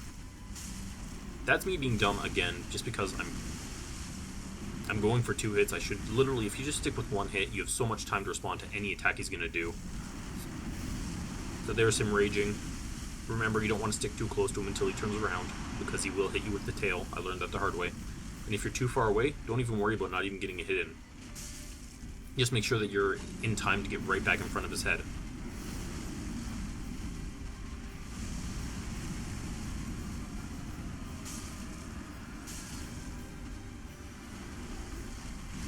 Yeah, but when I was talking earlier, when I said, my favorite boss in Dark Souls 2 is Mytha, it's because having a diverse moveset for bosses is 20 times more fun than, a long boss fight. This guy, his moveset isn't super diverse, and the attacks that he does have are honestly kind of boring. There's nothing where you end up really needing to think. I don't have to, so long as I keep my positioning in one single place, I'm fine 99% of the time. So that's why, again, he hits really hard and he can kill you in 1 hit, but overall, the fight isn't that interesting. So here, because he's activated his magic phase, he's now going to start raging twice in a row, every time. Once he's gone into magic activation, he will always rage twice. So we just have to wait. Now, from what I gather, when he does his magic, there's 2 ways he can do it. The first is the one that we've already seen, where he summons those little humanity guys and they, run around. And I believe the second one is when he does, full-on death fire breath, which is really scary. And if he does do that, you need to be... Yeah, here we go. See, death fire breath is now activated. It's super scary. You need to, A, not run directly in front of him, but try to charge in as fast as you can towards him. This one is the scariest attack he will ever do. He will generally one-shot you, and you just need to be aware to stay as far away from it as possible, and then also make sure to get back in front of his head.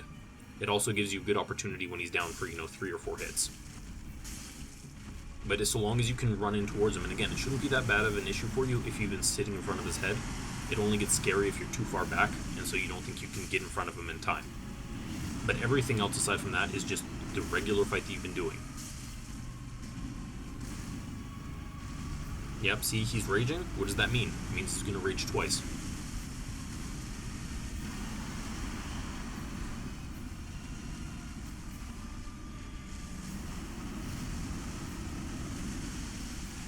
Now, at this point in the fight, when you get him down to roughly this amount of health, anytime now you're going to get your stagger on him. Unfortunately, because again we are in New Game +4, that stagger is not going to kill him. Like, your stagger hit's not going to kill him. It'll get him close to dead, but it's not going to kill him. They designed this fight to be like, oh yeah, and you do the super hard fight, and then when you hit him, when he finally staggers, you're going to murder him, and he'll just die, and you're going to feel really great. But because of how they did scaling for the DLC, you don't. He doesn't actually die from the hit. So you still need to continue the fight. Finish the fight. So yeah. Still fighting him. I mean, he's nearly dead. But again, just your actual damage is so low here that, it continues way past its welcome. Running left.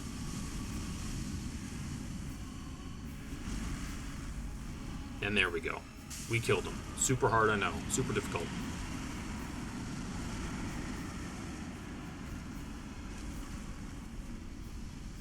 Good.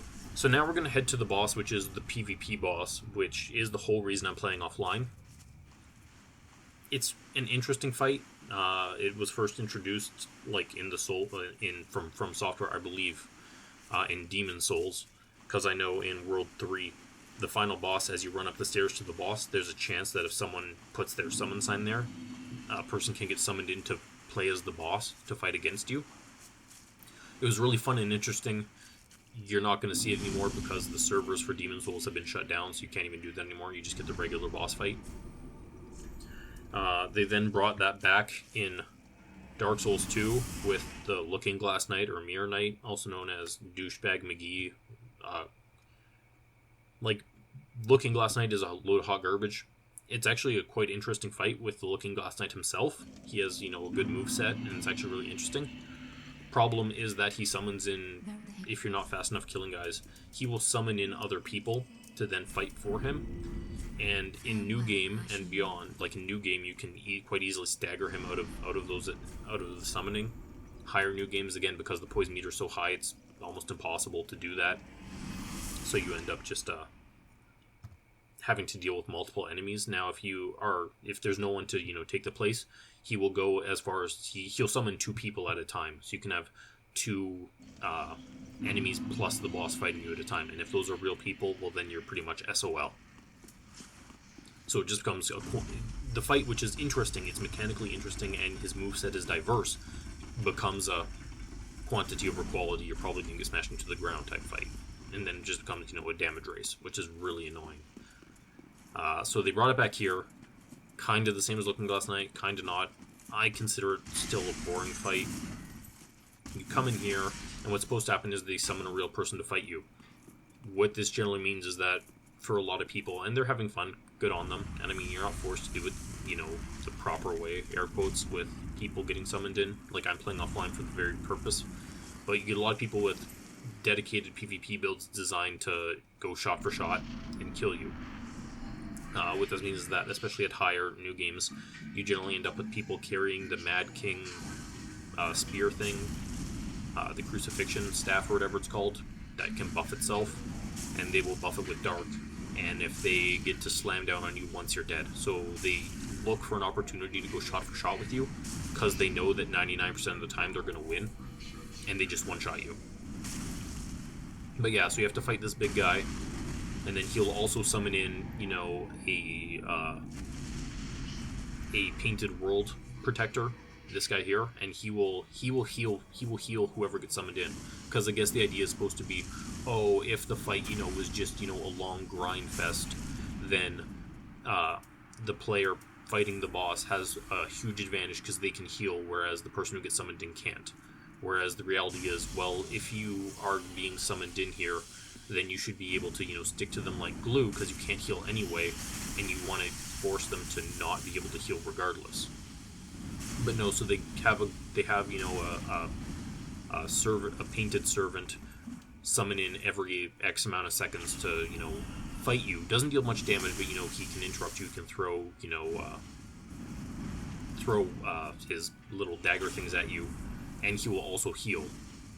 So suddenly you're in a quantity over quality fight, where you need to make sure that you're killing the guys who are doing the summonings. doing the healing because, well, you don't want your enemy being healed. I mean, you're already getting slammed in the face. See, there he goes. He got his heal off. Super annoying. And what's doubly annoying is, I mean, if we're going to be brutally honest about it, spells are useless in PvP. Now, obviously, someone's going to be like, no, they're not. I killed someone with PvP. I will say in my more limited experience, because the only PvP I ever experience is when I'm actually playing through the game, I have never once died as a direct result of spells. They're super easy to dodge and avoid. Just incredibly easy. It's not even funny. Now, I will say I've died to, like, a weapon being imbued, like lightning imbue or magic imbue or dark imbue or whatever the heck it is. But that's me getting hit by a melee attack, not an actual spell being cast. So if, you're playing through PvE and you're being a Pyromancer, and when I played through these in my other new games when I was playing online, I was fighting pretty much as a Pyromancer, it was super difficult because a regular person can easily dodge every single, Chaos Bed Vestige I can throw and Dark Fire Orb I can throw. They're really easy to dodge.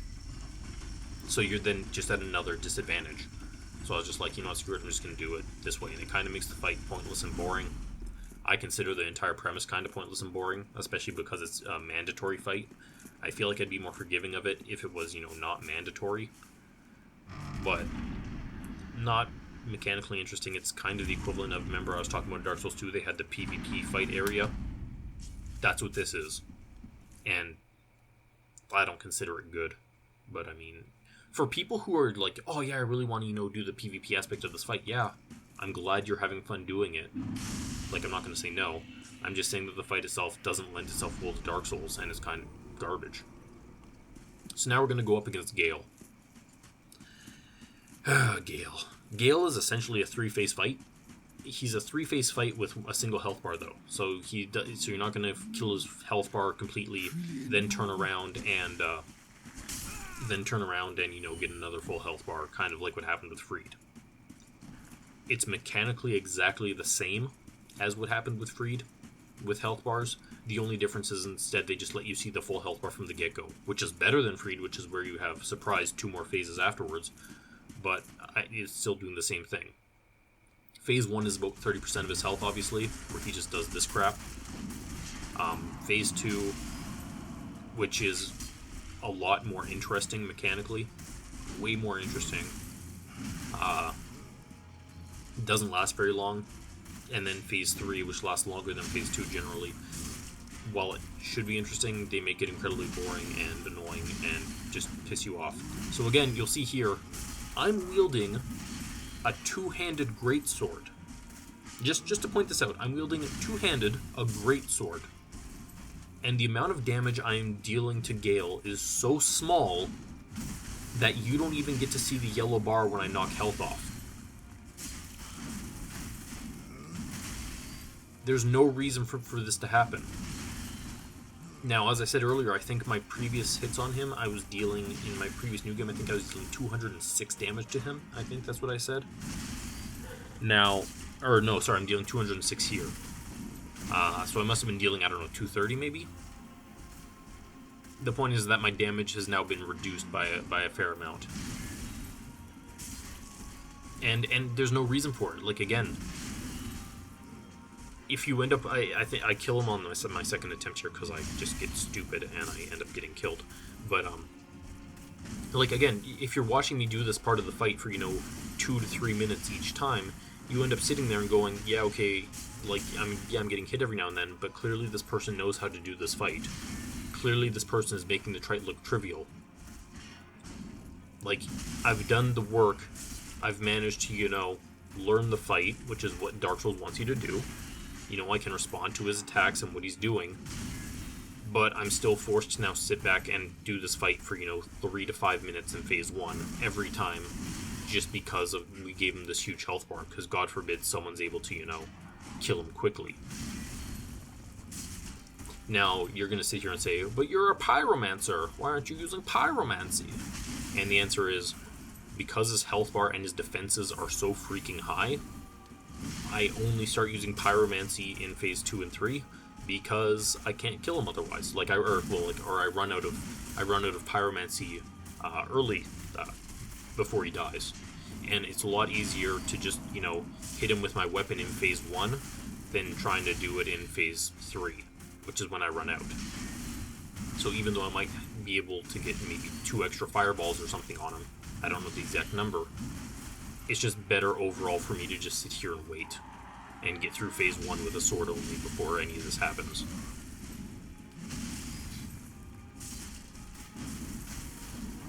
And again, phase 3 is supposed to be, the best, most hard part of the fight. But like every other boss fight, so long as you find an attack where you're relatively safe for an opening, you can just take advantage of it and hit them. When it comes to phase 3 Gael, for me, there's one single attack. Only one attack that I feel confident being able to hit him without having a threat of getting hit in return.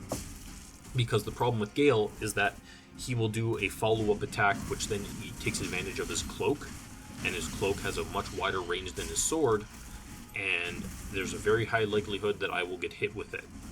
And it deals a crap ton of damage, so I just don't want to risk it.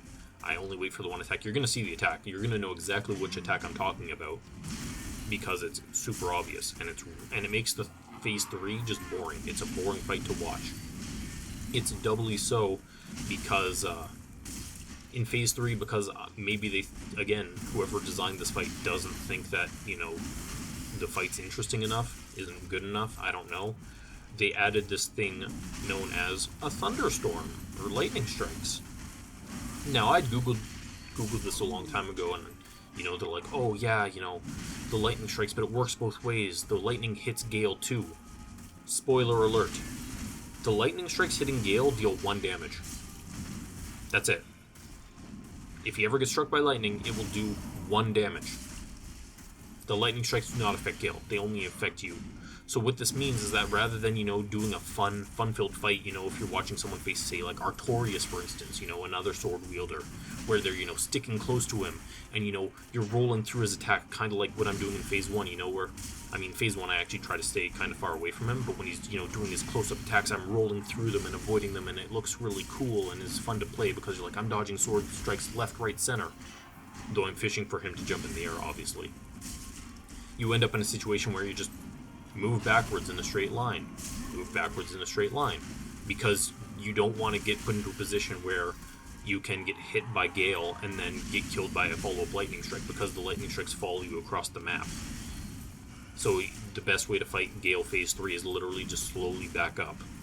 That's it. You just slowly back up over and over and over and over again. And it makes the entire fight boring and trivial to watch and to play. Which is why I'm really not high. I don't think highly of the DLC. Again, the first part area that you go through, the Dread Keep, poorly designed. The boss fight following it is poorly designed and garbage. After that, the Ring City itself is really well designed and super awesome, and I'm a big fan of it. After that, however, you get the Midir fight, part 1, which serves no purpose and doesn't get you a reward for beating it or fighting him. And then you fight him part 2, which is way longer, 4 times longer than it should be.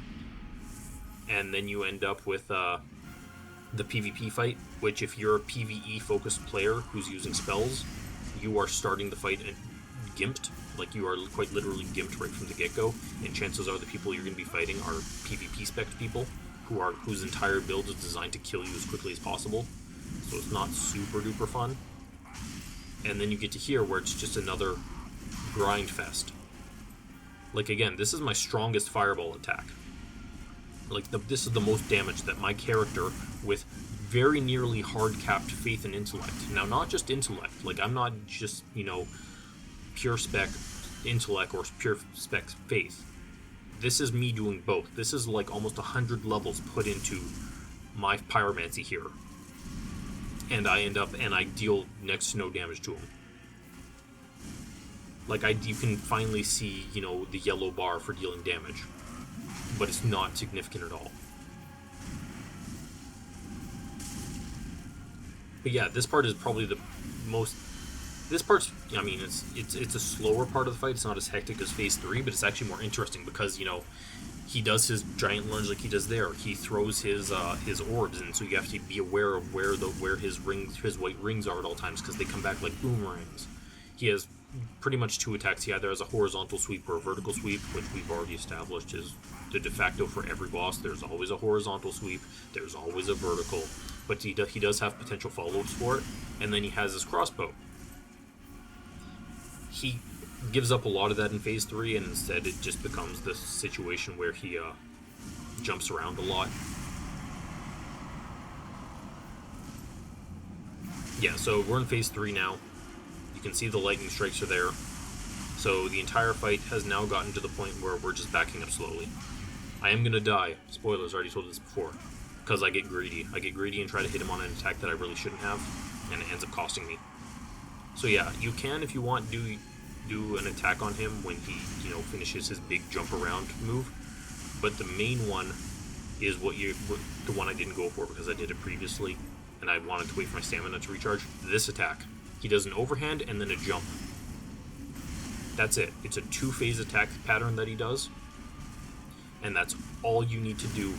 Is you can do it melee, you can do it with spells, it doesn't matter. It's the pattern I use for melee too.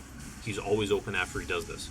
He does that, and then he does a spin, and you have an opening. That is your chance to hit him, and you can just do it over and over. Here's where I die. I got way too greedy.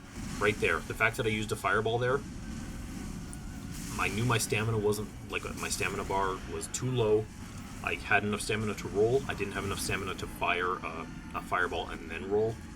And I threw a fireball like an idiot, and I knew as soon as I did that I was screwed. And yeah, then he just took advantage of it and pretty much one-shot me with his, 2-part attack with his thing. Or sorry, I think I kill him on phase 3 because I die very easily here because I just get lazy. Which is entirely what I deserve. I deserve to die here for being lazy and dumb.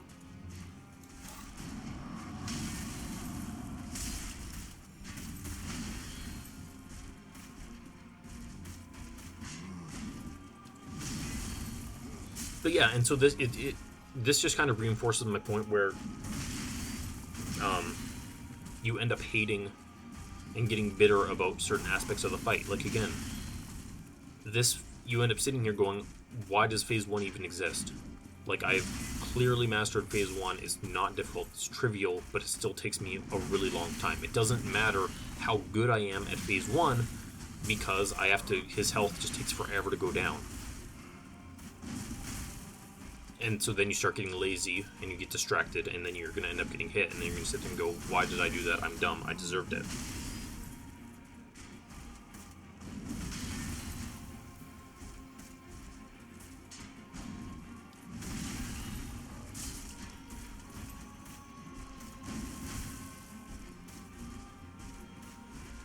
And again, I didn't really talk about this the first time through, but all I fish for are any time he goes into the air for an overhand attack. The reason why I do overhand attacks rather than, regular attacks like that, a pattern that you just finished there, I had an opportunity to hit him. And the reason is just, like right there what happened to me, which ended up getting me killed because I'm an idiot, is any attack where he doesn't do a full jump into the air, if you try to take advantage of that attack, there's a highish likelihood that he will, that he'll do a backswing, and if you're using something like, say, a greatsword, the opportunity for you to be caught in it is quite high. So here I'm like, you know what, why am I using this Wolfblood greatsword? I don't need it anymore for, that. The only reason I had it was for the Demons and Midir, and even then my damage was next to nothing. I'm going to go back to my Onyx Blade, because Onyx Blade is great, and we're going to compare damage. And what you end up seeing here is something which is quite important, which is, yes, my damage is lower with this Onyx Blade, but it swings a lot faster, so I actually have the opportunity to hit him twice. And, which is quite obvious, is if you can afford to hit him twice, I'm actually finishing phase 1 in double the amount of time, good job me, in half the amount of time as I was initially. Which for me is incredibly worth it, because again, phase 1 is pointless and irrelevant. It lasts way longer than it needs to because Gael's health bar is just way too high. And I mean, if you look at actual numbers, it might not actually be that high, but again, with the way they work with defenses, it's ad hoc a huge bar. Like again, when we compare this fight to the final fight, which will be showing up, there's going to be a huge difference in damage numbers. Like in just well, the damage numbers might probably still be the same. I don't actually know, but it'll be a different in regards to how much of their health bar I'm taking away per hit, and it's really significant. So I feel like even like Gael and Midir actually have a really good, like they're good fights. They are really good fights and really well designed fights. The problem, well, okay, Phase 3 Gael is kind of garbage, and Midir doesn't have, you know, a super unique moveset like I said, but that's okay. Not every fight has to be, you know, a super unique, fun-filled adventure of, oh my god, it's so crazy and wild. But if they overstay their welcome and by a significant margin, then it turns that interest into, you know, boredom and apathy where you go, why am I doing this? So luckily with the Onyx Blade here, and the fact that I can now do, on average, 2 swings, or I guess on average it's like 1.5 swings, you can see his health bar is going down a lot more, because again, I've spec'd into it scales, I'm pretty sure, with Faith and Intellect, which is great because I'm a Pyromancer, and unfortunately though, that still means that the way the damage works, I'm pretty sure it does chaos damage or some garbage like that, or fire damage, one of the two. Demon Prince and Midir are not immune, but they're resistant against it, so the blade is useless in those fights. But yeah, so we're just gonna keep doing this over and over and over and over again. And yeah, you can, like that attack that I just did right there, that moment, if I was using the Wolfblood Sword, I would not be able to do that at all. I would have had to wait for an overhand attack, but because this attack is slightly faster, I can actually go and wait. I did try in a previous playthrough to use Sister Friede's weapons on this fight. It's underwhelming. Again, the great thing about Sister Friede's weapon is, of course, that it, you know, does frostbite. Is that what it's called? Frostbite, the frost damage thing. Unfortunately, again, in higher new games, their resistance to it is so high that by the time I managed to actually get a proc of frostbite on him, like, the fight was nearly over. And there was no way I was going to get multiple procs of frostbite. But yes, we're back in Phase 2. I really like Phase 2. I love rolling through, you know, through the rings. I love dodging his attacks and all this. It's just unfortunate that Phase 3 is, you know, only one attack gives you a really good opening to hit.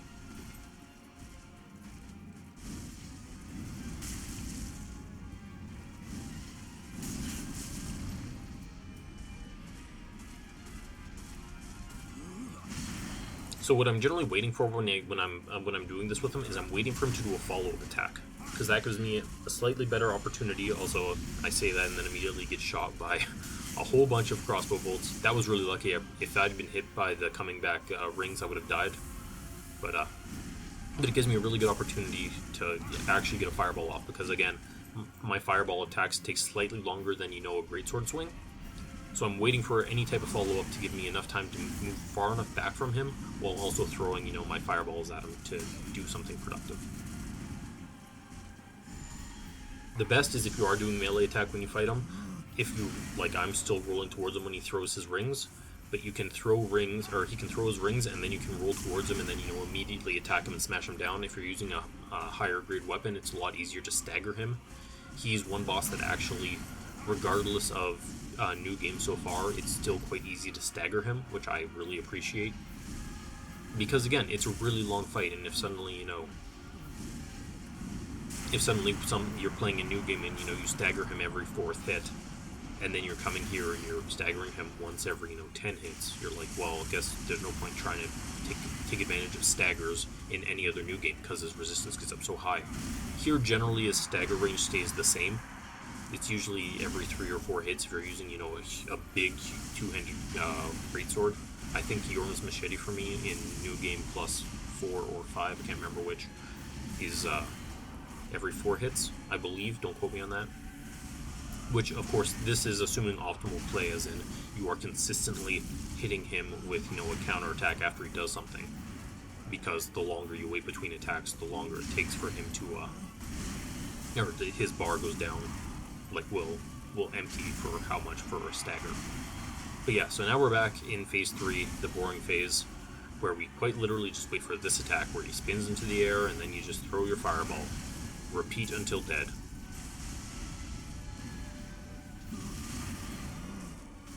No point getting greedy. We know exactly which attack he does, which makes it really easy to hit him. We know that by waiting for this attack, we can let our stamina bar completely refill, so we're not in danger if something bad happens or goes wrong.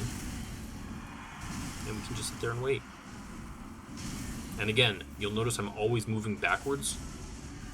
Generally, I want to stay out in the open dunes, because it is entirely possible that you can get stuck on, the ruins, and then you get trapped there, and that's not a good place to be, so you just want to kind of back up into the open ruins as much as you can.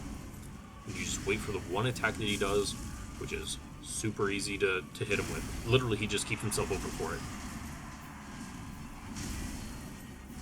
So yeah, there it is. Overhand followed by a jump.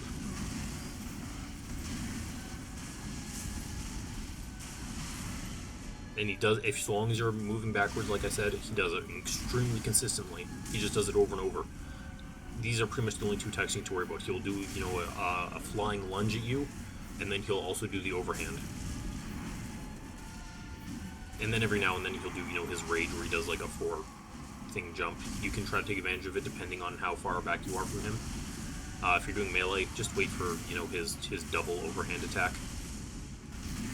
Right there. And you'll just win. And you'll feel, I guess maybe great about it. Depends. I don't know. The first time you'll feel great. You're like, haha, I showed him. And every subsequent one you're going to go, wow, this fight took way longer than it really should have. Yeah, so there he goes. He's dead. And there was much rejoicing. Yay.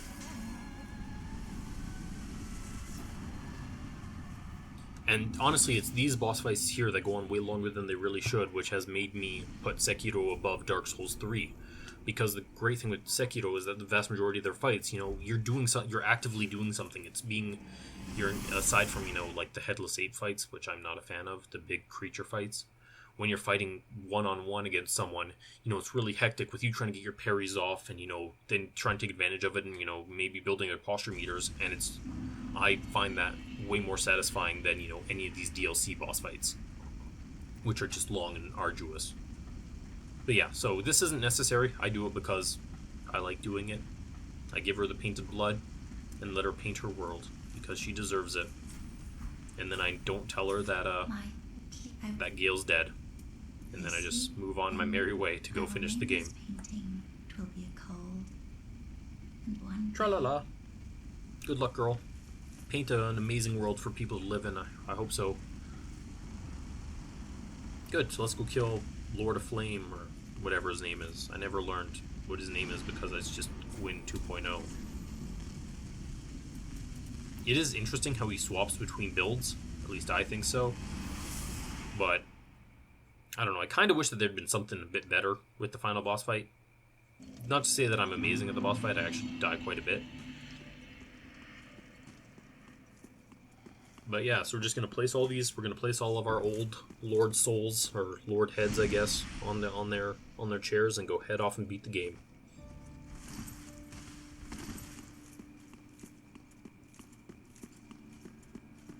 Also for the final boss, again, because he's made of fire, that's what Dark Orb's for. Dark Fire Orb is to, because I'll at least deal damage with it.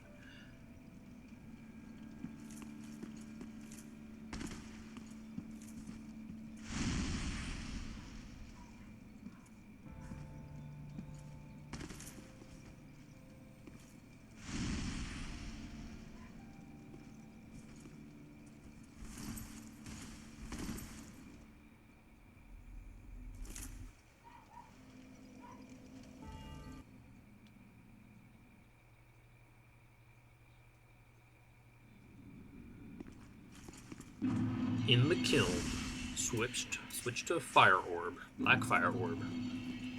Why couldn't there be like a black Chaos Bed Vestigius? Because I would just use that 24/7 and just ruin the world. I say as I walk out onto, a completely ruined world with like ruins everywhere. I'm still not sure what the point of this part is. Why you have to you teleport to the kiln, sit at the bonfire to the kiln, walk out, see another bonfire, go to that bonfire, and it teleports you to here, and then you get another bonfire. So it's like 3 bonfires, 2 of which are you can actually rest at, and the other one is just a teleport. I don't know what the point of that was. There must be a reason, and I just don't know what it is. But yeah, so you'll notice you run between, the archway, and there's the sun, the ruined sun staring right at you. And there he is. And yeah, look at how much damage I'm dealing with one of my fire orbs now. Imagine if it was the Chaos Bed Besieges, and he wasn't immune to fire damage or resistant to it. But just imagine that. Look at this. In like 3 hits, I've taken away like a quarter of his health. Or 4 hits, rather, I guess. Still a really interesting and fun fight where you can get staggers on him and he swaps between builds, and it's really great, but it doesn't overstay its welcome. And that's what I think is really key, which is why this is a great fight all around. Yeah, so he's going to buff himself, and I'm just going to say, screw you, dude, I'll hit you anyway. And here he's going to be a scary, scary man with his scimitar, where he's going to do, like, jumping lunges and hurt me very badly, and I'm going to cry and run and try to throw as many fireballs at his face as I possibly can. Please, sir, stop hitting me. I'm sorry. I did not mean to do this. Also, that was pro skills on his part, just getting through there. But yeah, so we're going to stagger him. Going to get smacked by his magic sword, which is going to make me incredibly sad. Though it also looks really amazing when he just goes into flinging up into the air. Here's me panic rolling, trying to avoid his Mage Beam of Death. And yeah, there we go. He's now going to start phase 2. Phase 2 isn't that bad, especially if you're ranged. Generally, the attacks we're fishing for are him doing jump attacks and him doing this, 5-part combo. Because it just gives us lots of opportunity to just throw stuff at him. And he can't really do much about it. And again, the one shield I use is just like in Dark Souls 1, which is the highest fire defense that I can possibly find. Just because, I'm not one to swap between items, or even, shields or whatnot. So long as I get 100% physical defense on a shield, and then generally you'll pick either lightning or fire. I generally go fire, because I feel like I encounter fire more than I do lightning. Then I'll take the highest fire defense out of that. And then I just stick with it, because again, I don't use shields too often. On my main melee guy, I have a shield on him, but I don't use it ever, regardless. But on the pyro, it's good to have it on you just to be safe if you want extra protection. If you're getting a bit scared of an attack, then maybe instead of trying to roll through it, you just tank it.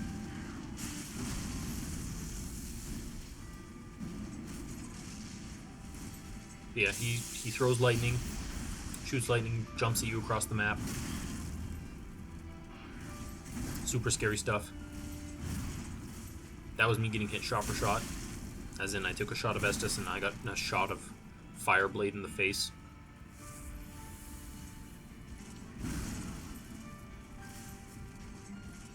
But yeah, even I would argue, not that I've timed it, because I don't care enough to do that, but I would say that this entire 2-phase fight for the final boss is finished in a quarter of the time that you finish Gael. And if you were to ask me which one did I have more fun doing, the answer is going to be, obviously, it's going to be this boss fight. Because even if the boss fight took, 25% less, or 75% less time to complete, that's only on the time that I won. It's entirely possible that I died, 30 times to this boss. And if you're fighting the boss 30 times, like, for example, let's look at Cuphead, which is not in Dark Souls like in the English form, but overall, when it comes to Cuphead, boss fights in the levels take roughly 2 minutes to complete a piece. Sure, you can be stuck on them for 5 hours, but the level itself only takes 2 minutes. So you don't need a long run time in order to make something good. So here we're summoning in the Firekeeper. We gave her the Firekeeper eyes that we found after we killed the hard Gundyr. So we're going to have her kill the flame for us. We're going to end the cycle. We're going to put an end to everything.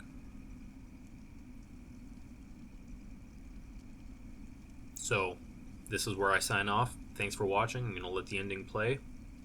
Have a good day.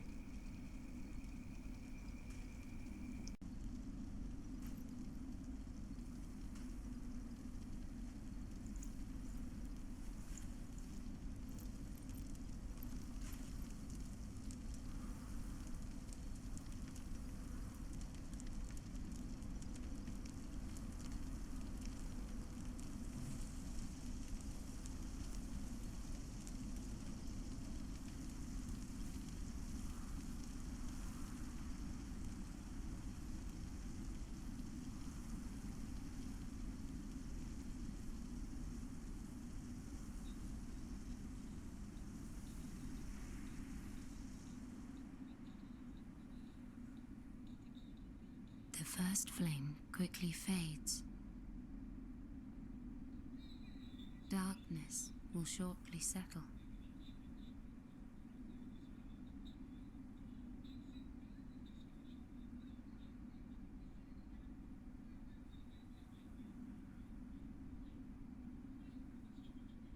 But one day, tiny flames will dance across the darkness.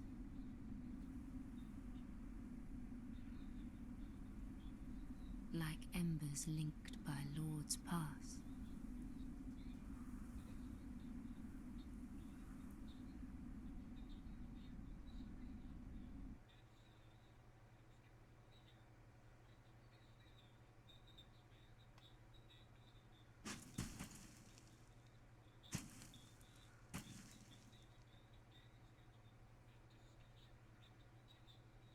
Ashen One, hearest thou my voice still?